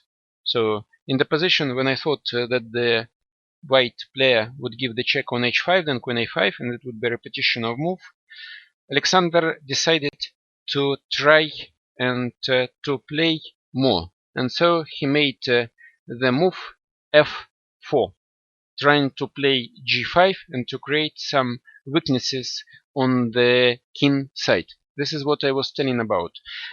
In order to win the game, one weakness is not enough. And before, black has had only one weakness, and this is the pawn a5. And the pawn on a5 could easily be protected. And playing f4, white is trying to create the second weakness on the king side. So he wants to play g5 and maybe to do something on the king side. Of course, white is slightly better, and he can put some pressure on black. So now the game goes on. My prediction was not entirely accurate, and Grishuk Alexander demonstrates very good fighting spirit. And what happened in the game? Gelfand Dominguez. Oh, we must also return to that game, because also there. So I'm now switching the video to the game Gelfand, and now I want to show you what happened in that after the move h5. Actually, the move h5, which I said is a very suspicious move. I didn't like it, although I didn't see the correct refutation, but somehow it smelled bad, that you cannot make a move like this. And actually in the game, Gelfand gets a possibility to win the pawn. So after queen e4, king f7, so bishop g7. It means that the move h5 was a blunder. So this is also the typical thing when the players are playing in the evening. They are extremely tired after 4 hours of play. And now at the moment the game lasts for more than 5 hours, 5.5. And of course everyone is extremely tired. So black lost very important pawn on g7. So of course from now on the task of black has become much more difficult, because the pawn is a pawn. So now the question remains whether black can still hold even after the blunder. Of course now the task of Gelfand is much easier. Probably Dominguez lost concentration, became tired, and now the pawn disappeared off the board. So it is quite difficult to do predictions when everyone is tired. So anything can happen at any moment. So we can expect any mistake, any blunder. And now going to the game, Ivanchuk, Van Hao. Several moves were played there. And now we see that Vasily has managed to win a piece. After rook h6, black played king g4. Now bishop d7, king f3, rook h5, and now the move e4. So black is desperately trying to create some kind of counterplay, and now Vasily has only 19 seconds left. Of course, his position is winning, he has an extra piece, but only 19 seconds left, and it is quite difficult to play. So he decides to play g4. Now he wants to connect the rook h5 for the defense. He wants to give check on h3. Of course, piece is a piece, and he should be winning easily, but we should not forget that he has only seconds left. And now I see some things happening on the video camera, that bishop f2 actually check was given. Now the move king f1, and it is black who must react, what to do. Because now white wants to give the check on h3, then check knight d4 and win this bishop. So the only problem remaining is the time. If Vasily can just manage his time problem successfully, that he doesn't step over the time limit, then he should win, of course. So king g3 was played. Now there is an idea of the hidden check, and also the check on h3 is not possible. So what to do for white? Maybe to play knight d6, and then bishop f5, knight e4. I think knight d6, yes, it was played, of course. So what else now? So just very interesting. Oh, now I see that after 60 moves, Vasily has managed, and Van Hao resigned. So win for Vasily Ivanchuk. So within a couple of minutes, we will have here a press conference with Vasily Ivanchuk and Van Hao. Again, as yesterday in the game Prix, completely unexpected result after the opening and the middle game. So see you soon at the press conference. Now I'm going offline.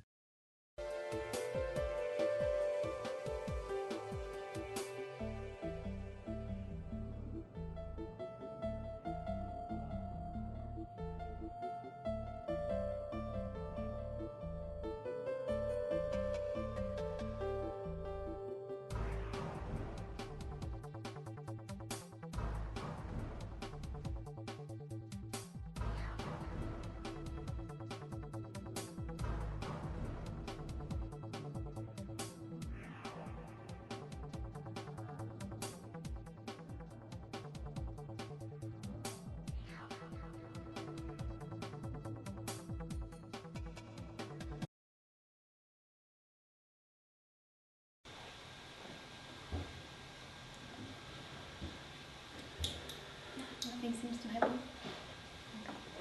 Thank you, Sergei. Welcome back to another decisive game. It seems that today's round was extremely exciting. We have here Vasily Ivanchuk, who won against Van Hao in today's round. It was an incredible, long and fighting game. Could you tell us, Vasily, what was the secret? Okay. Opening was completely unlucky for me. I completely missed h6, very simple move. I don't know why, but after bishop b3 I considered No, but I thought bishop c4 was a bad move. Yes, maybe bishop c4 is bad, yes. Because now I don't know why I consider it all on But in the b5. French defense, in this variation, it is better not to put the bishop to f1. You should put it to b3, d3. Yes, it's another idea, but I don't know. Okay, it's. No, I don't Here know it was the that. idea bishop d6, knight f5, and then knight g7 sacrifice, as I understand, yeah? Yes, yes, yes. If bishop d6, knight f5 here, bishop is better. But okay, maybe some improvement. Okay, now I have Wolf's position for long story, and okay. Yeah, I mean, I should have played. I think the first mistake for you Yeah, you're better, no? Yeah, I was to play better e5. I think e5 was I was too thinking premature. I Should lost my concentration on the one. Yes. g5, g4 slowly improve the position because after Okay, e5. g5, my plan was taking g4 myself, and more or less. But here, okay, now. No, but I played very badly. Yes, but No. now I think rook c8 is serious mistake. I think Of course, if I think here after knight a3 e4 was only critical line, and here it's excellent chances for draw. Yes, computer is giving only a very small advantage for white after knight a3, only 0.33. I was Yes. not looking at variations, but the trend was changed. So if before white was trying to make a draw, but after knight a3, it's a difficult psychological problem for black to change the manner of play. As before, black was playing for a win, but now it's necessary to fight for a draw. And it is very difficult psychologically to change the way you play. Yes, it's true, and now it's quite tricky position. For example, it's my problem that I not to change because here rook g8 it's quite unpleasant for me. So if knight b5 e3, so I had to take on e4. And what were you going to play after e4? my idea was to play rook d6 first, king e7, because king e5 doesn't work. Now knight b5, e3, and somehow take here. And if pawn takes here, rook d7 and knight d4, maybe I'm better because my bishop protecting g2 square. But after, for example, bishop takes h3, I thought black has excellent drawish chances. Yes, it should be a draw, yes, at this moment, yeah. So because of this, I thought so long time, I expected e4, but after rook c8. But still, king f5 is a blunder, so king e7 was necessary. Because yes, king e7 was necessary, yes. King e7, yes. King e7, rook d7, king e6, knight c7, king f5, and now I'm not so sure what to play. Maybe knight d5 is the best, but I wasn't completely sure. Maybe knight d5, but okay, it still plays. Yes. Surely. Why? Yes, it's bishop c1 somehow, b5. Okay, it's much better for white, but it's still play. But I see you started to analyze after move 46, so didn't happen anything worth to be mentioned in the opening or in the middle game? You started straight from the end game. Weren't there any key moments? No, I mean, It went smooth for you? after some kind of completely lost my concentration. And yes, you became tired, I think, simply tired. Yeah, I couldn't cope with anything somehow. I mean, a lot of tricks I couldn't. Yeah, it's a typical problem. Also, after 4 hours o'clock, you're becoming very, very tired, and then your head switches off, and then you cannot calculate any variation. I mean, yeah, should have just repeat the move and make sure. So I'm still good. Yes, one more day, difficult day tomorrow, and then there is a rest day. Okay, the tournament is Tomorrow the 4th round, and there is a rest day. то есть после 4? Да, после 4, да. May I have just one quick question, because I'm very intrigued by your capo, Vasily. You have the Eiffel Tower on it. Did you buy it here? Yes, here. Is it superstition that you buy in any tournament you're playing? Not always, but here. I just forget my hat at the home, so I decided to buy a new one. It helps for concentration. Yes, I hope so. Посмотри, пожалуйста, с кем я завтра играю. But for me, it's strange because I can hardly concentrate. I mean, somehow. Well, No, it's like almost in every game. Parents. Yeah, because you played very Parents. No, it's like I think my own Значит, like some с kind of фасцинатом disorder. черным. I don't know. Значит, и точно выходной, да? Probably Да, can never get 25-22, то есть выходной 25, 26 с фасцинатом черным, every понятно. day, so we can say it Фасцинат was just сегодня an проиграл. No, maybe То есть не I белый, mean, ничего. almost every day. Да, нормально, силы сохранил, хорошо. Хорошо, Ну все, пока. Okay, before this tournament was long, I mean, Sorry. already filled Okay. tournaments. I mean, already filled tournaments before it was also like this, and the calculation I was really bad. I just couldn't concentrate at all. Maybe it's just a phase, right? I mean, we all have our ups and downs. No, it's not like this. It's Так, пришли because of my psychological Вадим под disorder. прыжку сделал H5 и там впереди 4 слон G7 шах. Слон G7 сделал. Ну да, Small, просто but слон C3, unpleasant мог на enough. G5 пойти, да на It's относительную very крепость. poor. Он пошел А теперь H5. проигрывает. Ну тоже еще не так просто, возни очень много. Unpleasant feeling of today. No, Может, but чем? it was Не знаю, very но сейчас лучше будет очень много играть. long time already. It's slight but unpleasant. You cannot control somehow. Sometimes you cannot control emotion. Yeah, it's I mean, you're sometimes. very self-critical, so this is an example to follow. I mean, most of us would like to show only the good side, you know. And it's No, but I realized that I mean I tried to change some, but just somehow I couldn't. tomorrow is another round. Yeah, okay. In general, it doesn't matter, but I mean, this psychological disorder is not really good for chess. In chess, you need to concentrate on them, and just for me, it's much more difficult than other players. Somehow. Well, you are the best Chinese player. I'm sure you get a lot of support, which will surely help. I don't know where. Where's the support? For internet, our viewers. Maybe invite Chinese ambassador to come here to support you. We should send a letter to the Chinese embassy in Paris. Van Hao needs support. Please come to support. No, but you have our support. Thank you very much. I know that you must be very tired, so already the taxi is waiting. Okay, so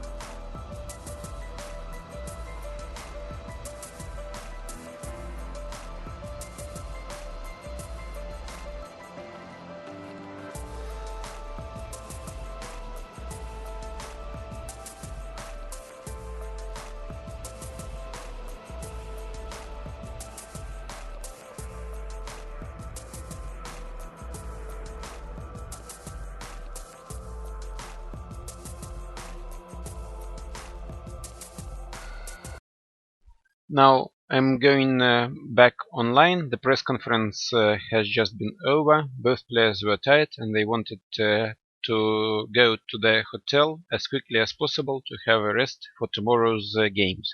So still today is an exceptionally long round. 2 games are still being played, and now I can inform you about the developments in the game Gelfand Dominguez.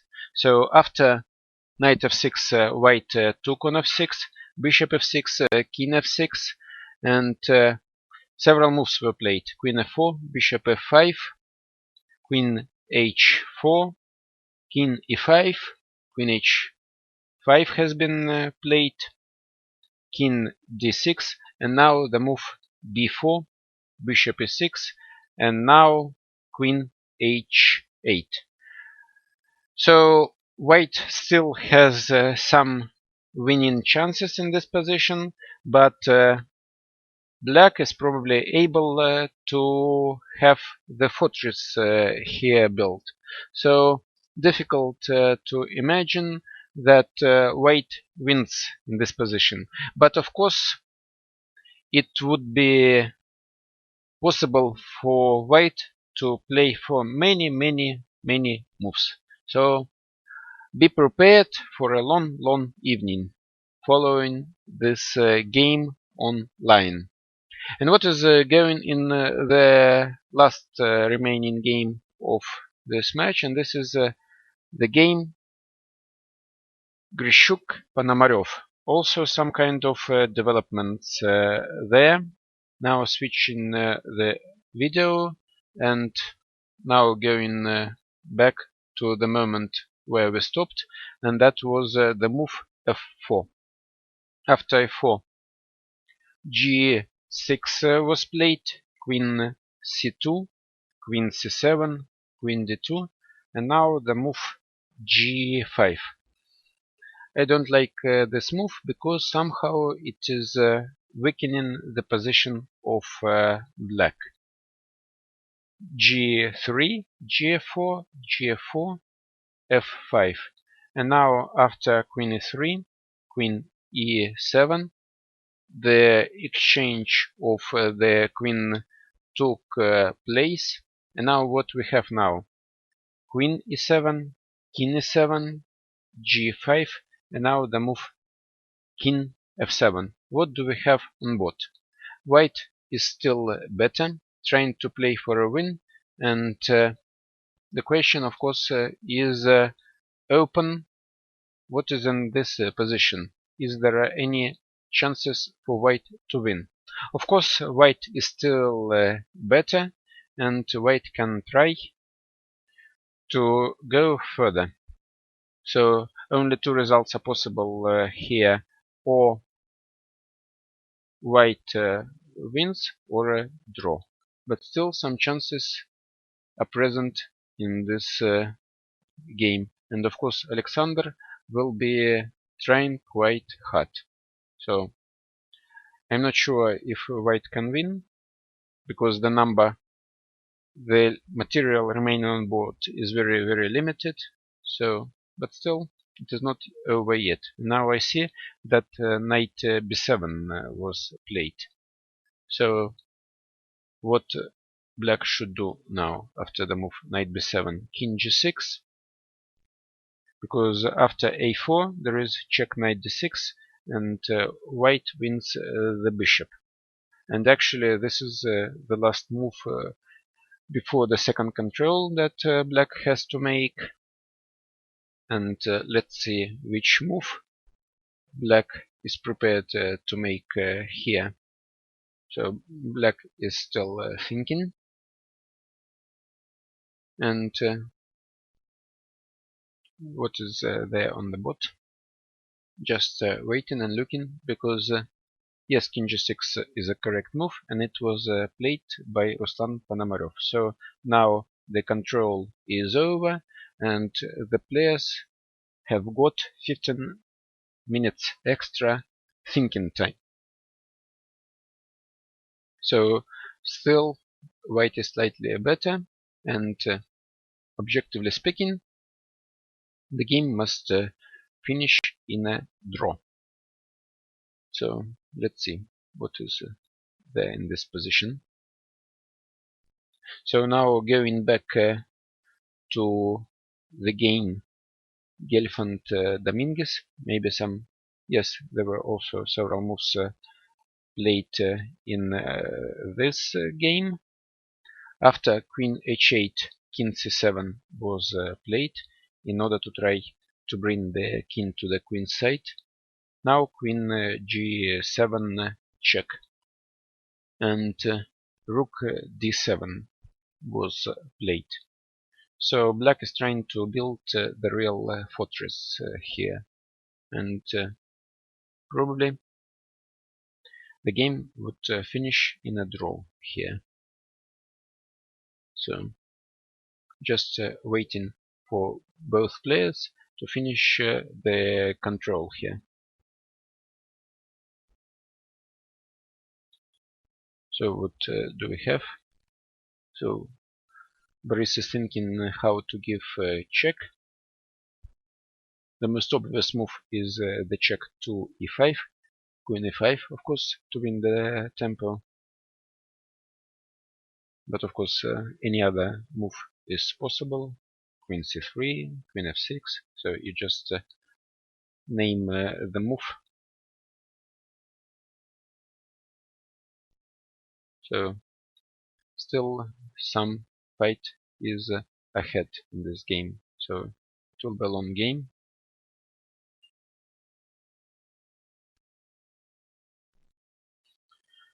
Okay, so just waiting to see the last moves before the control on move 60.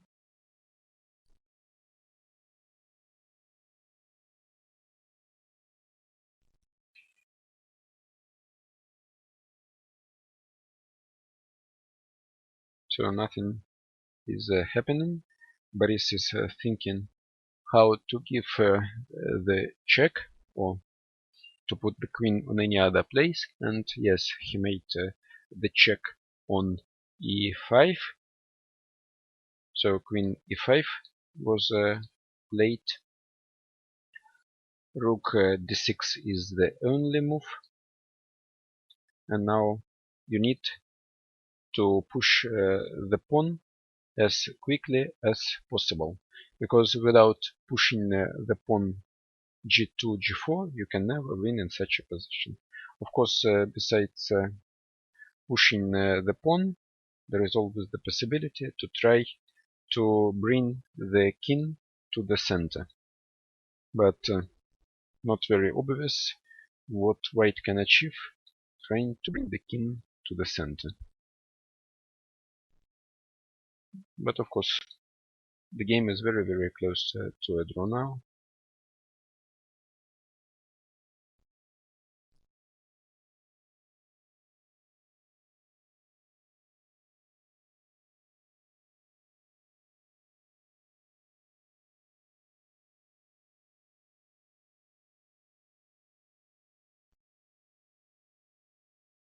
So yes, he played king f2.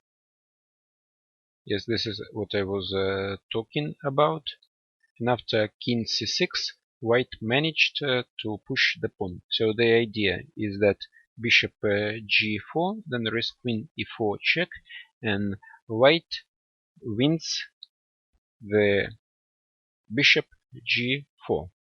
And then we have the kind of position where the queen against the rook, but black still gets chances to build a fortress, and still not so easy to win. Maybe there is no win at all, because from the first glance it is quite difficult to tell correctly what is this position. For example, the move like king b6, queen g4, and now the move rook c6. So what is this? So if of course the queen comes to b8, then white will be winning. But it is not so difficult, not so easy to achieve, because if, for example, queen g8, for example, if queen g8, then of course there is move king b7. So I don't see how to move further. So we need first of all to look at the reaction of black to the move, and so he decided not to take, because it is always possible to give up this bishop for the pawn g4, and you should do it at the last stage only. So in the game after g4, black played bishop c4, and after what was played in the game. King, Queen e8, King c7, Queen e7, Rook d7, Queen e5. So White has given a couple of checks, won some time, now is ready to start pushing the pawn to the square g7. So still long fight ahead is ahead. Meanwhile, in the game Grishuk-Ponomarev, the control is over. And after the move King g6, White is thinking. So what to do? Or to take on h6, for example, gh6, but then move a4 is possible, and then ba4, bishop a4, and it is not clear how to protect the pawn h6. Then black is ready to put his bishop on a4, and with the king on h6 it should be a draw. You cannot win such a position. If in turn of taking on h6 white is playing knight a5, then after h, g5, f, g5, g5, the position is also a draw. So it is not clear how white can get anything. Now I see that after gh4, black played a4. Now the exchanges will come.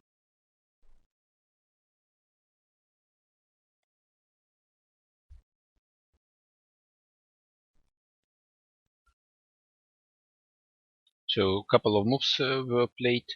Now ba4, bishop a4, and it should be a draw. So just we need to wait, because if, for example, now knight d6, then black plays bishop c2, taking the pawn on h6, then putting the bishop on e4, and white cannot achieve anything in this position. Of course, he can try to go further, for example, king g3, king h6, king h4. But then, for example, in this position, black plays bishop e4, knight f7, king g6, and after knight e5, black has the move king h6. And we cannot penetrate position with the king going to g5. And it is not possible to put black in Zugzwang in this position, because the bishop e4 has enough squares in his disposal. He can simply move bishop c2, bishop b1, bishop g2, bishop h1. So Zugzwang is not possible. So knight d6 was played here. Now black has to play bishop c2. So we can also switch to the video of the game we are talking about. So this is Grishuk-Ponomarev video. So now black is thinking.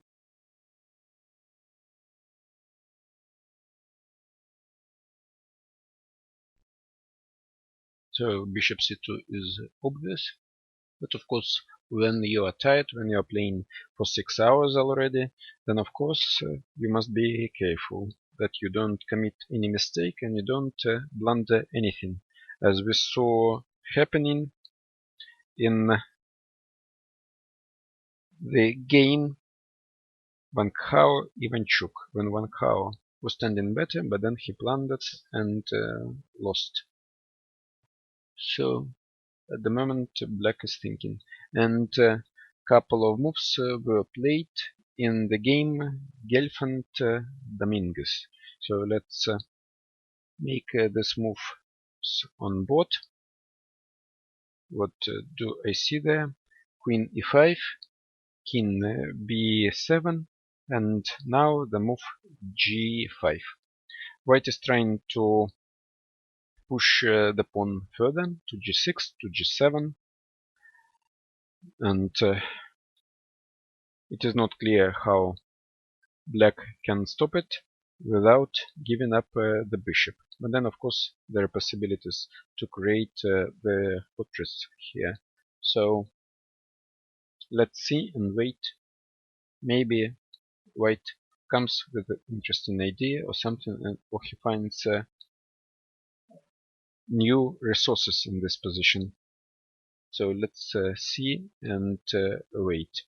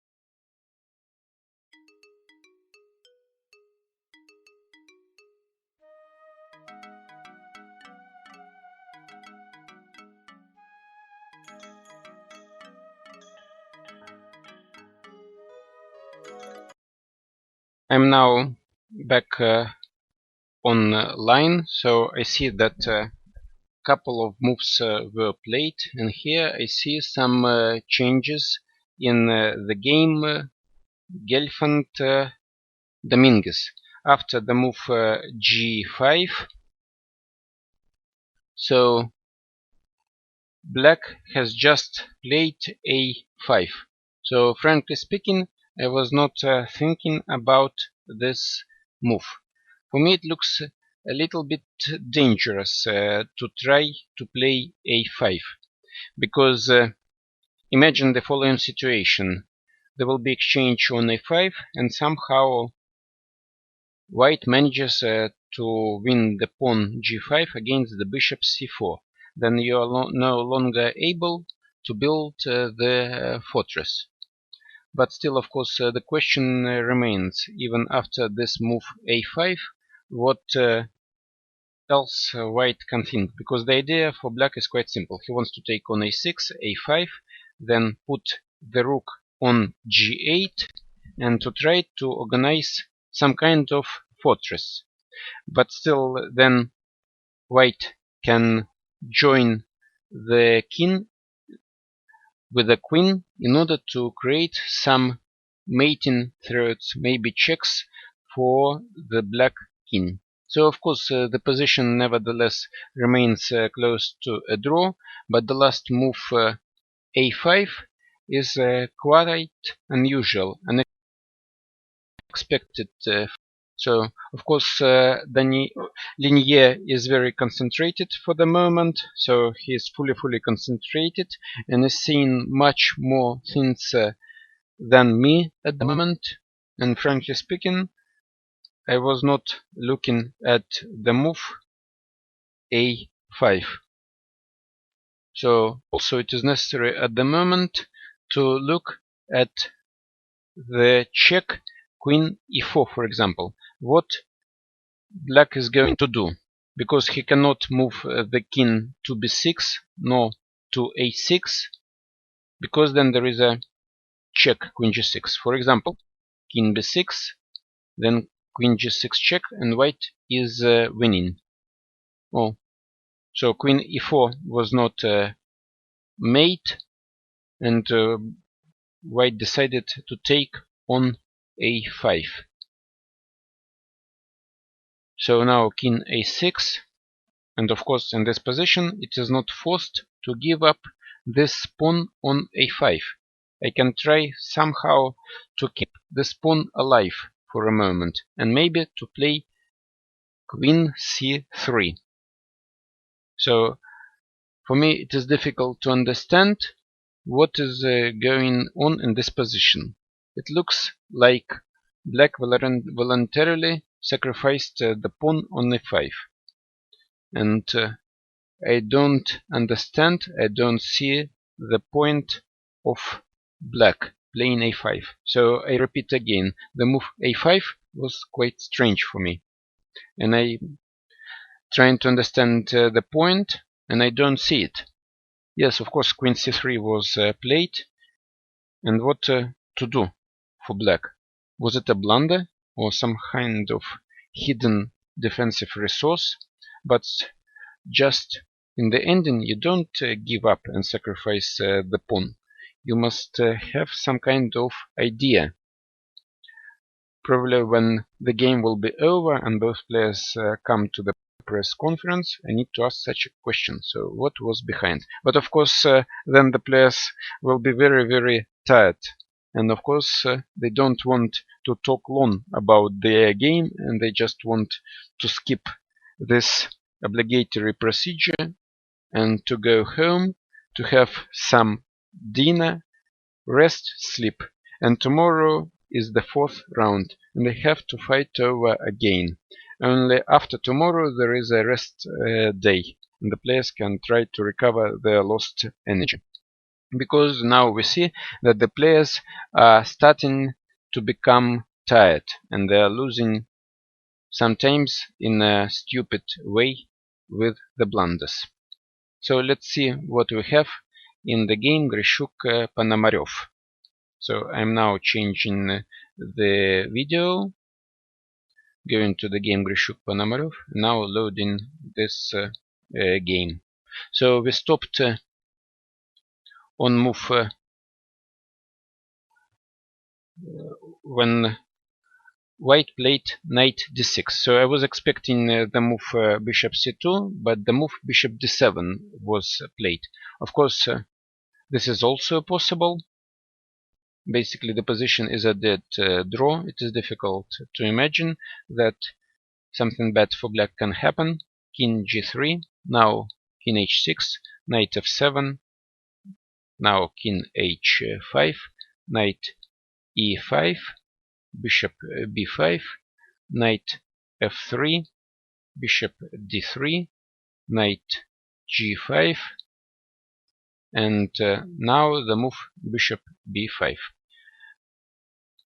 It is not possible to give many checks and to force black king away from the square h5.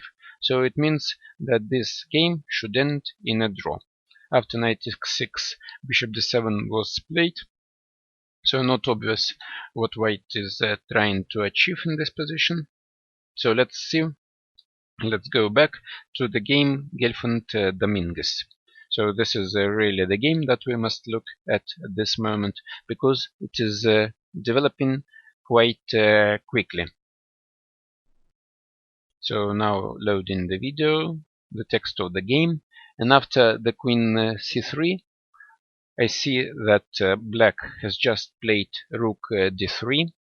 Now queen b4 has been played,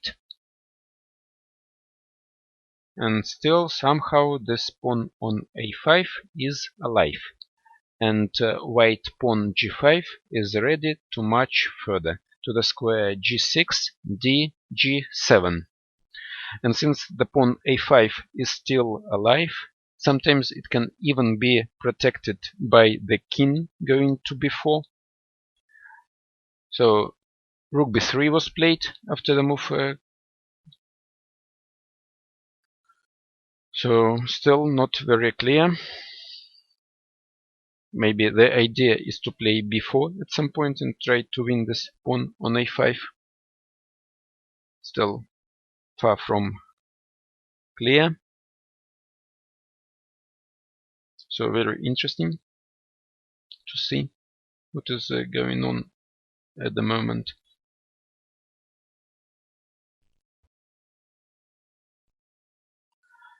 Okay, Grishuk Ponomarev are still playing, so they didn't agree for a draw. They're still playing.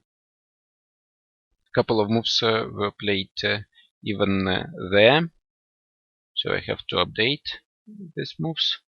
Knight e6,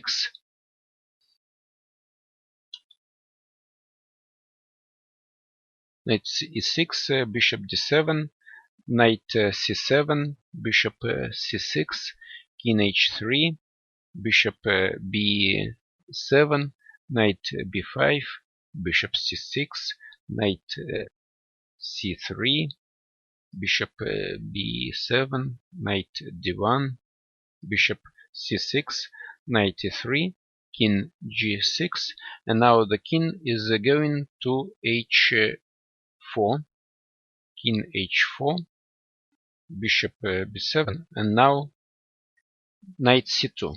Of course, if black would have the bishop on e4, it would be defending both pawns d5 and f5, and it would be easy to move the king h6, king g6. So the bishop on b7 is situated, is a little bit worse, but still nothing dangerous. Nothing real dangerous is happening. It is possible to protect both pawns with the bishop. So after bishop c8, knight b4 was played. So just I don't know what is Alexander trying to achieve in this position. Maybe he's just hoping that the opponent blunders something, because at this moment he doesn't have any risk to lose here. So bishop b7 was played. So they're just playing. Okay, now going to Gelfand Dominguez. After rook b3, white played queen e1. The pawn on a5 is still alive. And now, if you already start playing like this, then you have to continue the same idea, the same plan, and then now you have to play b4. Of course, if it doesn't lose by force, for example, after the move queen e4, then you must be careful when you're making such move. For example, if the move b4 now, and what to do after the move queen e4. And the queen is ready to go to a8 and to give the check. If the pawn a5 will survive, then white will play a6, a7 and will win quickly. So after queen e1, b4 is probably not possible. Then maybe you have to play rook a3 in order to try to win this pawn on a5. But at the same time, then white can play g6, d7 and try to push this pawn to g8 and to win the bishop. And then we will have the ending. White has king and the queen, and black has rook, king and the pawn. And then it depends whether black can have a fortress built. Then it would be necessary to use table bases, which will give us accurate assessment of this position. So, still repeating, black is thinking. And now, very exciting moment for all the followers of this game. The last time trouble phase is coming on stage, because when they will use the remaining minutes, they will have only 30 seconds left for each move. And when you are tired, when you played already for more than 6 hours, then 30 seconds is not enough to be very sharp and to always make practical decisions. So this is where a lot of mistakes can happen. Also the blunders and so on. I repeat, it is very difficult to play when you are tired. 6 hours of play. And now I see that after queen e1, black has played rook a3. Of course, it is necessary to try to win back this dangerous pawn a5. Obviously, white doesn't have the possibility to protect this pawn and to keep it alive. So definitely white should try to push the pawn g5 further, g6, g7 and so on. And then we will have this queen against the rook and the pawn, the table basis position. And of course such type of the position we can evaluate correctly. At the moment table bases are created for all 7 pieces endings and less. So let's see when we arrive at this position, when we can start using such table bases. So very interesting and exciting moment comes in our game. So the game Grishuk-Ponomarev is not changing at all, although they are making some moves. White is not making any progress, and he cannot succeed putting his king on g5. So basically nothing is happening in the game Ponomarev-Grishuk, and only one game which we must follow. This is the game Gelfand-Dominguez. So now we are waiting for white to move. So what's this? Very interesting and an exciting ending.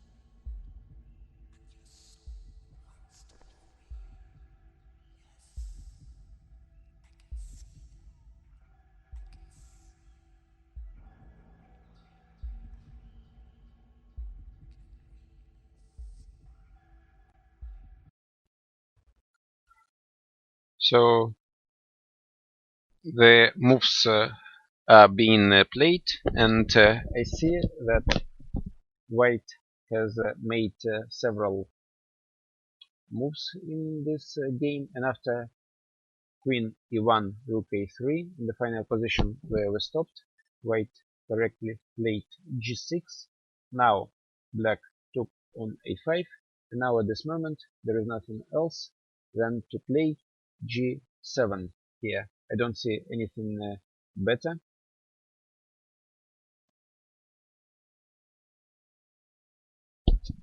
Yes, I'm sorry, so I forgot to switch on the microphone. So I'm going to repeat, there was nothing better for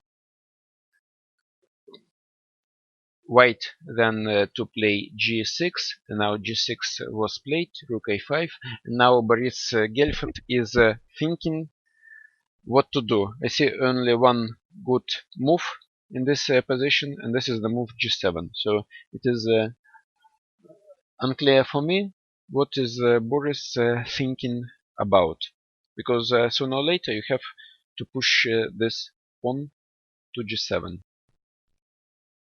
So he's still thinking, and the seconds are going away. Still no developments in the game Grishuk-Ponomarev. They are moving here and there, so the position of course remains a draw. So I'm just curious what will be when we reach the table base position, because at the moment, although there are 7 pieces on board, so there are table bases, but they were only created by Chess Assistant, the Convector Enterprises, and you need to have a special program, special access to the database, to the table base of 7 pieces. And unfortunately I don't have such an access, so I cannot definitely tell you which kind of position is it, if it is a win for a white or it is a draw. I can only try to prepare myself and to just think about an imaginable position. What will be if, for example, the pawn g6 and the bishop c4 will simply disappear off the board, and we'll have only the position with the king f2 and queen e1 here. Then everything depends on the which move white is making and who is to move first. So if the rook is on a4 and the queen on a1, then usually it should be a draw. So if you take away this pawn g6 and the bishop c4, and then for example you put the rook on a4, then it's a theoretical draw.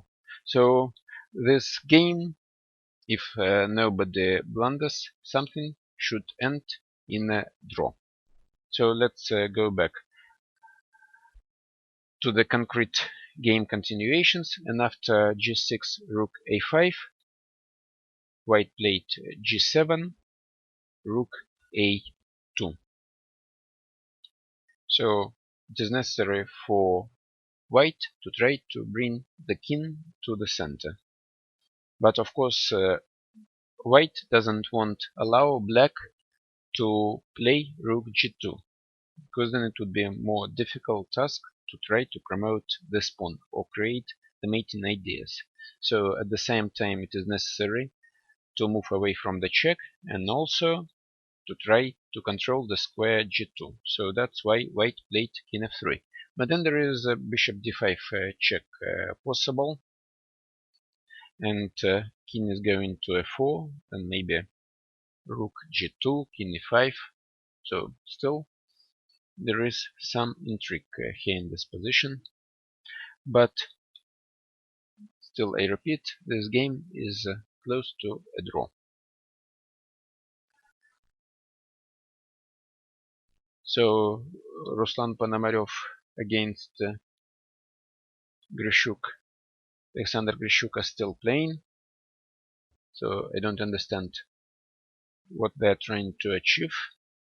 They're just very persistent, but of course it should be a draw. But they're still playing. At the moment, in the position after the move king f3, black is still thinking. Just to repeat, if you take away the pawn g7, bishop c4, then black rook is on a4. It's a theoretical draw according to table basis.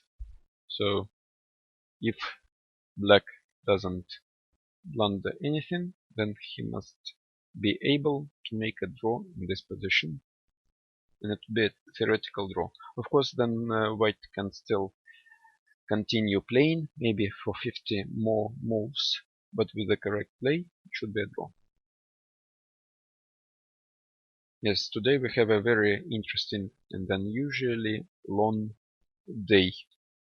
Already 6.5 hours passed since the beginning of the round, and we still see 2 games being played. For example, yesterday everything was over 2 hours ago in comparison from today, and all the players and us sitting in the press center could have some rest.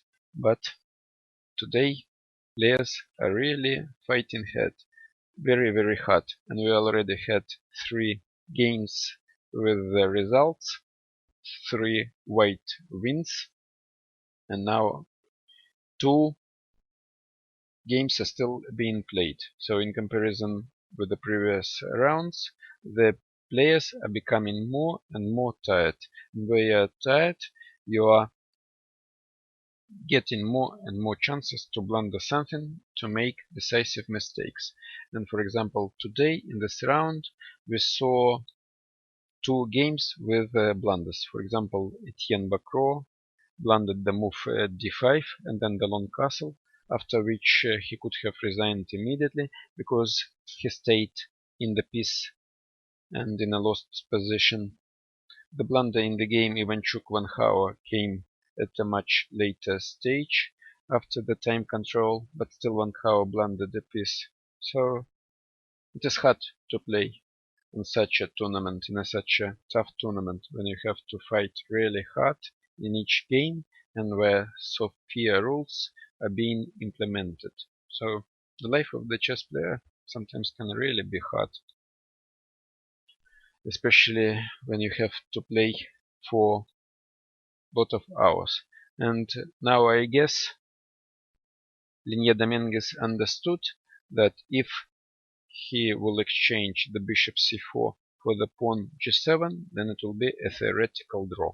And he decided to put his rook back on a4, where it will be very secure, and just inviting black to win the bishop c4.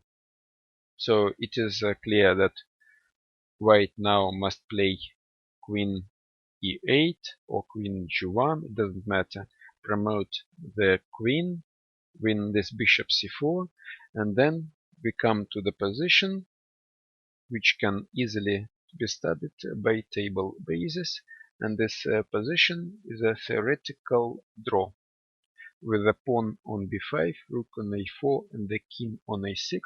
It's a theoretical draw. It is important to remember such thing. So we are approaching the theoretical drawn position, but of course even in this position black can go wrong, can make a mistake, and the play can still go for hours, because in every position you can continue playing for 50 moves, and this is the rule in chess. So every player, if nothing is being changed, the pawns are not moving, you can go for 50 moves trying to prove that you have advantage. If you fail to do anything, then the player can call an arbiter and the draw can be agreed. So definitely Boris Gelfand will not accept the draw so quickly, and he will try to play for as long as possible. Because if in the middle game you had numerous chances to win, then of course it is very difficult to accept the draw. So now I see that the draw was agreed in the game Grishuk-Ponomarev, and now I see them coming into the press room, exhausted, very tired, but finally they have managed to make it to the press center, and we're waiting to welcome here in the press center room.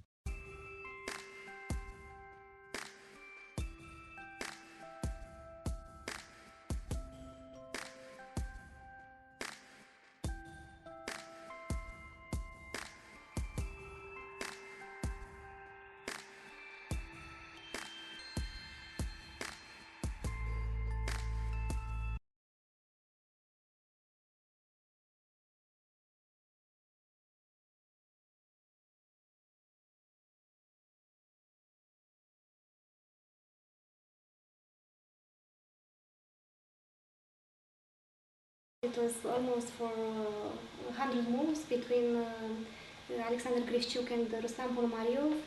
I'm not sure if there were moments for a win for one side, so can you tell us how the game went, Alexander? But Ruslan, you were playing for a win at some point. You were trying to get complicated positions when you refused 2 times to play Queen e7. What? Ruslan, no, you didn't play Queen e7. You had the chance to exchange the queens. Well, But I mean, it's a draw. Yes, but you were trying to play to fight. Not really, I don't know what I fight. But I had a feeling that you were trying to play for a win, trying to keep the queens on board. I stayed in partner not the whole game. But not the whole. In the opening it was okay. but let's hear what, Okay. what the players have to say. So. No, I mean white was slightly better the whole game. Queen e7 also white is slightly better.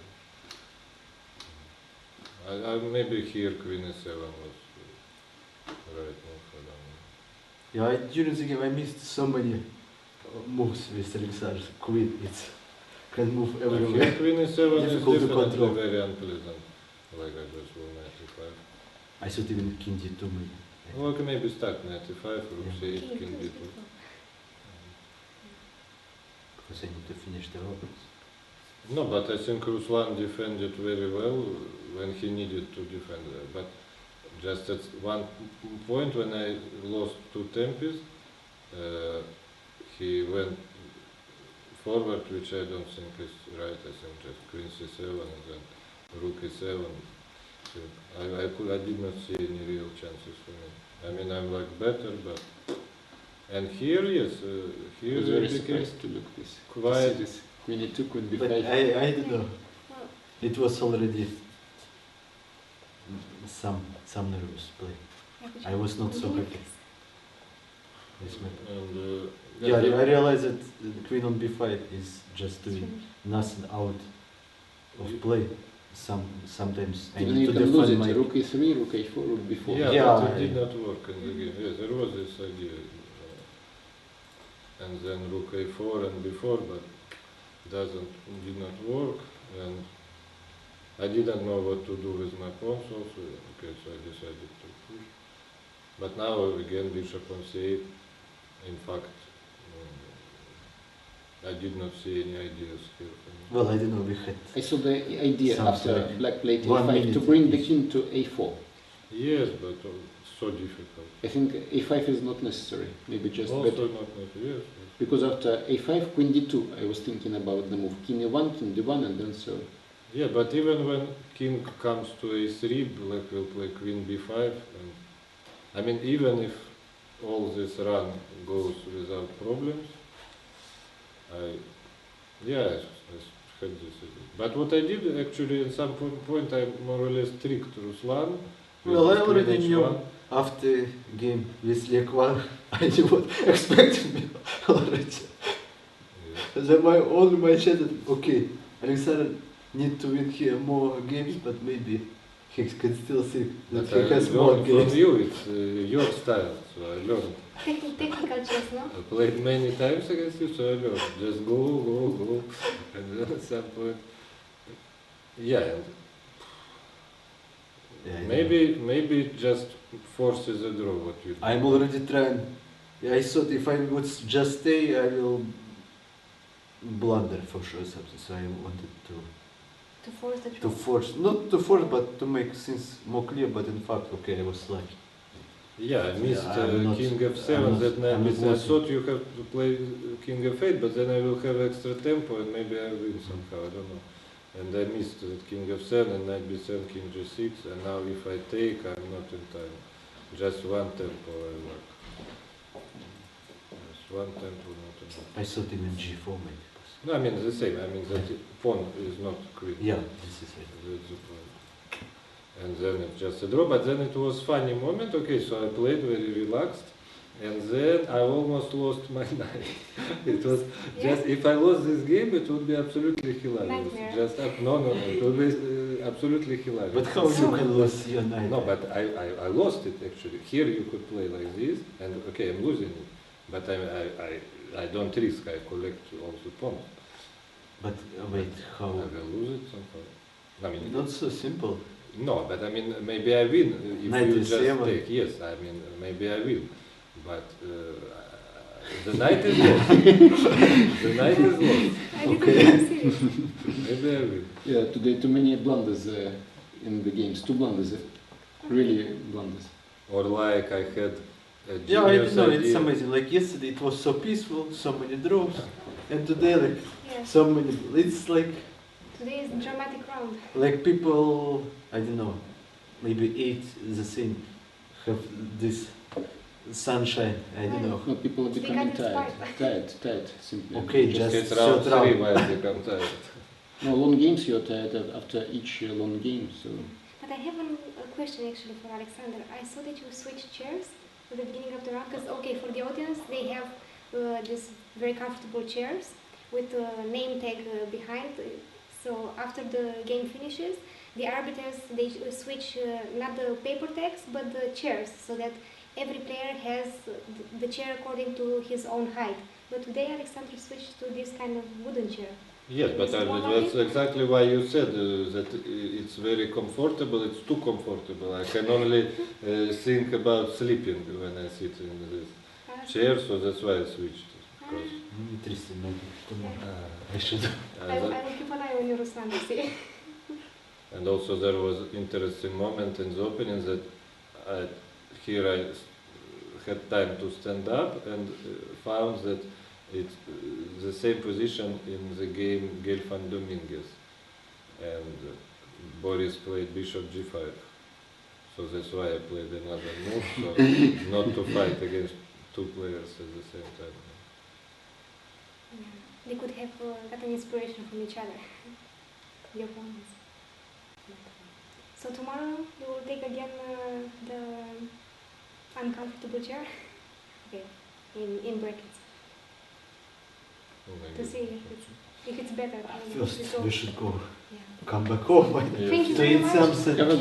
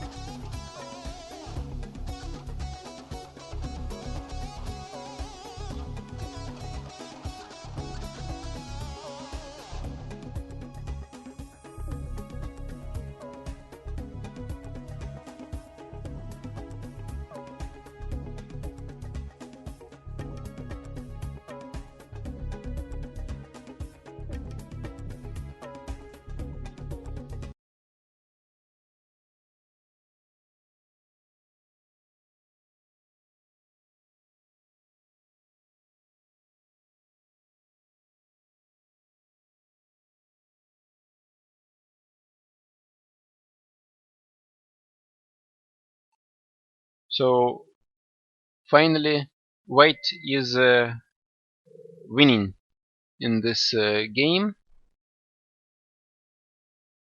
So Gelfand Dominguez, now we see it on board, and now finally the last game is going to an end. So couple of mistakes were made, and now we see that white king has moved to the square c5 in a very close way. So just let's look how it was happening. So after queen d2, black made a careless move playing king b6. It was necessary to play bishop a2 in order to prevent white king going into the center. And actually, instead of bishop a2, black made a mistake, king b6. And now the line remains closed, and now white king has become an active piece. Now rook a8, queen d6, king b7, queen d7, king b6, king d4, and now white is trying to organize some mating threats to the black king, trying to put the king on c5 to push away the black king from the square b6, and then in combination with mating attack, with mating ideas, white gets suddenly winning chances. So how difficult is to play chess? You are defending, then you have a almost a drawish position, and then finally you make a mistake and then lose. So let's go. What happened further? Rook a4, queen d6, king b7, king c5, rook a6. Now after rook a6, queen e7, king b8, queen d7, king a8, queen b5, and now we're entering the theoretically winning ending for white, where white has the queen against the rook. So of course all players, even the beginners, must know how to win such an ending. And of course this is the case, but still I know a couple of examples when very strong grandmasters were not were tired and they failed to win this position. So what we have now on board, so players are blitzing, so king b7, queen f7, king c8, king b5, and now rook d6. So black is choosing the best defensive method, just trying to cut off the king on the 6th rank, and still with only seconds left after each move, it is necessary for white to find the correct ways to win this game. So king c5 is played, now rook a6 is of course necessary. The only defensive chance for black in this position is to keep the rook close to the king, and at his turn white must try to, for example, to have the rook on h6, then the rook and the king are separated, and white can give couple of checks and then try to force and win this rook. So king b5, rook d6 now. So how white should proceed now? I would like to play queen e7 now. Yes, queen. So they're repeating the moves. King c5, or how the queen entered.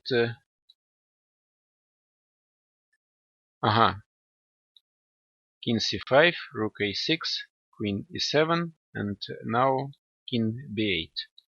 So white is now playing king b5. So the rook. Yeah, now black is losing. The only move is rook a7, and now you should create some kind of Zugzwang for black. So Boris is thinking how to create problems. So it's still some technical difficulties, especially considering the fact when you are tired, almost 7 hours of play today, so he must really concentrate deeply in order to find the win here in this position.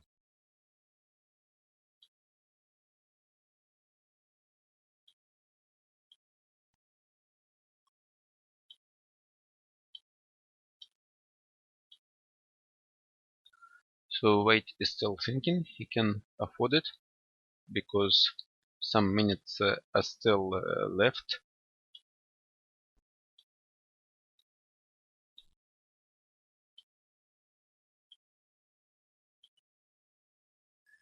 And here basically all moves win in the same way, more or less win in 14. This is my evaluation. So Queen e5, Queen e4, Queen d8, Queen f8.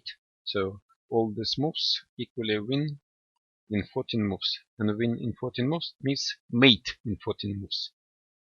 So just quite interesting to follow, because you don't see quite often such a situation when the world top players have to prove their superiority in such simple position. So the last known case, it was the game of Ushenina, the world champion, who was not able to mate her opponent with the extra knight and bishop. This, of course, was a shame for her. But okay, so now returning to the game, Queen f8 was played. So still, this is the win in 14 moves. So King c7.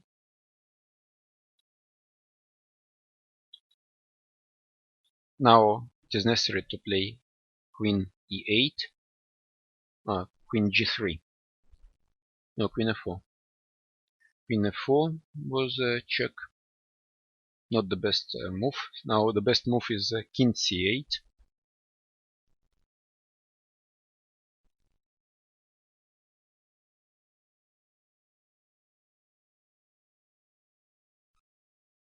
So just wait if Linia will demonstrate the best defense. But of course it is lost for black, so still he can only extend his play.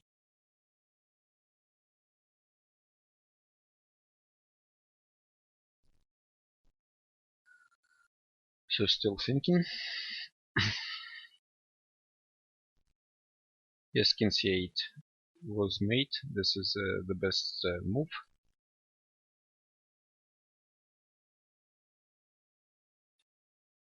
So here again Queen e5, Queen f8 are the best moves. It looks tempting to play King b6, but actually it is not the strongest move. So if I would be white, then probably I would play King b6. It is very human to play King b6 here. Probably King b6 would be played. Because first of all, you're a human, you're not a machine.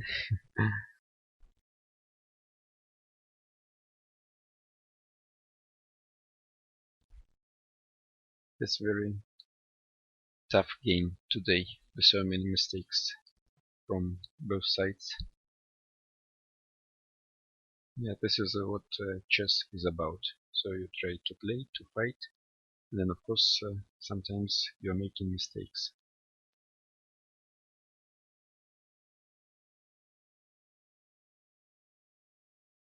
Yes, so this is the proof that Boris Gelfand is a human person, because it is a human feeling to make this move. But of course, actually you can distinguish the cheaters from the real players. If the cheater is playing, then of course he will play like computer moves, but the humans tend to make human moves. Now the best defense is Rook a7. Everything else, yes, this is the best defense. Everything else loses very, very quickly. And after Rook e7, the best way is to give check on f5, or to play King c6 or King c5. and you have to start over again. If some moves before it was a win in 14 moves, now it is win in 19 moves. So Queen f5 was given a check. Now again the strictly only move is King d8. Everything else loses immediately, so black has to do King d8, and it was mate. So the best move is now King c5. I think the human move is King c6. Oh, King c5. Yes, very interesting. King c5 is played. Now the best defense is King c7. And this is, I think, this move will be played because you have to stop white king from the match to the square d6. And maybe 100% that this move will be played.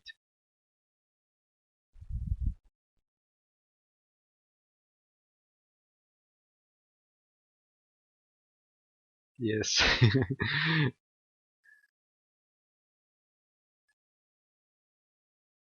So after King c7, Boris has to find the move Queen d5.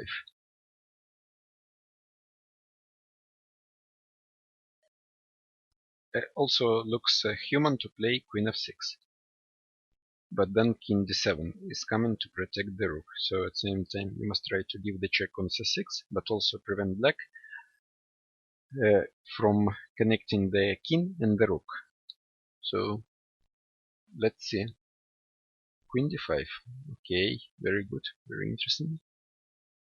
Now rook d7, of course, now is forced, because you have to keep rook and the king together. Everything else loses quickly, because you can never separate the rook and the king.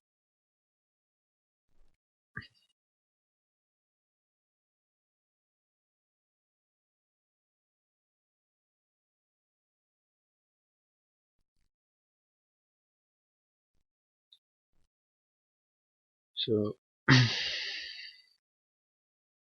rook d7 should be played.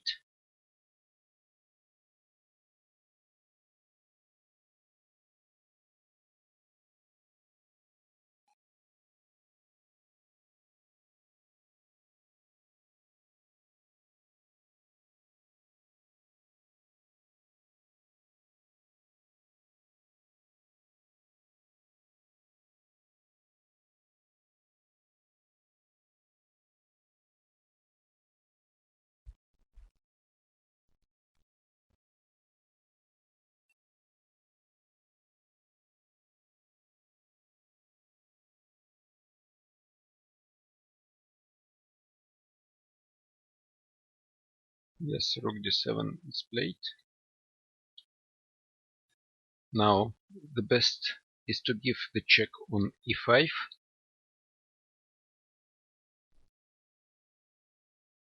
I think it is human to play Queen e6. But actually it is a mistake. It makes the win much more difficult. Queen e5. Now King b7 or King d8 to the two best answers by black. But King d8, King c6 is possible, so I would, as black, play King b7.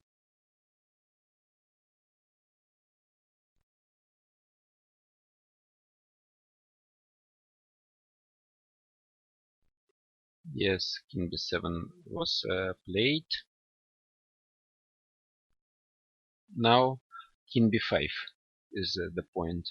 So here white has really to make two difficult moves, King b5 or Queen f4.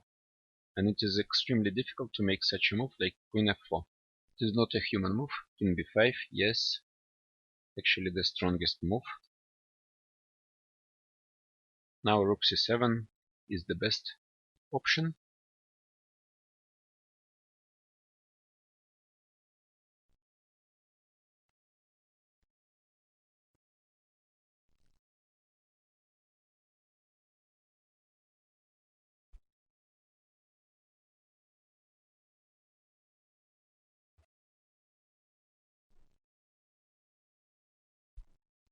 So black is thinking.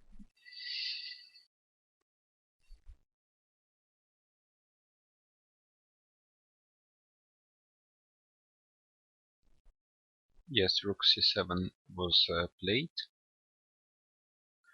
Now the best move is queen e8.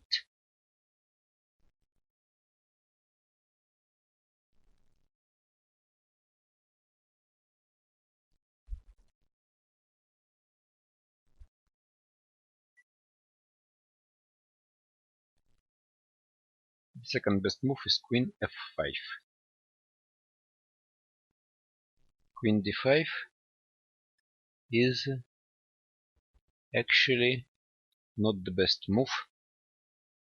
It allows black king to go to c8, and then king b6 will be.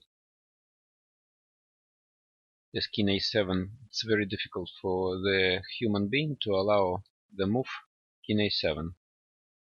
So king a7 was played. Now queen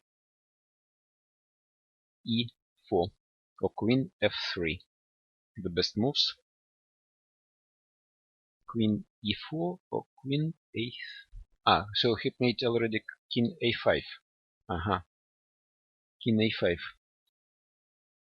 Now it is necessary to play or rook h7 or rook b7. Rook h7 is quite difficult to make because it is against the principle because you must keep the rook and the king together. So of course rook b7, but now you can give the check on d4, and now you can play king a6. So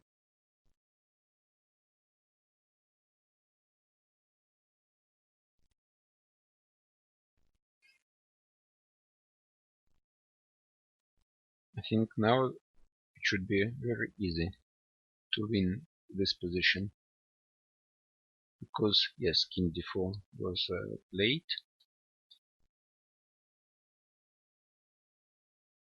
So king b8.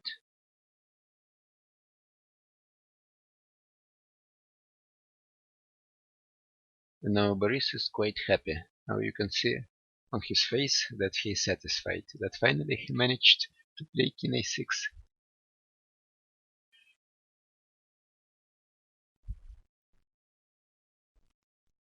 Yes, king b8 was played. Now king a6.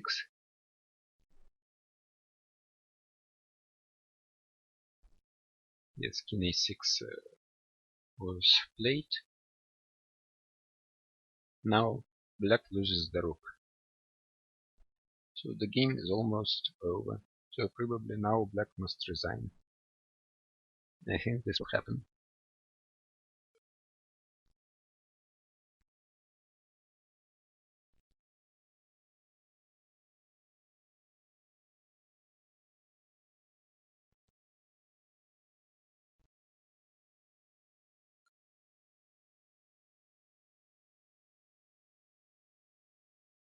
Yes, so just correctly. So finally this game over. So probably maybe one of the longest game of the tournament. It lasted 7 hours.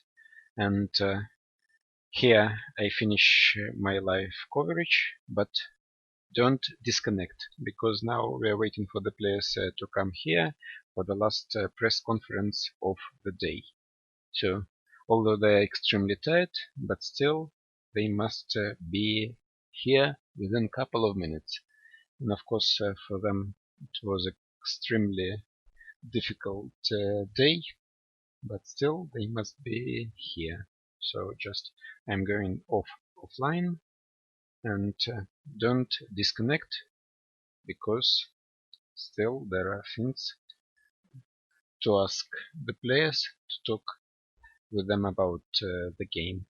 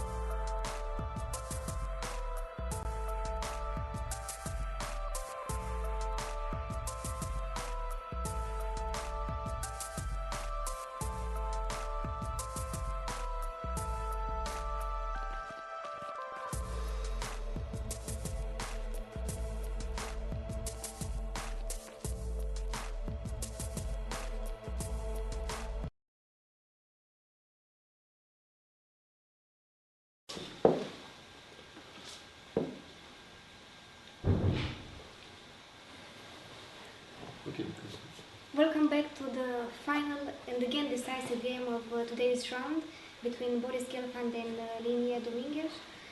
4 decisive games today, all with white. It was absolutely incredible for us to watch. And thank you very much for joining us after so many hours of play, 7 hours and almost 100 moves. It was with ups and downs, Boris, because we believe at some point you were having a big advantage. No, I think I was like totally winning like after move 20, 25. And then in time trouble I said blundered everything. How can I close?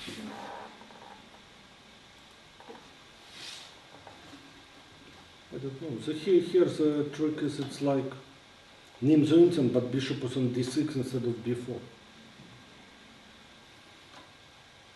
Amazing, in this position, I took on d6 with Carlsen, Grishuk played bishop g3, and I played bishop g5, so all moves are possible, yeah? Yeah, chess is unlimited, you can play anything basically. Alexander Grishuk just mentioned that he saw bishop g5 was played, he decided to go to g3, just to shift. No, but here the problem is, okay, if black could play bishop b7, it's okay, but they're not in time, knight d2. And here, of course, bishop b7 had to be played. Yeah, I thought for some reason I underestimated this. But I think I have strong move e5, maybe, I don't know. But then maybe knight c4, I don't know. But also knight e4 even. Knight e4 here, you take and play knight c5, I don't know. But then I was afraid of some knight f6 even. Yeah, maybe, but I was not sure. Does it work? Right? I'm not sure, knight f6. Yeah, if king goes bishop c2, yeah? Maybe.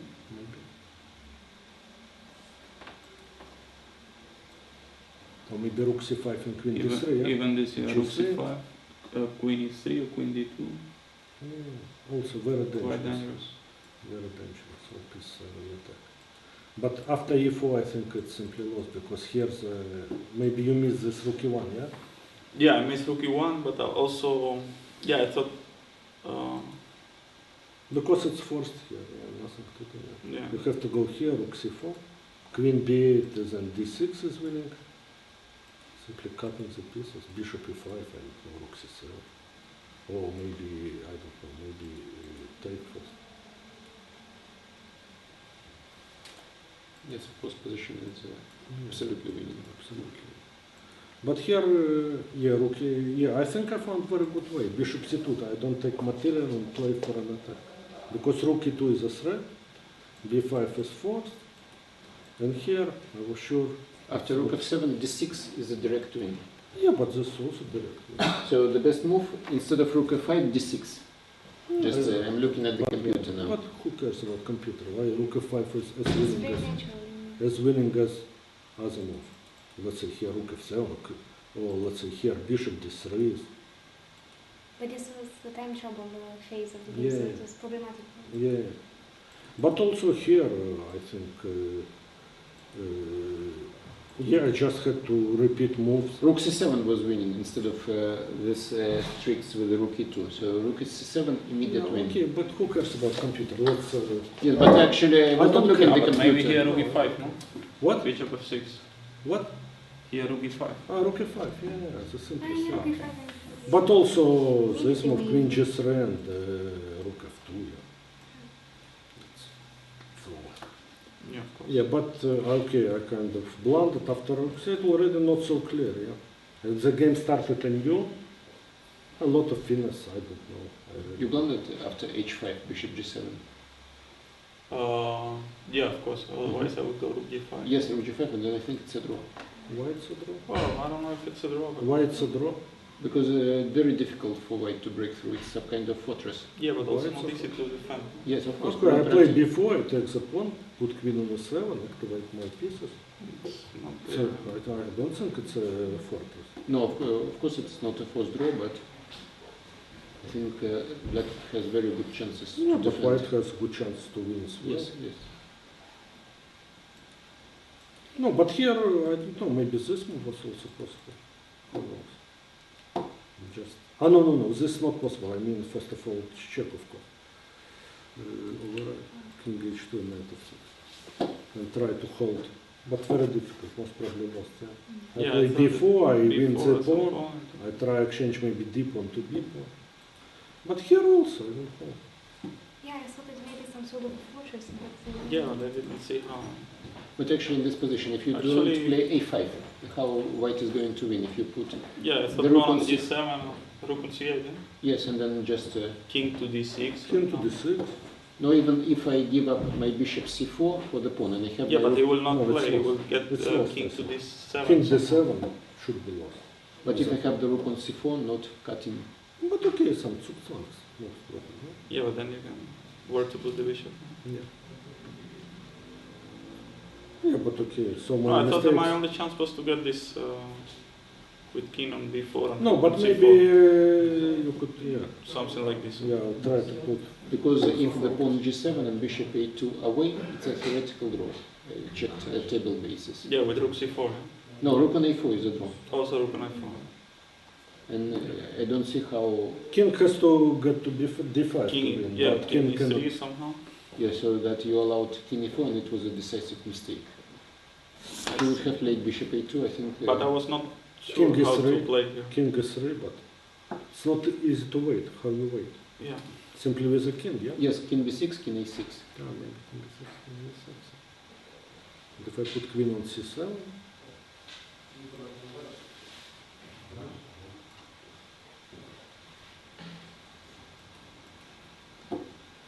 Maybe bishop b3, possible. b3, queen c6. Queen a5. Queen c6. Ah, queen a5. But then even the rook b4. Yeah, King but a4. research. No, that No, is- king a4 is mate. Sorry. But okay, it's already so dubious. Mhm. But okay, yeah, who knows? Maybe some queen e1 Queen one, yeah. Bishop c4. and king d4. Ah, yeah, no, maybe bishop g8. Yeah. But okay. Yeah, some chances, but very difficult in practice. Yeah. Especially when you are tired. After 3 hours. Yeah, because white can go. King maybe around comes to or- c1 to get some mating threats. You forgot about this idea, king e4. What? About king e4. You forgot about this idea. No, I was simply not sure that I could defend this. I was trying to. Yeah, I thought maybe rook on a8 had some chances, but once the king goes through, there's no chance.